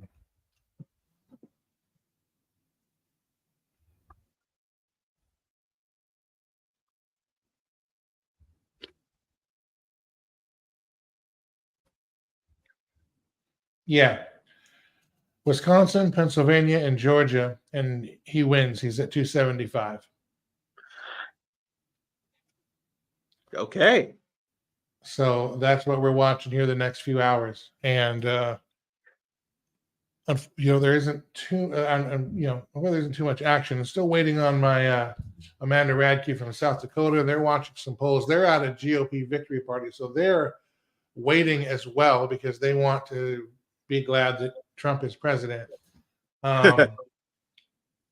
Georgia's taking a long time at 91%. Pennsylvania's moving along fairly well, and so is Wisconsin.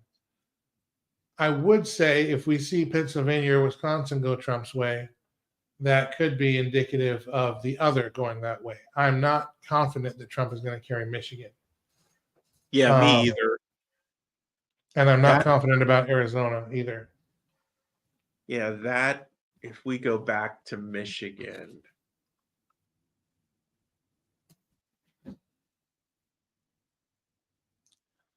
But we do have So Wayne County has finally started to count. They're All at right. 14%. It's 62% Harris to 36 Trump. So that's how that goes. Yeah.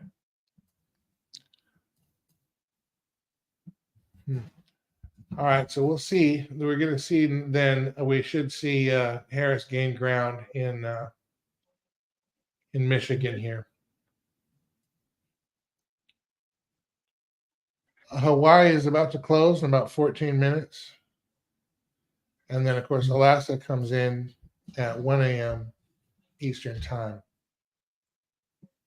really, Hawaii closes before Alaska?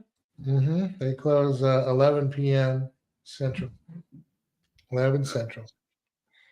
Shows what I know. Huh? And Nevada, we've got nothing out of Nevada. Do you have anything there? No numbers out of Nevada yet. Yeah, well, again, if you're keeping score, we are paying attention to Pennsylvania, Wisconsin, and Georgia. As the race is shaping up, those seem to be the key for a Donald Trump victory. Without any one of those states, he does not get to 270. So that's really where we are. And I'm not even counting Arizona. I'm not confident about Arizona. I'm not confident about Michigan. Time will tell. He could sweep the Rust Belt, Wisconsin, Michigan, and Pennsylvania. But again, I'm trying to factor in the fact that Michigan is Michigan and Arizona is Arizona.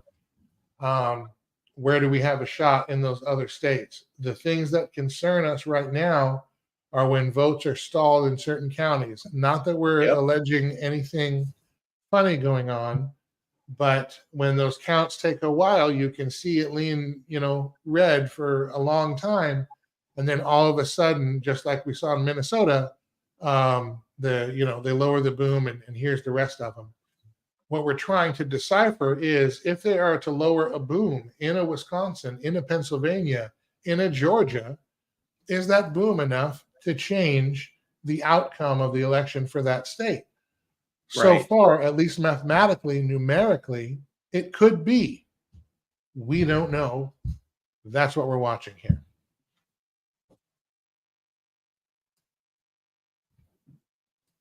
Yeah. So New Mexico got called.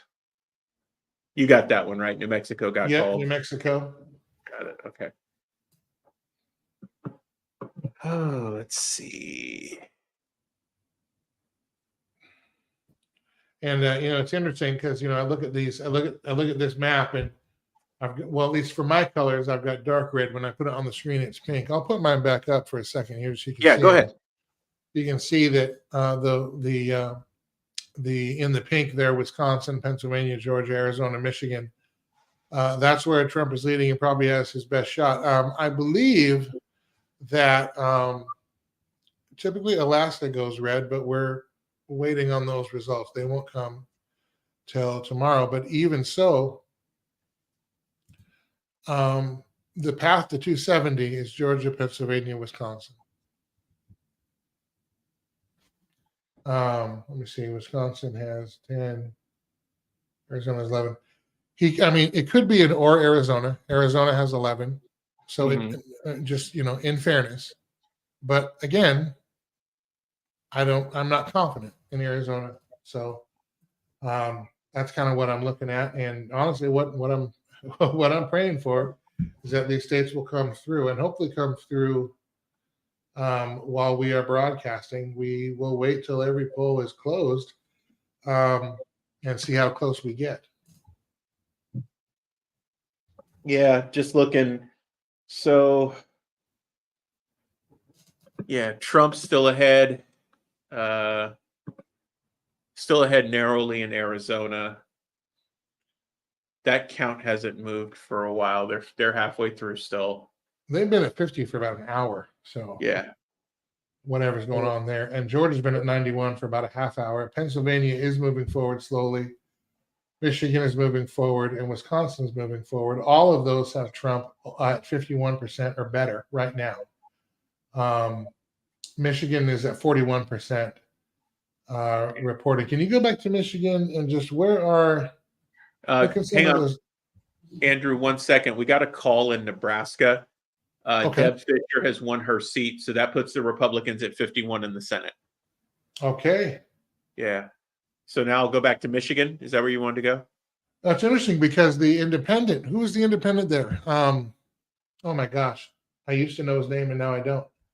Who's calling that? Fox called it. Fox called it for Fisher.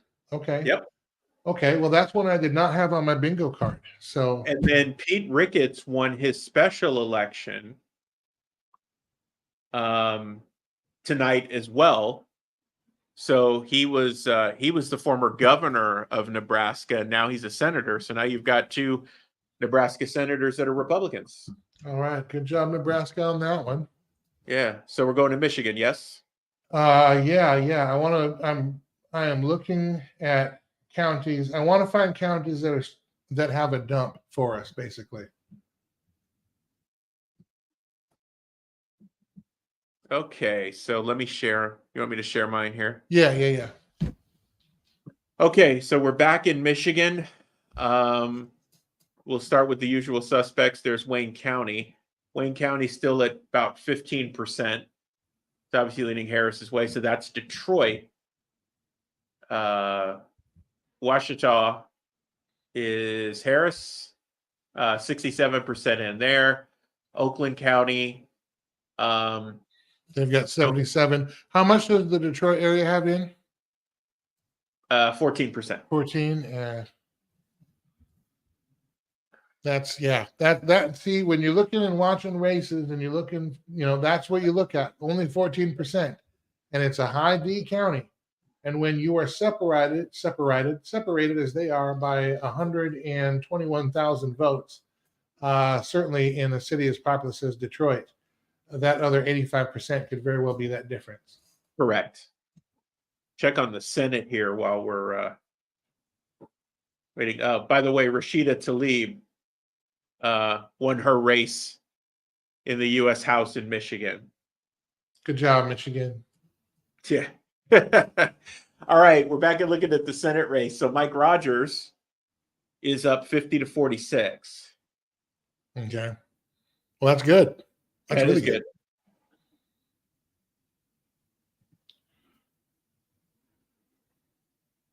Man, we are getting so close. So close. All right. So we got Rogers in Michigan. Any other counties of note other than Wayne County in Michigan that you think of? No, After that, I do want to jump over and look at Pennsylvania again for counties outstanding that may have less than 50% of the vote to count. Sure. Let's take a look. Because they're at 82% overall, and Trump has been steadily over 50%, Correct. over 51%. So they've got about 1.3 million votes outstanding.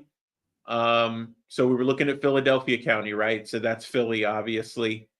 Harris is way ahead, but they're at 70%. Montgomery County is adjacent. They're at 70%. Chester County adjacent. They're at 85%. Leaning blue. So think of the other one, Allegheny. This is Pittsburgh. So they're just about done. They're almost done. So that's probably not going to change it. The others could, but probably Allegheny County won't be the difference. Yeah. Yeah, I mean, if I'm looking at this now, Andrew, if it holds, it could be enough to put Trump over the top in Pennsylvania, which would be a testament to the work that was done in the state by conservatives in turning Pennsylvania around. Yeah, and the way it's gone, it's too bad he didn't get Virginia, because if he got Virginia, he wouldn't need Wisconsin or Arizona. Right. But yeah, Pennsylvania is the key. If he doesn't get Pennsylvania, then he's got to win Michigan and Wisconsin and Arizona. So come on, Pennsylvania. Yeah. Come on, Pennsylvania, man. Georgia's up to 93%. Why don't we go down to Georgia? Let's look at a couple of counties, see who's outstanding and how many they have left. Trump is at 50.8%. Kamala Harris gained just a little bit in Georgia. She's at 48.5. The vote separation is still about 121,000 votes, but they've got 93% in. So let's check those two dense blue pockets in the Atlanta area and then in the Southwest, and let's see what we need left out of those counties. Yeah. So there's Cobb County. That's adjacent, right? They're at 89%. Fulton County is at 90%. That's a really good sign. Doesn't matter that Trump is down. It matters that they've counted the majority of their votes because that's Atlanta proper. Right. So again, just for if you're not sure what we're doing and why we're looking at all this nerd stuff, the blue counties, because all the polls have closed now, so we're looking at blue counties to see how much of their vote has been counted. Because if we're waiting for outstanding vote, and you have majority blue counties that have, as like Wayne County in Michigan, that has only 14% of the vote counted, well, you know that a whole bunch more probably blue vote, Harris vote is coming. But if you're looking in the Atlanta area and you're seeing 89, 90, 88, that means most of that vote is counted. Does that mean that, does it guarantee a Trump victory in the last 7%? No, it doesn't, but it's a good sign because that would mean it's trending toward Trump. And so we're trying to find that now in these last few states as the count continues. All right, keep going. Yeah. So let me go down to the Southwest portion, right? So we've got Randolph County and Clay County. 75, 80% in Stewart County. So let me just double check something here. And anyway, 75, that could be something. And again, you could take all those counties, 10% here, 25% here, and that can add up to a Harris victory in Georgia in these last few percentage points. But again, we're looking at what's, and then I think the other thing to do, I mean, because with a lot of the red counties, one reason why we're not focusing on those is that one, they're usually pretty sparse and rural, but there's some suburbs, but very few cities are GOP strongholds.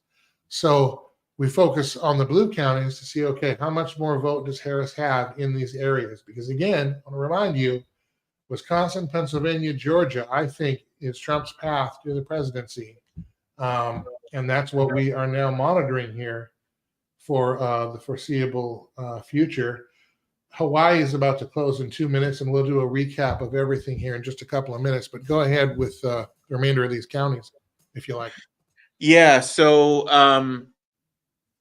I was looking. Stewart County is just south of Columbus, Georgia.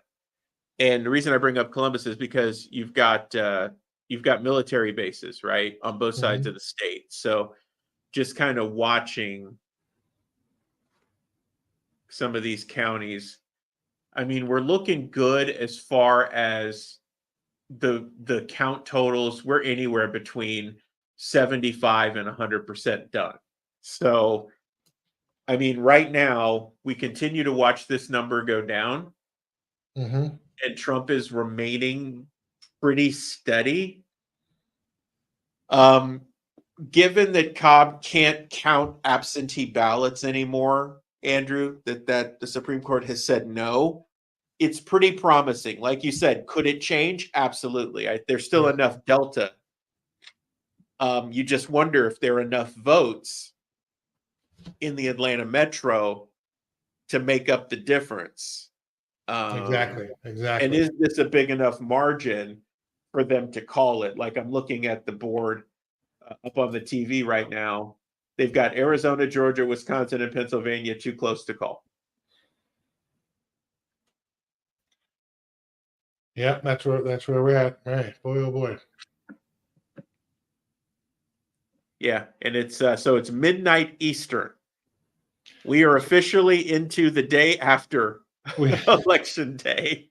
Let's go back to the top and let's reset for everybody. And going into our 5th hour of coverage. And ladies and gentlemen, if you've noticed, this is our entire staff. This is the whole network right here. That's how much we care. So here's where we sit at the top of the hour. The good folks in the kingdom of Hawaii have decided to shut it down, and we'll get some numbers from them sooner or later. As it stands right now, Donald Trump is at 232 electoral votes. They just called Hawaii for Kamala Harris, so she is at 216. Okay.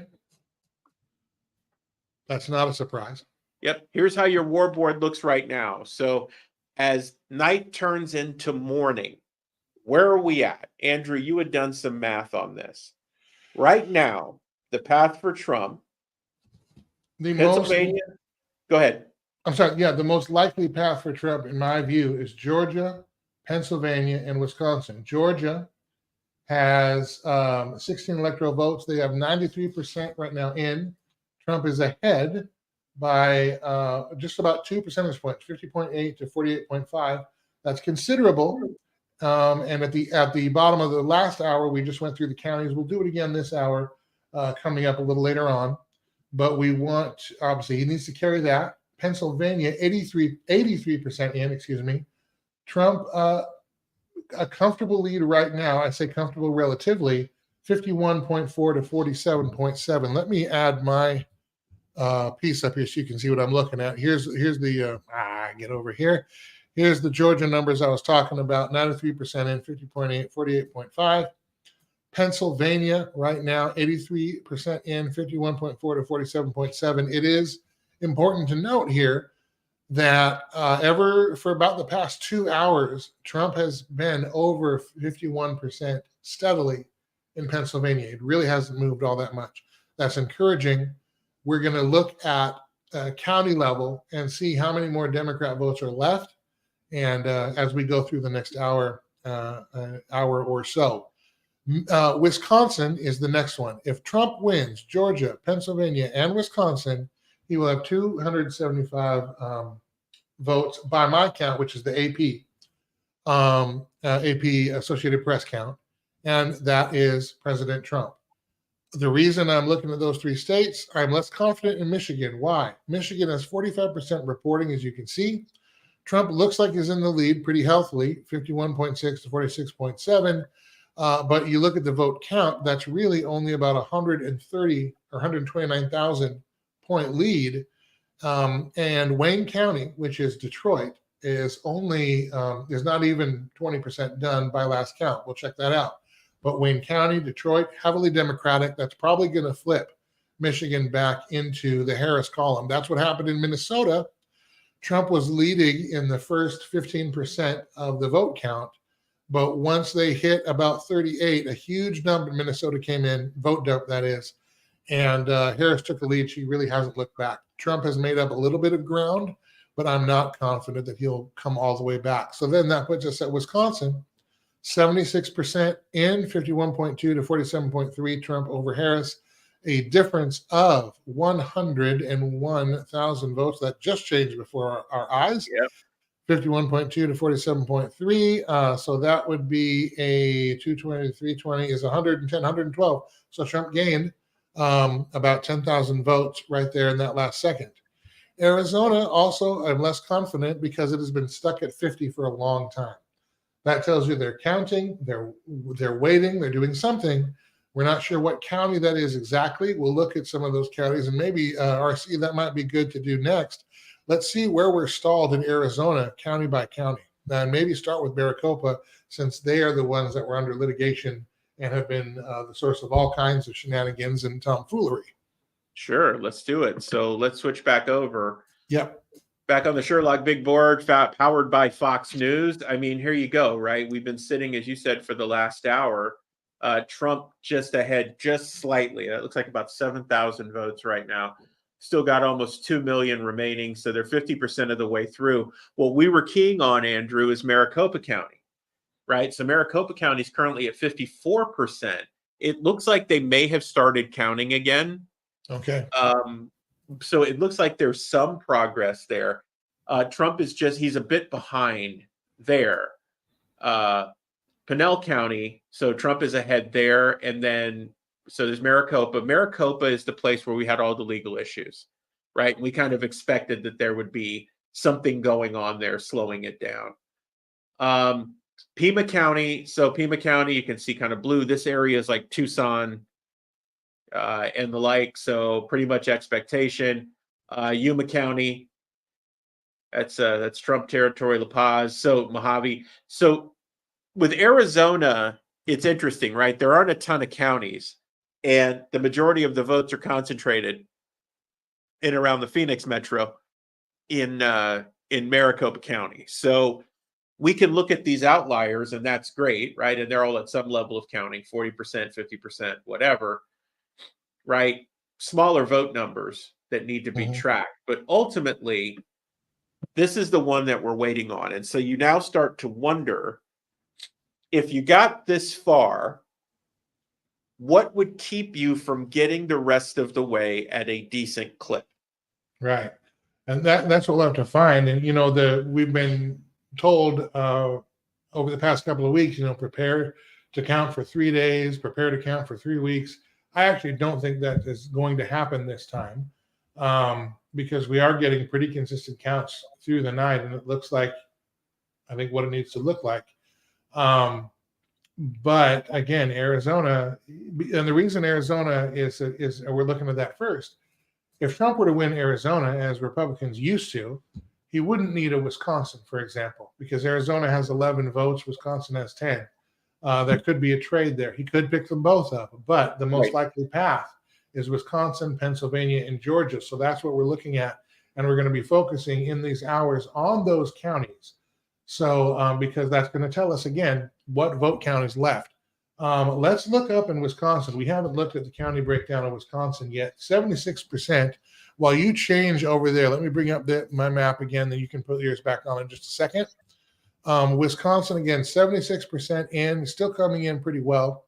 And we have just about exactly at 100,000 vote separation between Trump and Harris in Wisconsin.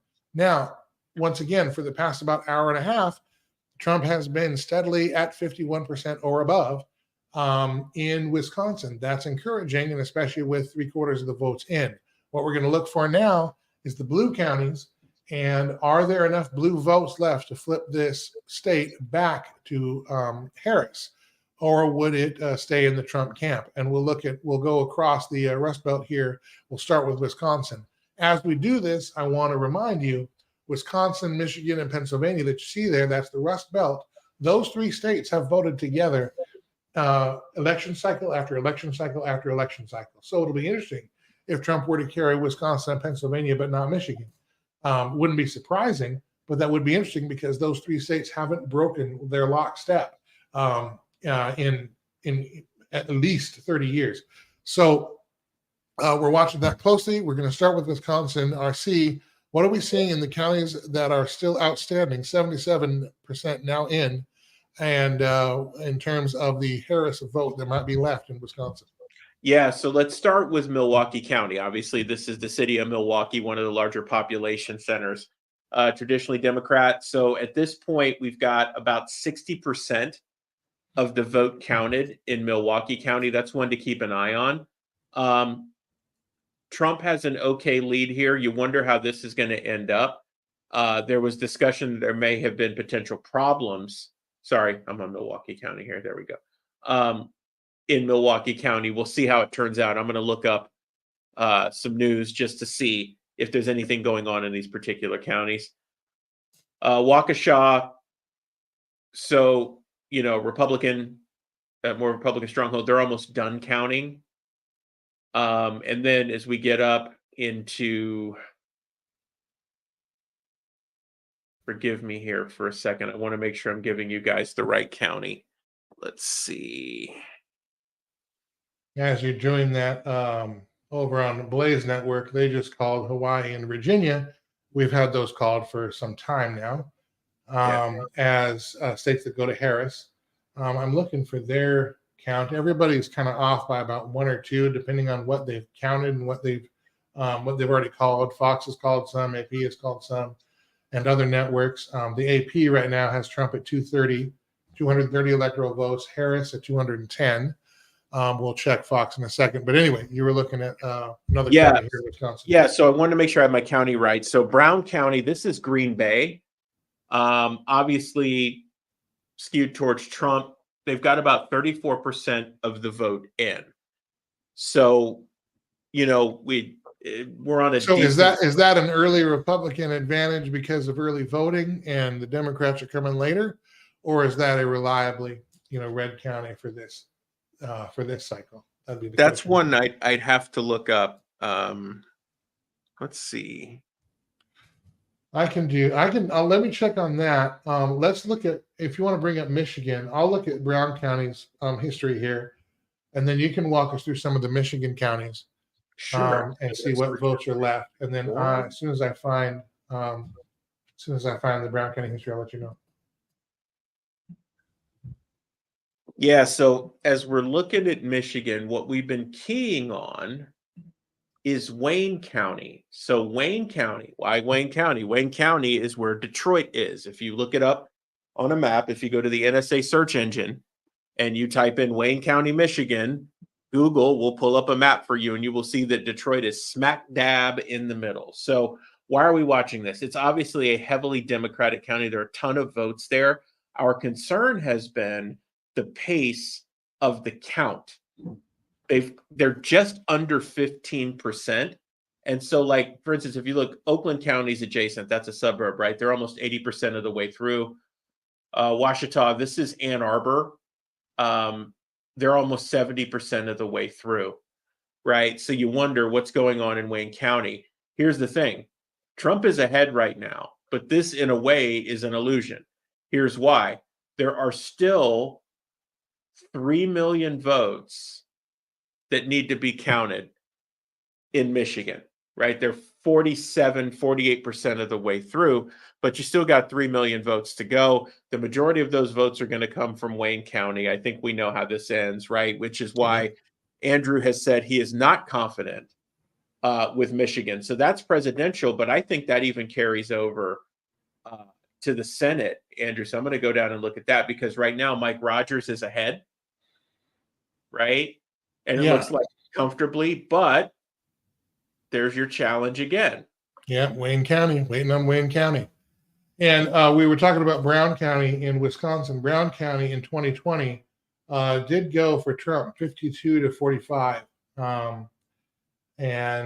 So we actually could probably count on Trump carrying Brown County as those numbers come in here in the next hour or so. But you're right. Wayne County there, Michigan, Detroit, heavy D. Go back to the 90s. You'll know who I'm talking about. It's also a heavy D vote.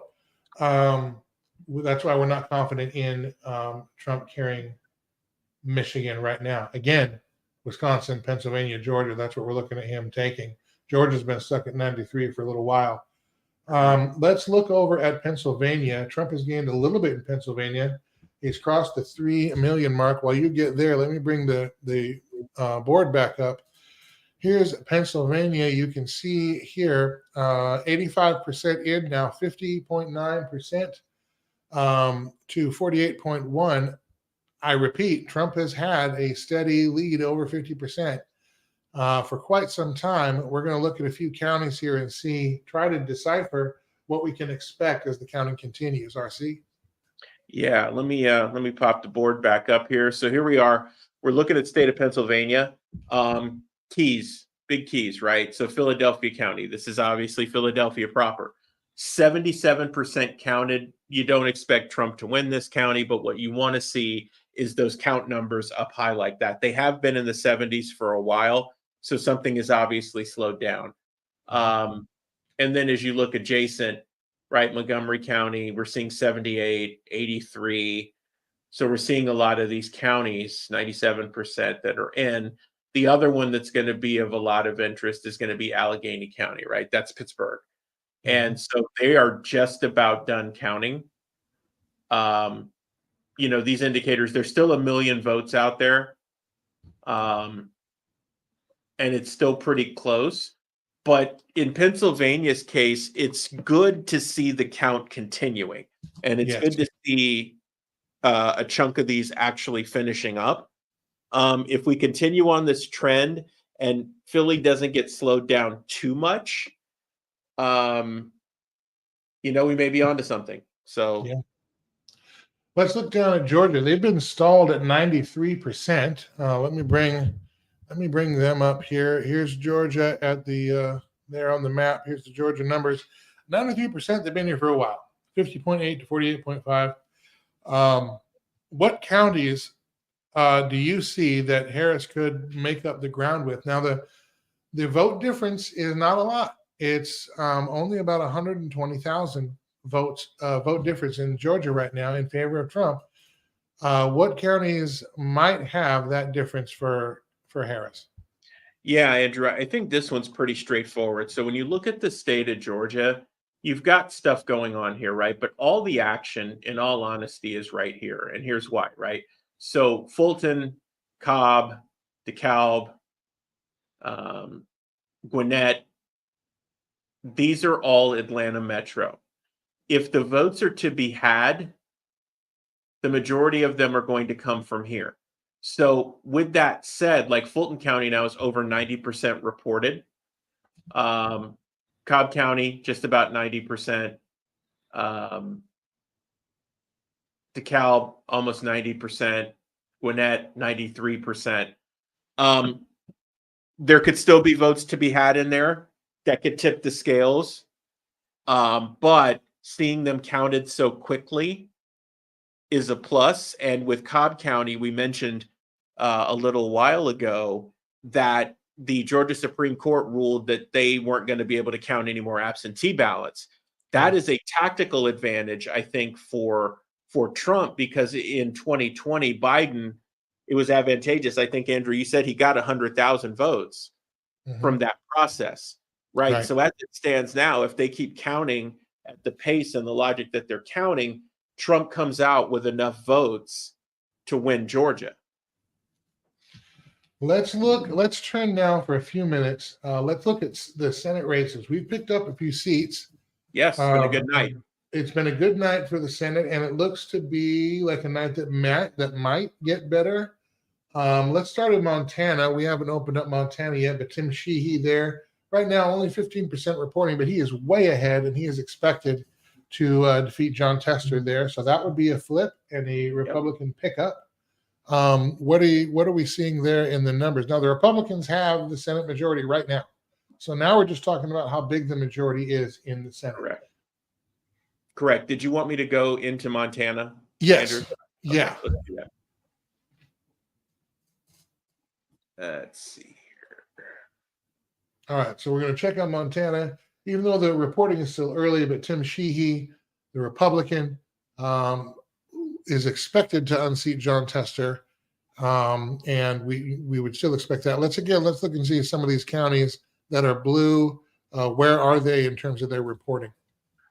Sure. So here, we're at 57% of the vote in Park County. And then in Bighorn, we're over 50%. Obviously, smaller population centers. One other, you got Deer Lodge is another blue county. They're almost 70% of the way through. And you can see your red counties. These smaller ones are pretty much, you got a lot of them that are at 90%. Right. Plus. So I agree with you. This was a seat that we figured would flip. And it looks like Sheehy's in pretty good shape. Yeah. To make that happen at this point. John Tester, when time is up, it's up. and I think we see that result there tonight. And Trump has obviously already won. Montana. I almost scared myself. I went up to look at Pennsylvania, and it showed. I accidentally hovered over New York, and that's why I was looking at New York. I was like, "Oh no!" No, actually, Trump gained a tenth of a point in Pennsylvania, so with 86% in. I do want to look at Michigan. Mike Rogers right now with 49% in. He seems to be up at 51%. Is that a lead that we think will hold? So, the concern again here with Michigan, Andrew, is Wayne County, right? So Trump's got the same problem. If we look up here, it's looking good in Michigan for Trump on paper, right? 2 challenges. 2.8 million votes left to count. Wayne County is now at 22%. So they are counting votes again. Okay. But you still have a long way to go here. And there's probably more than enough room between Wayne County, Oakland County still has some votes outstanding, and Ouachita, right? There's probably still enough That it could for make a this to difference. happen, Yeah. right? Yeah. That could make a difference. So, Mike Rogers is going to run into the same problem, right? So he's ahead 51-46. Look at Wayne County. They still haven't moved off the 14.79% of the Senate race yet. Now, that could change in the next minute or two. But, again, I think we're smart in not counting on Michigan for much of anything. Now, be nice to have, right? Don't get me wrong, especially in the Senate. But with Detroit just hanging out there, you can't put anything in the basket. And we have the Senate majority. It looks like we're going to have the House. I want to look at a couple of the Senate races before we go check on the House. But Sure. just want to mention here, what we've seen from Republicans before is they tend to cave to the Democrats to get legislation across, even though we have the majority. Whereas the Democrats will use the smallest amount of power and wield it. I hope that they will use power in a responsible way and in a way that I think the voters of America are asking them to, by flipping so many seats. And it looks like I think we'll at least get one more, maybe two, before the night is over. So let's look now at, let's see, we just did Mike Rogers. Dave McCormick, Pennsylvania. He is right now at 49.3. There's 85% in. And we're probably, it may be the same answer, right? If Trump's going to have the same problem in an outlying county, we would expect that the Republican Senate candidate would have the same problem. Right. So let's go ahead and key in on the thing. There's Philadelphia County, right? 78% now. So there's some progress being made there, surrounding counties, right? Then we've got Allegheny. Remember, that's Pittsburgh. They're just about done. So let's go down to McCormick's race and let's take a look at what's happening here. So he's ahead, but that margin is closing, right? And when you start to look at these counts, Philly, so we're at 74%, right? Allegheny, we're at 93%. But probably that southeast corner is what's making the move there. Yep. But you gotta wonder now if there are enough Republican votes to offset the Democrat votes that are still to come. And there are not many, relatively speaking. When we started the night, we were still looking at 5 million, and Trump was way behind. He's held a lead pretty steadily. That has seemed to extend down ballot. So again, we're watching that very closely to see hold. Let's look at the just the numbers of the House. Really, there's so many House races, and no one knows every House member that's going on. But we're seeing more of them close, and we're seeing the House makeup shape up here. Yeah. So right now, Republicans have flipped 3 seats. They're +1.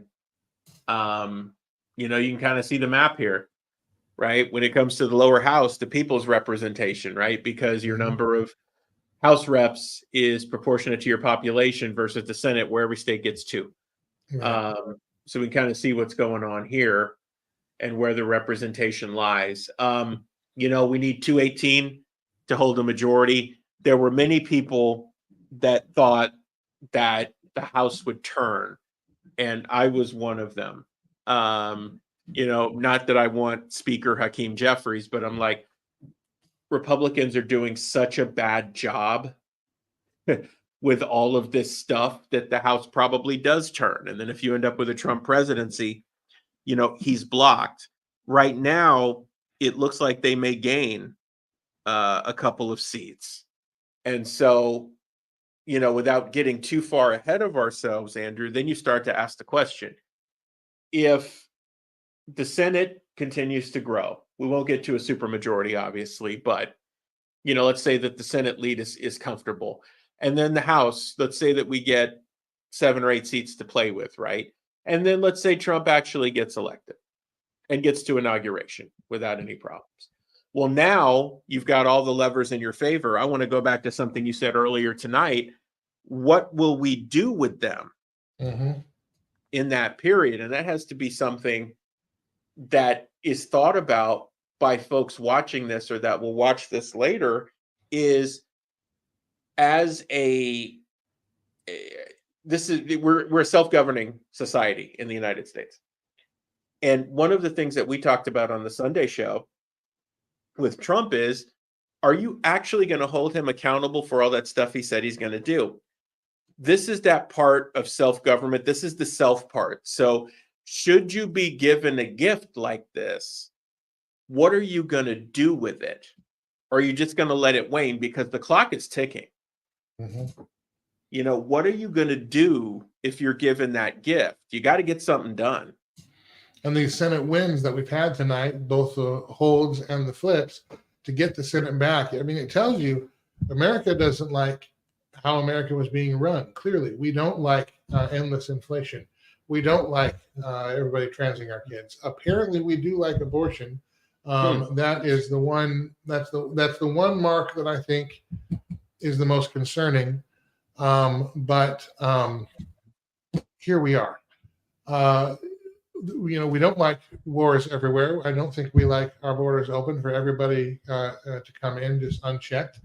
And so we need to hold our representatives that are newly elected or reelected. We need to hold them accountable. They should know who we are and be annoyed by us over these next 2 and 4 years. And when the midterms come around, we need to take advantage of that and continue this push, because what we want to do in America, we can't. It's not going to be solved in this election. It's gotta be, well, what now? Well, what now? Where will we go from here? But certainly this election is a start, and hopefully enough of us are aware of what is going on and how we've been hoodwinked for years, that at least we will be more proactive now to not let that continue. No movement still in Arizona. Well, very little bit. They moved to 51%. No movement still in Georgia is what I was starting to say. Yeah. Wisconsin's now at 81%, and Trump at 51.2 to Harris is 47.3. That is good-ish.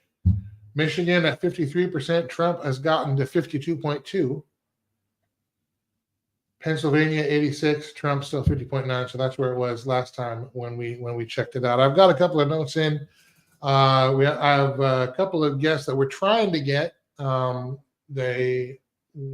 is a South Dakota advocate and has been working a lot with trying to get legislation passed. Not a legislator, a regular citizen, but Amanda Radke, and then also Lori Hins, who is one of my broadcasting buddies on Beck Network, but she's the lead journalist there on Beck Network. She's also the chair of the North Dakota GOP committee. And so I've got some word into them because they also may have some insight they can share as to some of the numbers that they're seeing on their level, even because they're waiting for the same returns. Amanda was going to come on when South Dakota closed, but she's at an election party, and again, they're waiting to celebrate Trump, and she wants to come with some of that news. So we'll hang out as long as we can, and yeah, we'll keep it going. Let me bring you quickly back to the main board, or not the main board. You have the big board. Yours is the main board. Mine's just color coded, and I like it. Just a quick check. Arizona, you see 51%. So, and that's neck and neck. Again, that went blue last time. Kari Lake is not winning in her Senate race. In fact, that's a race we should check in just a second. Is how is Kari Lake doing? Has she gained any ground? Maybe Trump may have a shot there. If Trump wins Arizona, he doesn't need Wisconsin. But if he doesn't win Arizona, Wisconsin is a must-have. And I think, as we all know, clearly we see Pennsylvania as a must-have. Georgia, we're still at 93% there. And I was just looking over at Wisconsin, 81%, so getting there, 51.2. Trump moved up to 52% in Michigan, so that's okay, I guess. Minnesota 59% is coming in. It's pretty much staying on Harris's side, and I'm not sure that Trump has a path. Can you look at Minnesota? Trump just gained a little bit there. It's only about a 85,000 vote difference or so. With 60% reporting in Minnesota, are there red counties left that Trump could make up that ground? Yeah, so let me bring up the let me bring the big board back up. So let's go back to where the root of our issues have been, Hennepin County. Here's the good news about Hennepin County. It's pretty much all counted, right? We figured it was going to be a blowout for Harris, and that worked itself out, right? Dakota County, very similar. This is a southern suburb, basically, of Minneapolis. So these two guys, two great tastes, taste terrible together, right? You guys got it. So, at this point, Andrew, there's still 1.2 million votes outstanding. I mean, look, Clay, there's another blue county that's pretty much all in. Ramsey. So Ramsey County isn't going to have a huge impact on this. It looks like they're slowed down from their counting. You're up here now into Grand Marais and Duluth. And so you don't have high density population here. So, is there enough? I mean, you could make the case that in some of these smaller counties, Trump could run the table and add them up. But I just don't know. Mm-hmm. I just don't know if there's enough there because Hennepin, Dakota, those areas around Minneapolis, St. Paul hold so much sway because so much of the population is there. It's hard to tell. Well, I mean, Trump has gained some ground since that big dump earlier that moved it way over to Harris's favor. But it's not. I mean, it's not one I'm counting on. And nice to have. It would be nice to have. There's 10 electoral votes there. Again, that's the same as Wisconsin. That's the same as Arizona. But I still think we're down to those three: Wisconsin, Pennsylvania, Georgia, and it's really just a watch party now as to which county is going to give us some numbers first. And I'm not hearing anything out of Georgia right now. I'm not hearing, Pennsylvania is still counting. Wisconsin is moving, but Georgia, I'm not sure why they're stalled or what's going on. Yeah, me either, Andrew. It's like Fulton County stopped at 90%. Cobb County, 89%. So something's going on there because they've been at these numbers for quite a while. It looks like Gwinnett's moving a little bit, but there's something going on here. So let's go back to it again, right? Razor thin. Trump still has a bit of a lead here, right? This is the number that we're looking at. So the question now becomes, are there 377,000 votes, right? Can she overcome the Delta? Sure. Are we going to run out of votes for her to do it? That's the question. And we're looking at a difference of 125,000 in Georgia with 377 left. So she's got to basically win, 200,000, 220,000 of those have got to be for Harris? Right. And that means that it would take, basically at the count level that those counties around Atlanta are at, the remaining count would probably have to come in between 95 and 100% for Harris in order for her to overtake Trump.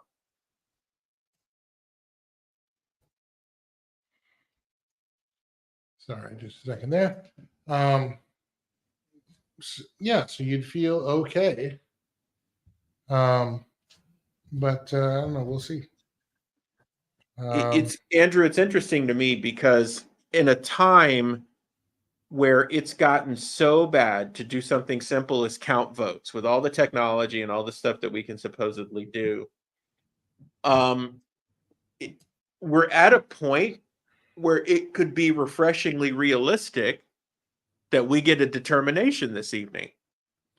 Daily Wire, I was just told here, Daily Wire, looks like they called Georgia for Trump. I want to see more, but Daily Wire called Georgia for Trump. So that's one of the three. If that holds. So interesting they would make that call. But Mhm. then again, we were just talking about maybe they were doing the same math that we That were we- doing. Yep. There they are. They called it for Trump. Yep.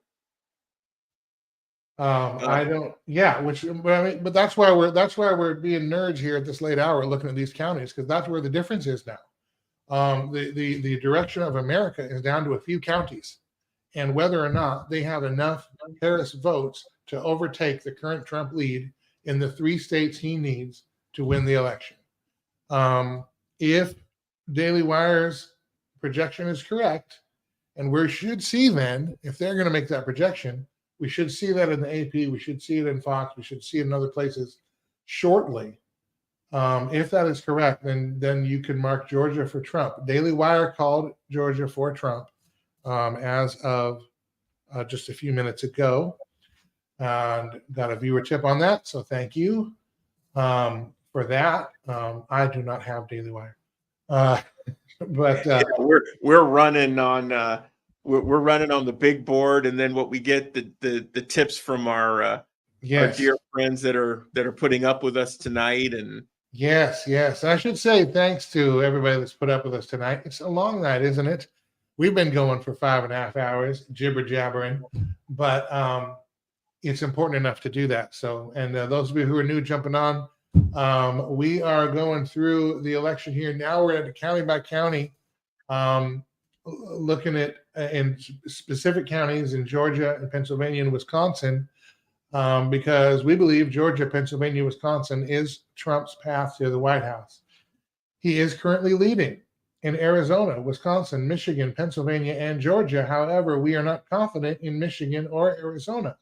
However, let's look back at Michigan again. They have 55% reporting. Trump is at 52.2. I want to look back at Wayne County in Michigan and see, because Michigan is 15. If he steals Michigan somehow, goodness gracious, I actually think if he steals Michigan, then I would be confident about both Pennsylvania and Wisconsin, and we're done. It's going to be President-elect Trump. yeah. So Andrew, let's take a look at it here. Currently 55% of the expected votes in. There are still 2.6 million. Oh, we just actually had a vote. And Trump dump. went up. Yeah, and Trump actually went up. So 56% votes in, just about 2.6 million estimated votes remaining. So let's get over to Wayne County, right? This seems to be like the big prize. So Wayne County still at about 23%. We expect that to swing Harris's way. That is Detroit, sits smack dab in the middle of Wayne County. Adjacent is Oakland County. They're just about done counting. And then Ouachita. So this is Ann Arbor, University of Michigan, this area here. Yeah, and just with so many votes left, and that being such a population center, I have a hard time believing that Trump doesn't lose his lead.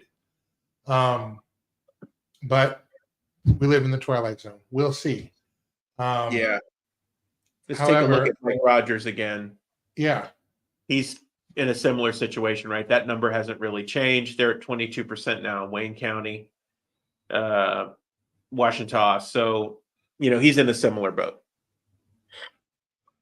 Wisconsin's at 82%. Pennsylvania, 86. Georgia, come on, man. What does Daily Wire know that we don't have? That no one. You know what, Andrew? I think that Daily Wire was doing the same thing that we were doing, and they've got enough on the inside to feel confident enough to make a call on Georgia. They were trying to calculate if there were enough votes in the Atlanta metro, in those counties, that in some way Kamala Harris could overtake Trump in the state, and they determined that there weren't enough votes out there, so they went ahead and made the call.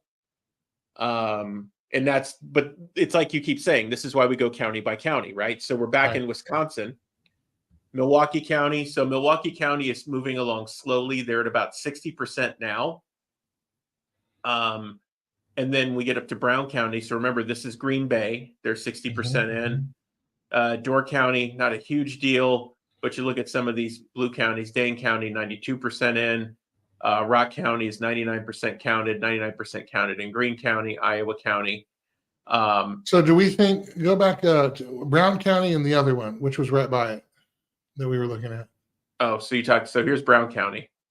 Okay. And that's a heavy Trump. It voted Trump last time. That's Green Bay. It looks like that'll stay. What's the first one you looked at down Milwaukee? Milwaukee County, right? So this is Milwaukee, basically the city.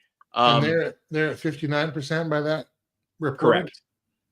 Okay, so it's a little bit of Milwaukee County versus Brown County in Wisconsin then, to see how many Harris votes come out of Milwaukee, and can Trump offset those enough, and then can Trump win Brown County by enough to maintain his lead, because it looks like the rest are mostly in. Yeah, Andrew. And so as we look at the numbers, right? So we're about 83% of the way through, and we got 500,000 votes, almost 600,000 votes that are still outstanding. This that's close. Yeah, this situation is a little different from Michigan. I think in a sense, although Milwaukee County has its own set of problems, little different scenario. You know, if we can just get a dump of a vote count, right? If I see Milwaukee County get 80% plus and it's still pacing this way, Trump's chances, I think, improve greatly. And I almost feel like Wisconsin is one of those states that's been waiting to pop. Mm-hmm. So let's see. Yeah, that is when we are about, let's see, it's 12:42 on the East Coast. We're waiting for Alaska to close. Traditionally, Alaska has gone red. We'll see if that continues here in this one. Their poll closes at 12 a.m. Central, 1 a.m. Eastern. So we are minutes away from that. And as we are going around looking at these counties. It is, in fact, a tight race, as it were, with, according to the AP, Associated Press Electoral College count, 230 for Trump, 210 for Harris. RC, what does Fox say about the overall Electoral College count? So let's take a look here. Overall count at this point, Trump is at 232. Kamala Harris is at 216. Now let's let me quick do a little math. While I do this, can you go back and check Arizona? They're stuck at 51. Let's see if any of those counties have moved at all, and maybe it's not showing up on the board. While you do that, I just want to do a quick Electoral College projection. By my math, Donald Trump would have 275 Electoral College, or maybe 277 if we're counting Fox's projections. And then let me do a quick piece for Harris while you bring that up, and then let us know what's going on there. Mm-hmm.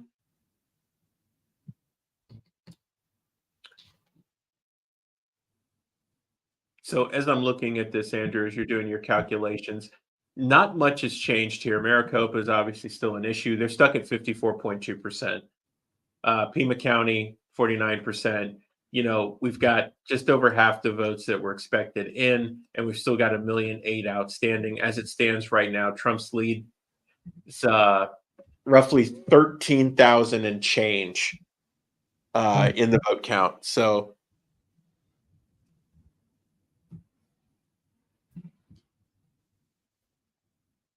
let's see, an event has 6. Yeah, so I'd have it at about 275 to 237, I want to say. Yeah, I mean, it's close. We're not getting the some pundits were talking about a Trump getting past 300. That's clearly not going to happen. Hey, Andrew, I don't want to cut you off. So, but this is important. So Cedric Richmond is the Harris Walz campaign co-chair. He's speaking at Harris HQ right now, and he's saying you will not hear from the vice president tonight. I thought we were supposed to have a non-whiny transfer of power. Well, I mean, you may not hear from her tonight, but you may hear from the voters tonight. Well, that's the thing. Yeah. Pennsylvania just moved to 87, and Trump extended his lead there, 50.9%. 48.1, a vote total difference of 179, something like that. 179,000 right in there with 87% reporting.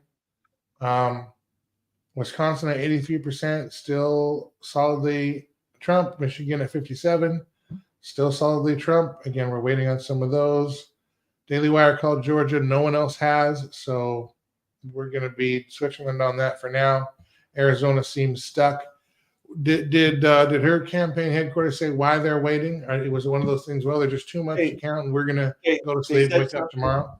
Yeah, they said something about every vote being counted, and it looks like it's hard to tell if people. I think people are starting to clear out of Harris's campaign HQ, but there was something about every vote being counted. So I think they suspect that Michigan is probably going to go into tomorrow because of Detroit and Wayne County. That Arizona is not going to get done tonight. And I don't know where they're at with Georgia. I have to venture that they know that they're probably out of ramp there, and they're going to look at it and say, well, look, Michigan will help us, and we can get Wisconsin, and maybe we can get Arizona, that they still see a path.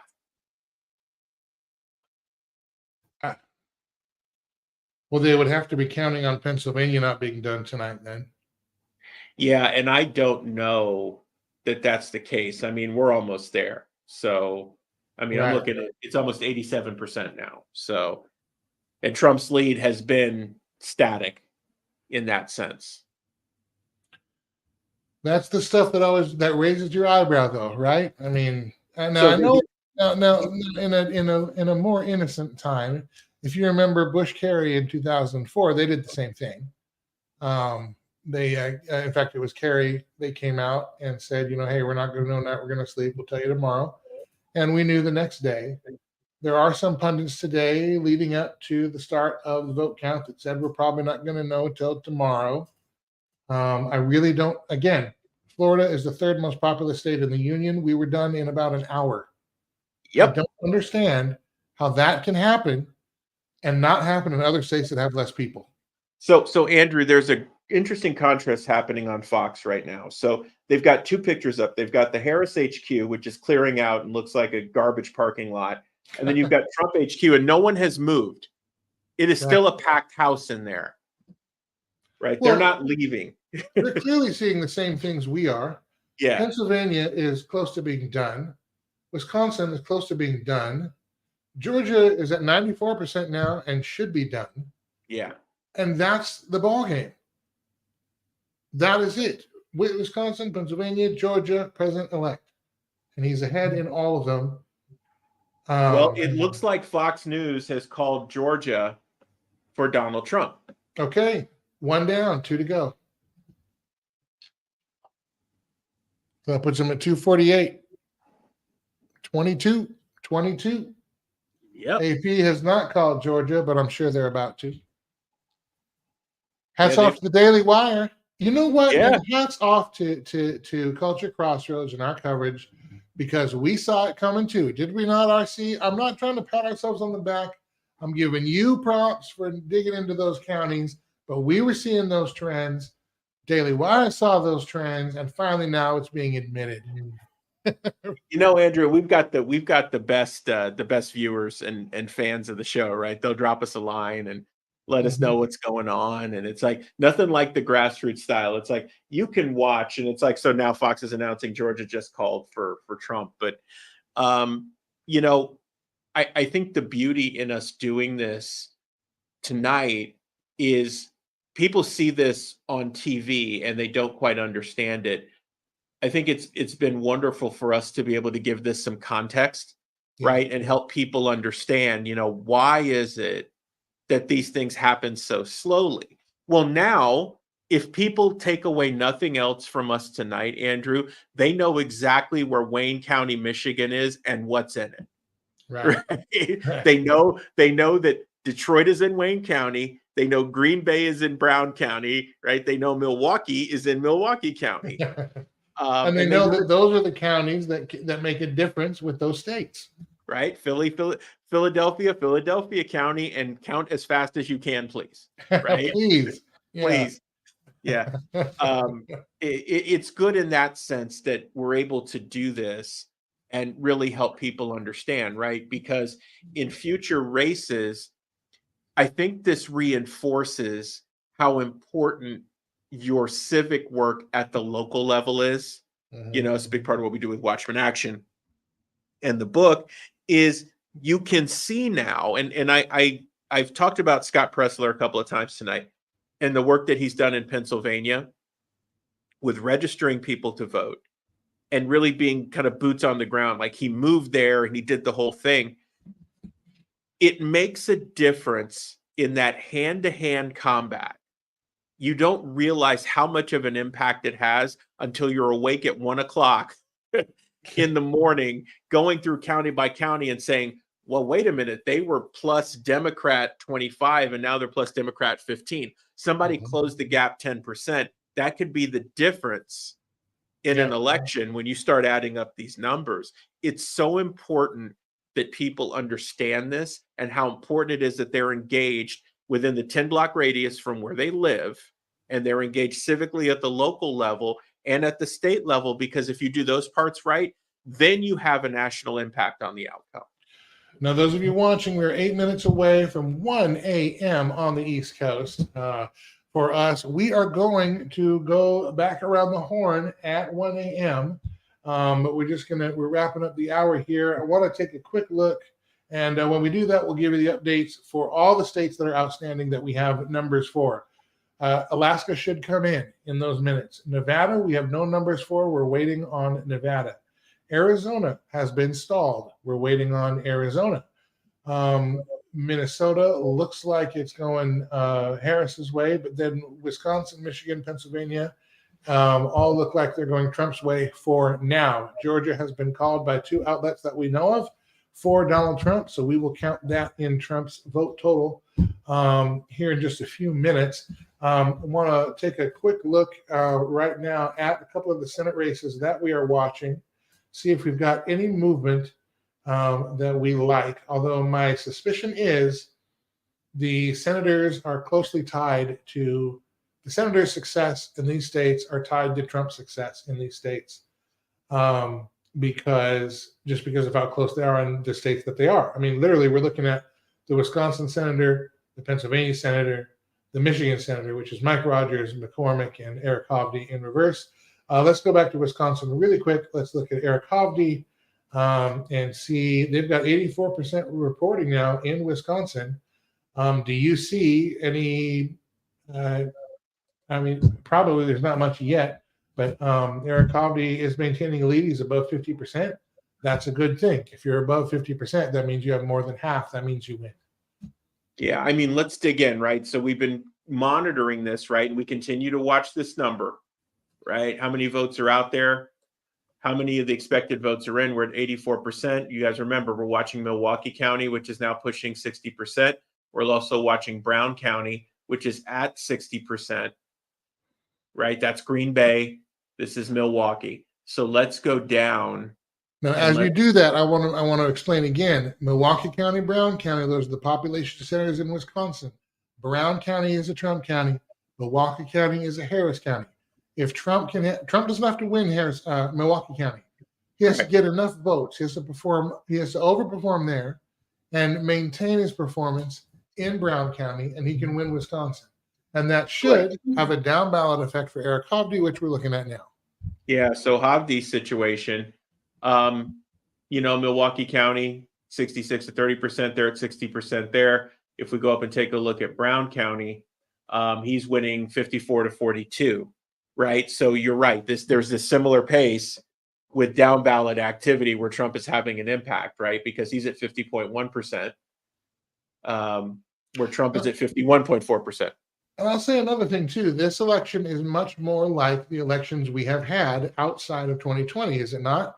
Where we're not seeing, in 2020, we also had a ton of split ticket, where you voted Biden on top and then Republicans all the way down. Or Biden would win a weird county, but the state legislators would be Republican the rest of the way. We're not seeing that this time. It's much more in line. At the same time, overall vote count, if you believe the totals from the last election, overall vote total is down. Let me bring up a page for you to see here really quickly. Yes. Let me just scroll up. Whoa, that's not scrolling up. I'm sorry, guys. Let me see if I have this enough. You should see there. This is the AP.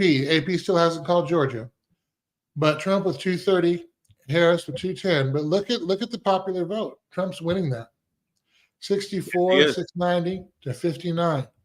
So this could be back in line, a popular vote and electoral college vote. How's that for democracy, friends? But if you add Georgia, that's even more. However, this overall vote count is down from 2020. Yes, it is. And so we won't know a whole lot of reasons for that until after this is over and we could see some aftermath. I don't want to speculate, but that is something to take note of as well. And he has a sizable lead in the popular vote. And I would think for someone like Trump, winning the popular vote is advantageous to him picking off these two Rust Belt states that we're looking at.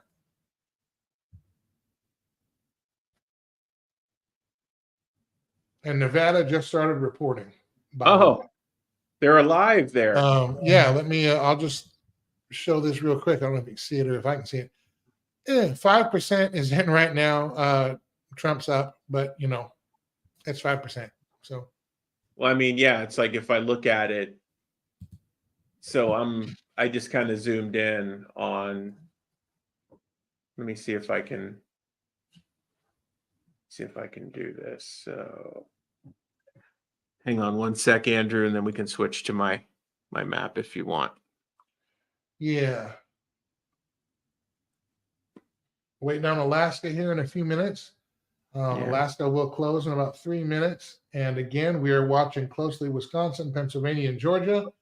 That is what you're seeing us. Georgia has been called by the Daily Wire and by Fox News. So we will count that, and we will do all the count updates here in just a couple of minutes.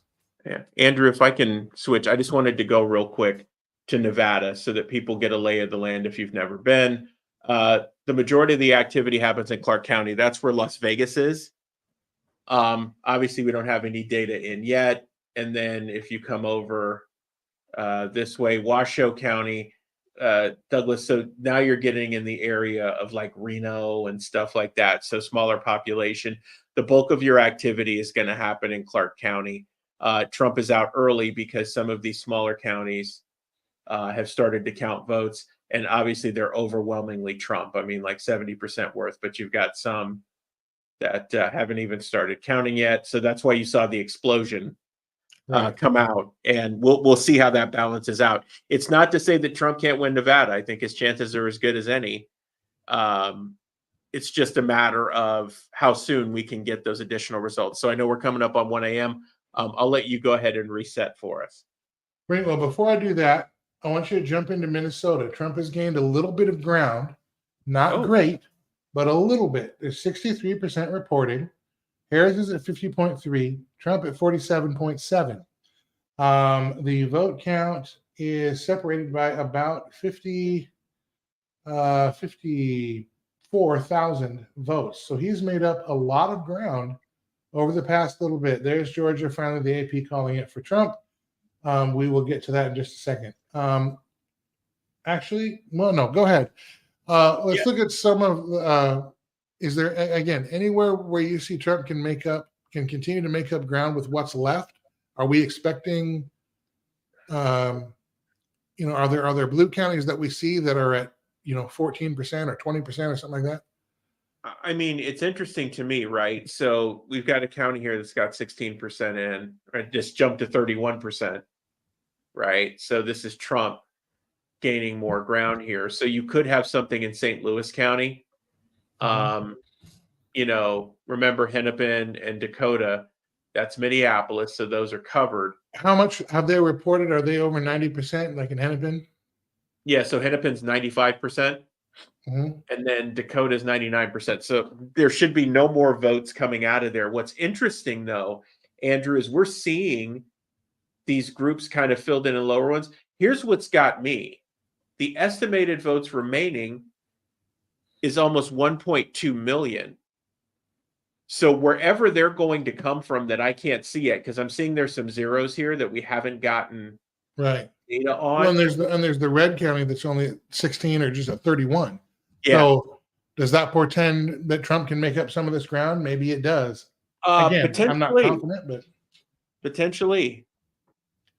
all right. Well, let's reset this. Let me go back to this map. Well, you can look at, okay, I know we'll do, Fox News has 248 to 216. Trump over Harris right now. He has been in the lead all night long. And really, there have not been any surprises other than there have been some Senate seat flips. We'll go over those in a few minutes. But let me take you here. This is from AP. AP has a slightly different count than Fox, which you'll see here at the top. We have Trump 246, Harris 210. But what I want to focus on here is we are looking at Nevada, which has 51%. They've been stuck there for a while. We anticipate that there's going to be a large Democrat vote dump sometime here, if not tonight, then apparently tomorrow, that may overcome Trump's lead. Nevada, we were just looking at. Trump is out to an early lead, but it's been mostly Republican counties, and we haven't had Clark County yet, which will be high Democrat turnout. Georgia, we have been waiting all night long. It was finally called for Donald Trump at 94% reporting. You can see 50.9%. Harris does not have a path to victory there. So that brings us to the Rust Belt. And the states we knew all along were going to be the difference. And we are down to counties. And that's what we're covering for you here tonight. The counties that are going to make the difference for this nation and set the course, at least for the next 4 years. Pennsylvania, we can start there. 90% in Pennsylvania. We are getting so close. Donald Trump, you see there at 51.2% to Harris's 47.8%. And there's a sizable lead there. About 217,000 votes separate Trump and Harris. We're going to look at the counties that are left over in Pennsylvania. We will apply the same logic there that we did in Georgia. And if we can't calculate Harris's path to victory, Pennsylvania may be in the process of going back into Trump's pocket like it was in 2016. We're less confident about Michigan. I'll tell you why in a second, but right now let's move to Wisconsin. Wisconsin at 85% reporting. Trump 51.4% to Harris's 47.2%. A vote total difference of 122,000 votes. Trump has made some gains. Here again, for the past couple of hours, Trump has been consistently above 50% in all of these states. That's not nothing. Now we get to Michigan. 60% reporting. Donald Trump doing even better than he was earlier in the night in Michigan when Michigan flipped over to Trump, at least for the current count. Trump at 52.3%, Harris at 46%. There's another vote dump there, 52.3 now to 46. Looks like about 224,000 vote separation in Michigan. But remember, if you are smart students and remember from last time, or we went around the horn here, we're looking at the counties there surrounding Detroit. There are 3 counties in the southeast portion of Michigan that could very well flip the state rather quickly. However, at the same time, in these states, Wisconsin, Michigan, Pennsylvania, we are continuing to see the Republican senators benefit from Trump at the top of the ticket. The other Senate race we're watching is Montana with Tim Sheehy, although that looks like he has got that pretty well under control. So we'll walk around the senators. But just first, RC, general look at the night here. We are getting down to it. I find it hard to believe we're not going to have a result from Pennsylvania here pretty soon. I'd agree with you, Andrew. And so let's do this. I'm going to pull up Pennsylvania on the big board over here, and then we'll switch because I want to go back into the counties. I think this conversation is really, really important for people, right? So we can see what's going on. You just mentioned this. We're now at 90% in Pennsylvania, and we've got 707,000 votes Now outstanding. remember, Trump is up by 200,000. Correct. So out of those 700,000, I mean, he needs to maintain, but he doesn't have to. 50-50 won't help Harris. It's got to be about 75-25. And so Correct. what we're looking in these counties is, does Kamala Harris have 500,000 votes out of that 707,000? Right. And so let's start in the place that you would expect to have the biggest issue. This is Philadelphia County. This is obviously where the city of Philly is. They've been at 78% for a minute. You don't expect Trump to win, but what you want these people to do is count as quickly as possible so you know what you're dealing with. Surrounding counties, 89%, 85%. Delaware County's in at 92%. The majority of the counties in the state are between 80 and 90% done. As you can see, as we kind of roll through here, you see a lot of red. Allegheny County, this is Pittsburgh, and they're at 94%. Trump's holding his own there. And then all Cambria Trump County. needs to do in the heavy blue counties, Trump just needs a bigger turnout in those. He doesn't have to win. He needs a bigger turnout to offset whatever the difference to hold the line in these last 700,000 votes. Bingo. And so if you look at this, right, so we're looking at Cambria County, 20% in, but it looks like your totals are pretty low there. It's a pretty even race. So your question is correct, Andrew. Are there 500,000 votes in here for Kamala Harris? At this rate, it doesn't look like Philadelphia County or Allegheny County can produce enough of those votes. So in this scenario, you would have Trump out with a win, and he would take the state of Pennsylvania. It's yet to be seen if there's any tomfoolery, but as it stands right now, this is what you want to see. You want to see high count numbers in places where Democrats may try to push votes through. This is, we mentioned this earlier in the night, this is reminiscent of Glenn Youngkin's election in 2021. And the difference was there were so many eyes watching. They tried to cheat, but then they realized that there were too many people watching and they couldn't get away with it. They let the election run its course, and Glenn Youngkin is then governor of Virginia. Tonight, I think you have a combination of great efforts from conservative Christians and patriots in places like Pennsylvania who really did the work on the ground. And Andrew, kind of what we're talking about tonight, it's like, you know, you're not going to win Philadelphia County, but here's the goal. You want to try to make sure it gets counted as quickly as possible and get as much as you can, right? You want to make sure enough people are registered and that you can counter that, where if you can knock them down from, let's say, plus D13 to plus D7, that's a huge win, right? And then you end up in situations like the one you have tonight. So, you know, this is a good look. I mean, Trump, there was just another vote dump. So now we're down, right? We're down a bit more in this number, we're down another 10,000 in the votes, the expected votes remaining. So Trump's still in pretty good shape here. We're over 90%. So like you said, we're almost all the way there. This is a good look for him. And if Pennsylvania goes his way, then you're in a completely different place, right? Because then he just needs to do a little cleanup work. And he is the president-elect. Right. Pennsylvania is 19 electoral votes. He's at, what is he at now by Fox's count? We'll use that for this I math. think it's 248. Let me go back here. I've got 247. Yeah, they got him. Must not be giving him one of these votes somewhere. It could be either Maine or Nebraska. Although it looks like Maine and Nebraska are in. But 19, that's 267, isn't it? So if he gets 19 on that, yeah. So then he's got cleanup work then, right? He needs one more. Yeah, you figure that once actually Alaska, Pennsylvania and Alaska would do it. Yeah, you figure Alaska is going to go his way. I mean, we have it popped up on the board here. They're 15% through. Trump is winning in the state. They historically go red. So that would be enough, right? I think that combination 19 and 3 is 22. That would be enough, right? Or if no? You're at 240, no, 248. Yeah, that would be enough. Isn't it 22? Because it's 250. Yeah, that's 270. Okay. So then if you're looking at this board, so now again, Wisconsin, nice to have. Sure, you want to do it, right? Because you want to bring the point home. But if this stays and we get a call here and he gets a call here, this doesn't matter. This doesn't matter. None of it does. None 270 of it is, does. yeah. We get, Right. and we should have an Alaska call soon. So I now would we're waiting venture on, so. now we're waiting on Pennsylvania. And yeah, and then, and you're there. You're there.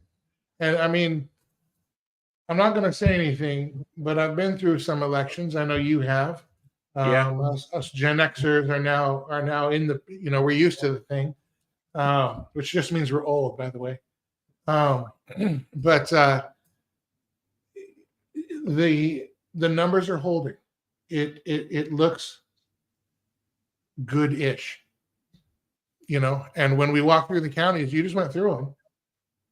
Where are the 500,000 votes for Harris in Pennsylvania that she needs? I really don't. Yeah. I mean, I'm not sure.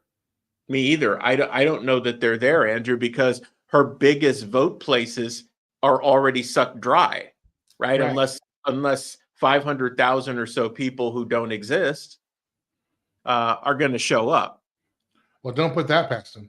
Yeah, I know, right? They're probably thinking about it already. They're trying to figure out how they can cheat. All right. But- So I get Daily Wire has called Alaska for Trump. That's not a surprise. I am sure we will get that call from the other soon. Alaska is not a mystery, even if there is a town called Mystery. It's not electorally. So that would put Trump at what, your 251? Yeah. And then all we're waiting on is Pennsylvania. Yeah, he's also winning in Nevada here, Andrew. 75% of the vote is in. And what is interesting, if I go into Nevada for a second, and it's a minor player in this game, but I think it is interesting to see Clark County. This is Las Vegas, where all the action is. Trump, with 80% of the vote in, is hanging in. Wow. Well, that's Right. And that's what we're talking about.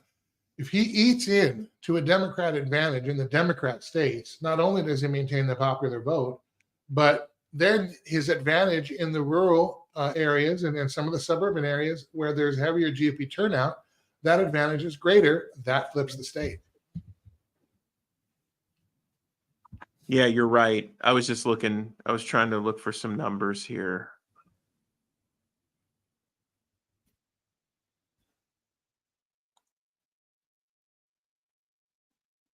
Hang just 1 second for me. No problem. No problem. There is some interesting New Hampshire information, which I'm looking to get right now, with a couple of my contacts around the country, and I'll be curious as to what that is.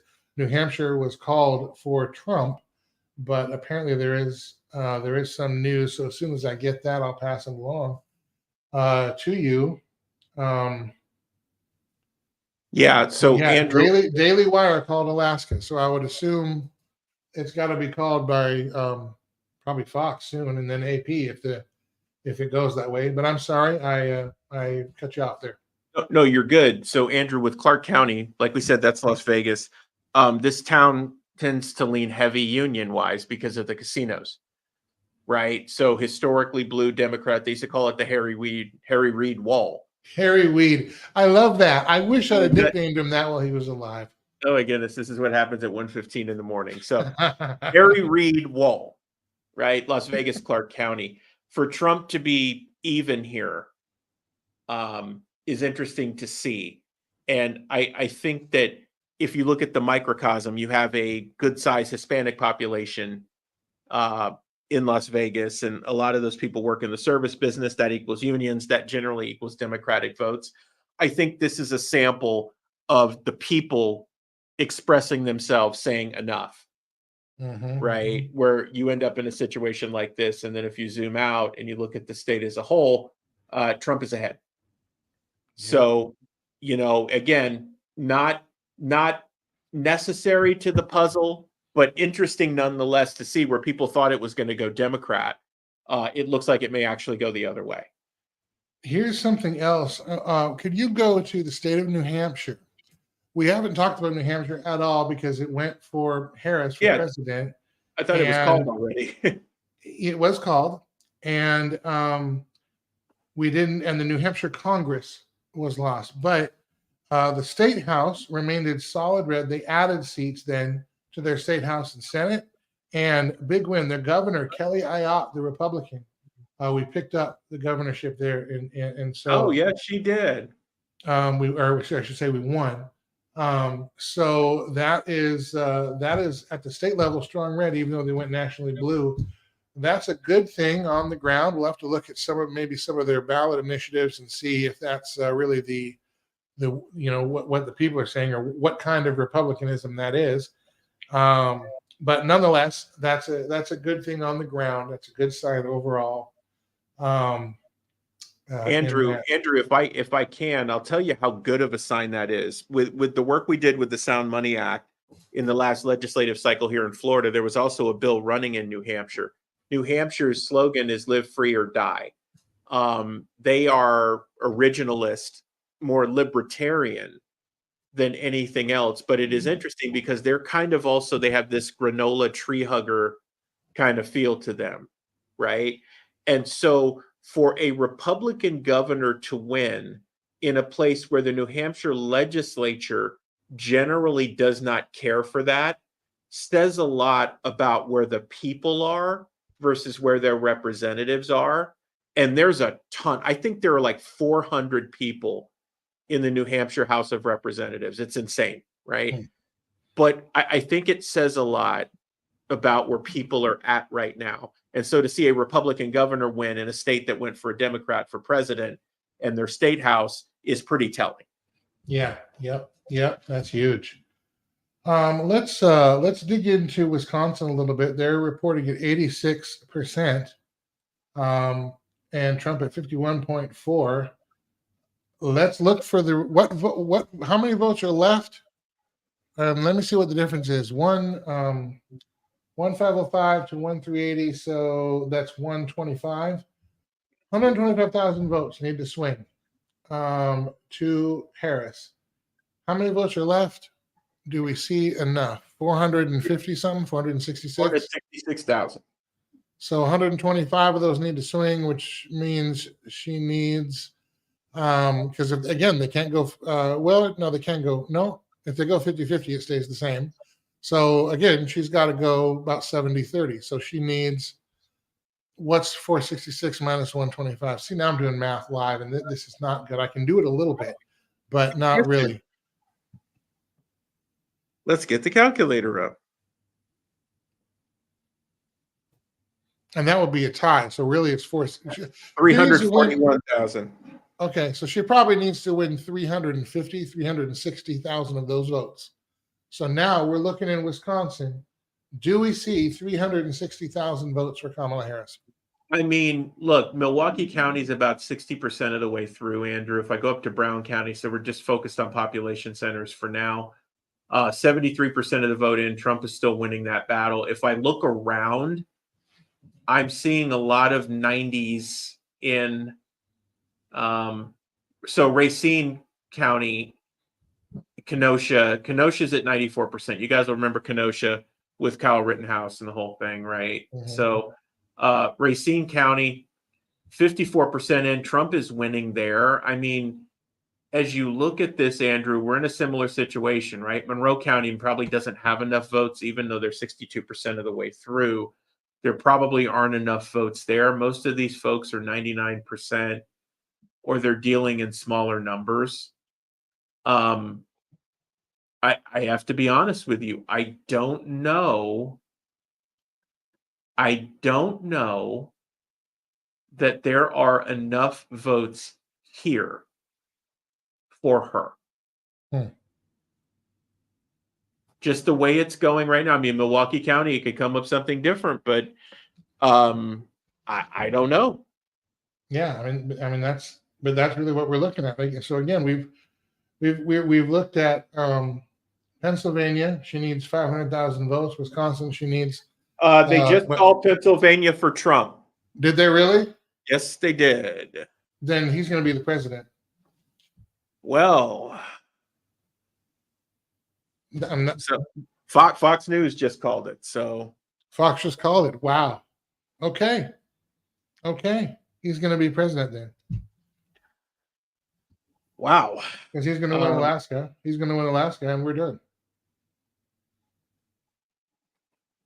I knew it, friends. I knew it. And again, I see the Fox decision desk called it from the same intel that we were looking at.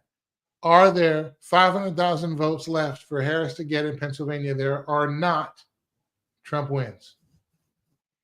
Yeah, Andrew, it is interesting that this election game has been made out to be this super complicated process, right? I guess only when you're cheating.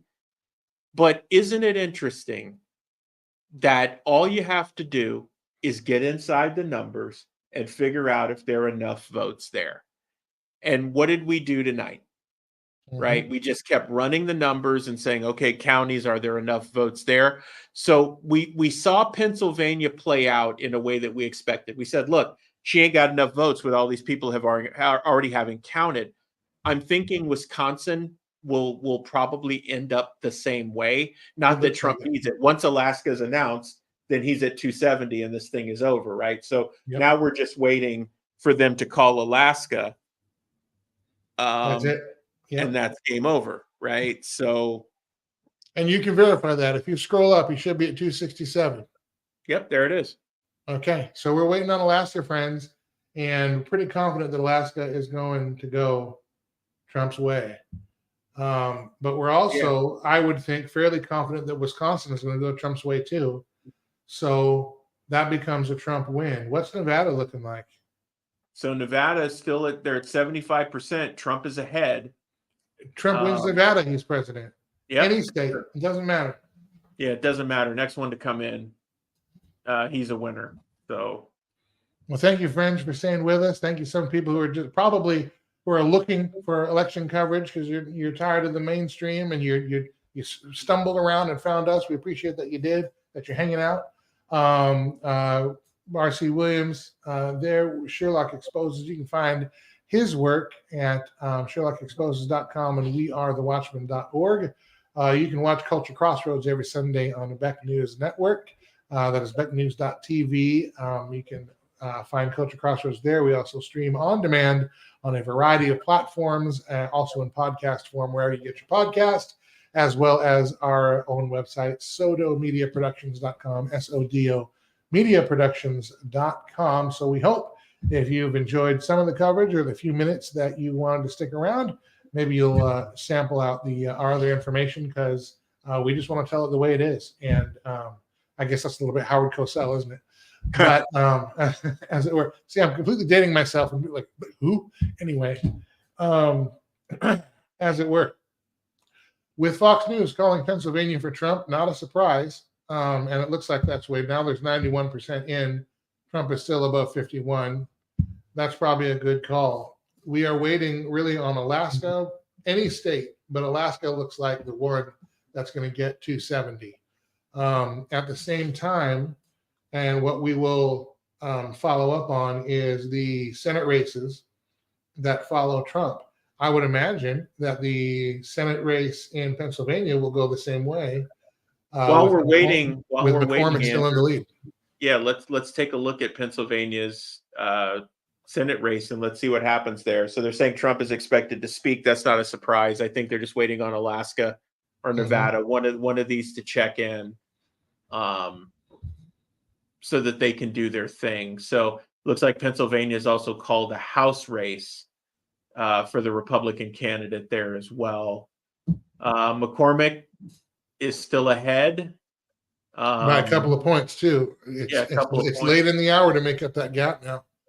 Yeah. So, I mean, given the fact that Trump has won, you got to think that if the down ballot's been working the way it's been working all night, that likely McCormick is going to flip another Senate seat here. So, and look, this is an encouraging election because of the way this is playing out, because it is acting more like a normal election does, even with the early voting. And I'm not a fan of early voting, but even with it, it's behaving like a normal election. And many people had a lot of concerns as to election integrity. In fact, there was a recent poll that said only 24% of Americans even trusted our election system. Andrew, Daily Wire is called Alaska for Trump, so that puts him at 270. President-elect Trump. I'll say it. I'll be the first one to say it. Wow. It's President-elect Trump. Pennsylvania and Alaska is the ball game. And again, if you are going to look at, where's my map now? If you're going to look at the rest of the states, he is looking really good in Wisconsin. He is maintaining a sizable lead in Michigan. He looks okay in Nevada. Arizona is weird, but it doesn't matter because he won Pennsylvania, he won Alaska, he's got 270. Even if now Harris sweeps the rest, she still can't win. We have President-elect Donald Trump, the 45th and now 47th, to be the 47th president of the United States.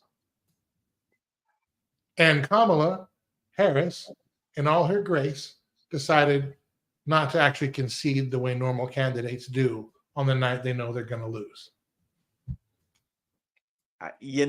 Andrew, but are we surprised? Right? No. Are we? No. Are we surprised that the party that cried and cried and cried about peaceful transfer of power and don't challenge the election results took their ball and went home when they knew it was cratering anyway, and they couldn't catch up and they weren't catching up? I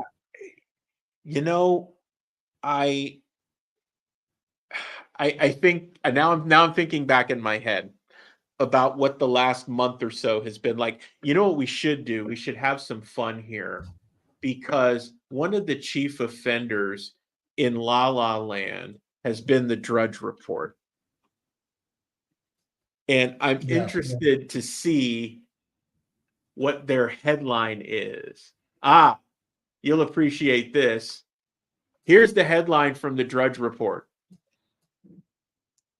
World in okay.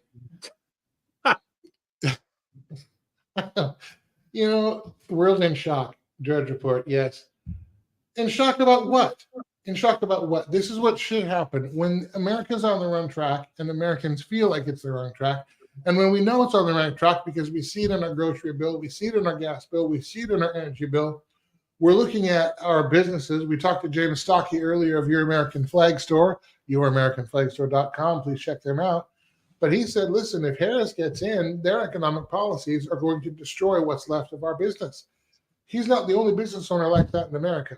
It shouldn't be shocking that the vice president, the second in command, who signed off on 33 of the pieces of legislation that have contributed to the ruination of America so far, it shouldn't be a shock if that person didn't win. But if you're a progressive, you can't imagine a world where people don't like having their lives suck for the planet.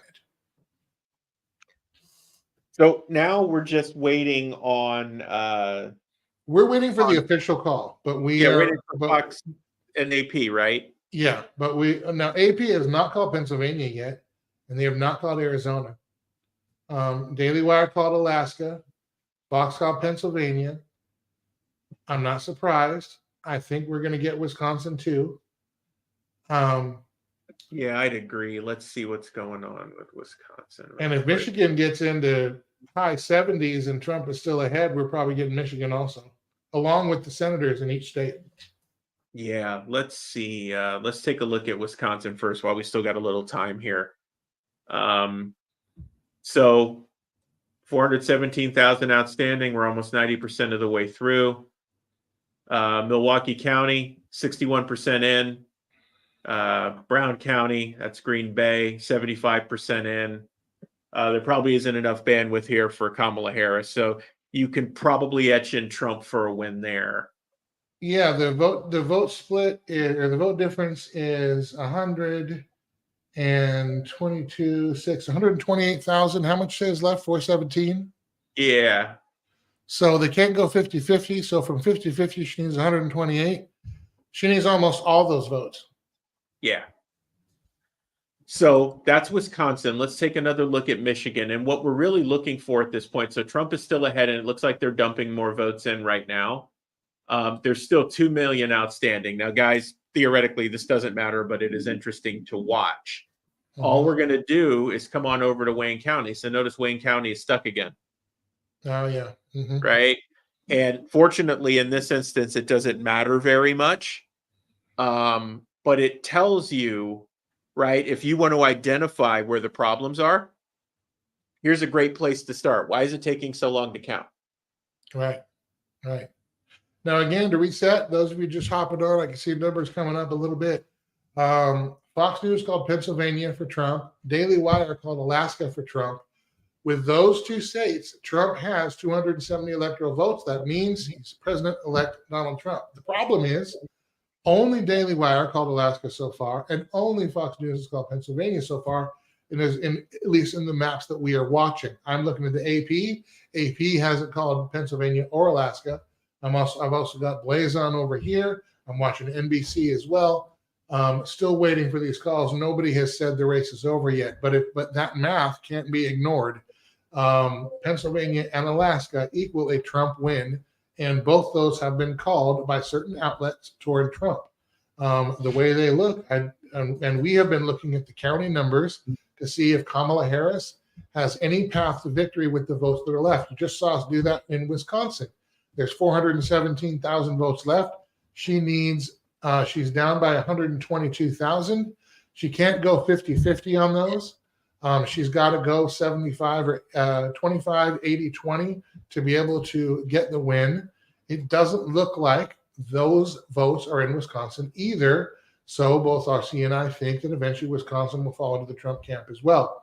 But all that being said, we are confident that Donald Trump is President-elect Trump, because of the calls for Pennsylvania and Alaska by two different sources. And we expect that other sources will announce that soon. So we are waiting for the official word, but I'm not afraid to say you heard it here first. You know, Andrew, Grover Cleveland is no longer alone. In presidential history, Grover Cleveland, up until this point, was the only president in history to serve 2 non-consecutive terms, right? He lost one, close one, came back, won again. You know, he won, lost, and then won again. Donald Trump is going to join him in that category, and he's holding to speak. I think he's just waiting for the official word on just like we are. Yeah. Daily Wire just called Pennsylvania as well, so it's a matter of time. Yep. So RC, I mean, I'm confident that we've got President-elect Trump. Are you? I am, Andrew. And so now if we work based on that and we start shifting our thinking, we know that the next 70 days or so are going to be insanely intense, right? And I know that there is jubilation and there's a sigh of relief from one side of this. But just be aware that there are a lot of people who don't want to see a President Trump. They don't want to see a return of Trump to the White House. And so, you know, just kind of brace yourself for anything. You know, we may see some of what we saw in the summer of love in 2020. Also understand that I don't think that there's anything necessarily off the table. We could go to sleep for a couple hours, get back up, see something different, see something added, see something happen. You know, to give you an idea, there was supposed to be a test, and this may have already happened. Minnesota was called for Kamala Harris, by the way, if anybody cares. So there was supposed to be a test of a hypersonic missile by the U.S. off the West Coast as a show of force to North Korea. So, you know, they were holding off until the election was complete tonight. So I don't think anything's off the table, Andrew. I think that it is a good reminder to people that, yeah, okay, you managed to get Trump to president-elect, but I go back to what we've been saying for months. Are you actually going to hold him accountable for all that stuff that he promised you? And are you going to do the work? to ensure that we never go through anything like this ever again. Yep. We have, this is an opportunity. It's an opportunity. We have some time to make a difference and to keep going. By the way, strong leadership is rewarded at the polls. Ron DeSantis showed that in Florida. He governed very conservatively and very judiciously, if you will, and efficiently. And Florida got deeper red. I believe, one of the reasons I think Trump won Florida so early and so soon is partly because of the work of DeSantis in this particular election. And so the prayer is that Trump will govern in the same way, but also that the senators that we're voting in now, the narrow majority that we'll probably keep in the House. That reminds me. I had a note that one of the GOP leaders was worried that we were actually going to lose the House, but they now believe that we will hang on to a slim majority. It might be a couple of seats more than we had before, because I think we were only like 212 to 210 or something like that. Maybe we'll end up with 214. So it's still slim in the House, which is interesting because congressional districts usually trend more conservative. So I wonder if that has to do with redistricting in certain places, or if, again, there's a shift just to the left of the electorate in terms of worldview and what we vote for. Anyway, all that to say, if they govern strong and they will govern consistent with what we are asking them to do as constituents in our various states, there's no reason why we can't continue this momentum into the midterms. Because remember, they want to say Trump is a lame duck. I don't want a lame duck second president, but I want effective and good governance that's good for America in any president, no matter what term they're in, and in any senator or congressman. So hopefully we will see that going forward. Yeah. So Andrew, I'm just looking here. Alaska's been stuck at 26% basically for a minute, but I'm pretty sure it's like, so Nevada kind of the same way, right? They're still counting votes there. Trump's fallen slightly behind in Clark County, but he's pretty much winning in every other part of the state. So however he gets it, right? He only needs a couple of votes. So yeah. It looks like Wisconsin, and that's getting safer by the minute. 88%, and he's at 51.5. His margin there went up to about 130. So remember, he was up by 122. Now he's up by 130. So again, of those 417, which is now less, she's got to get even more. And there's your number. It doesn't look like that. 413 now, but she needs more. And I don't think there's a path there either. So, yeah. Well, I don't know about you, but it's been a long 6.5 hours here. Yes, it has. I know we don't have the official, but I'm confident it's going to be official. Are you? I mean, I don't see.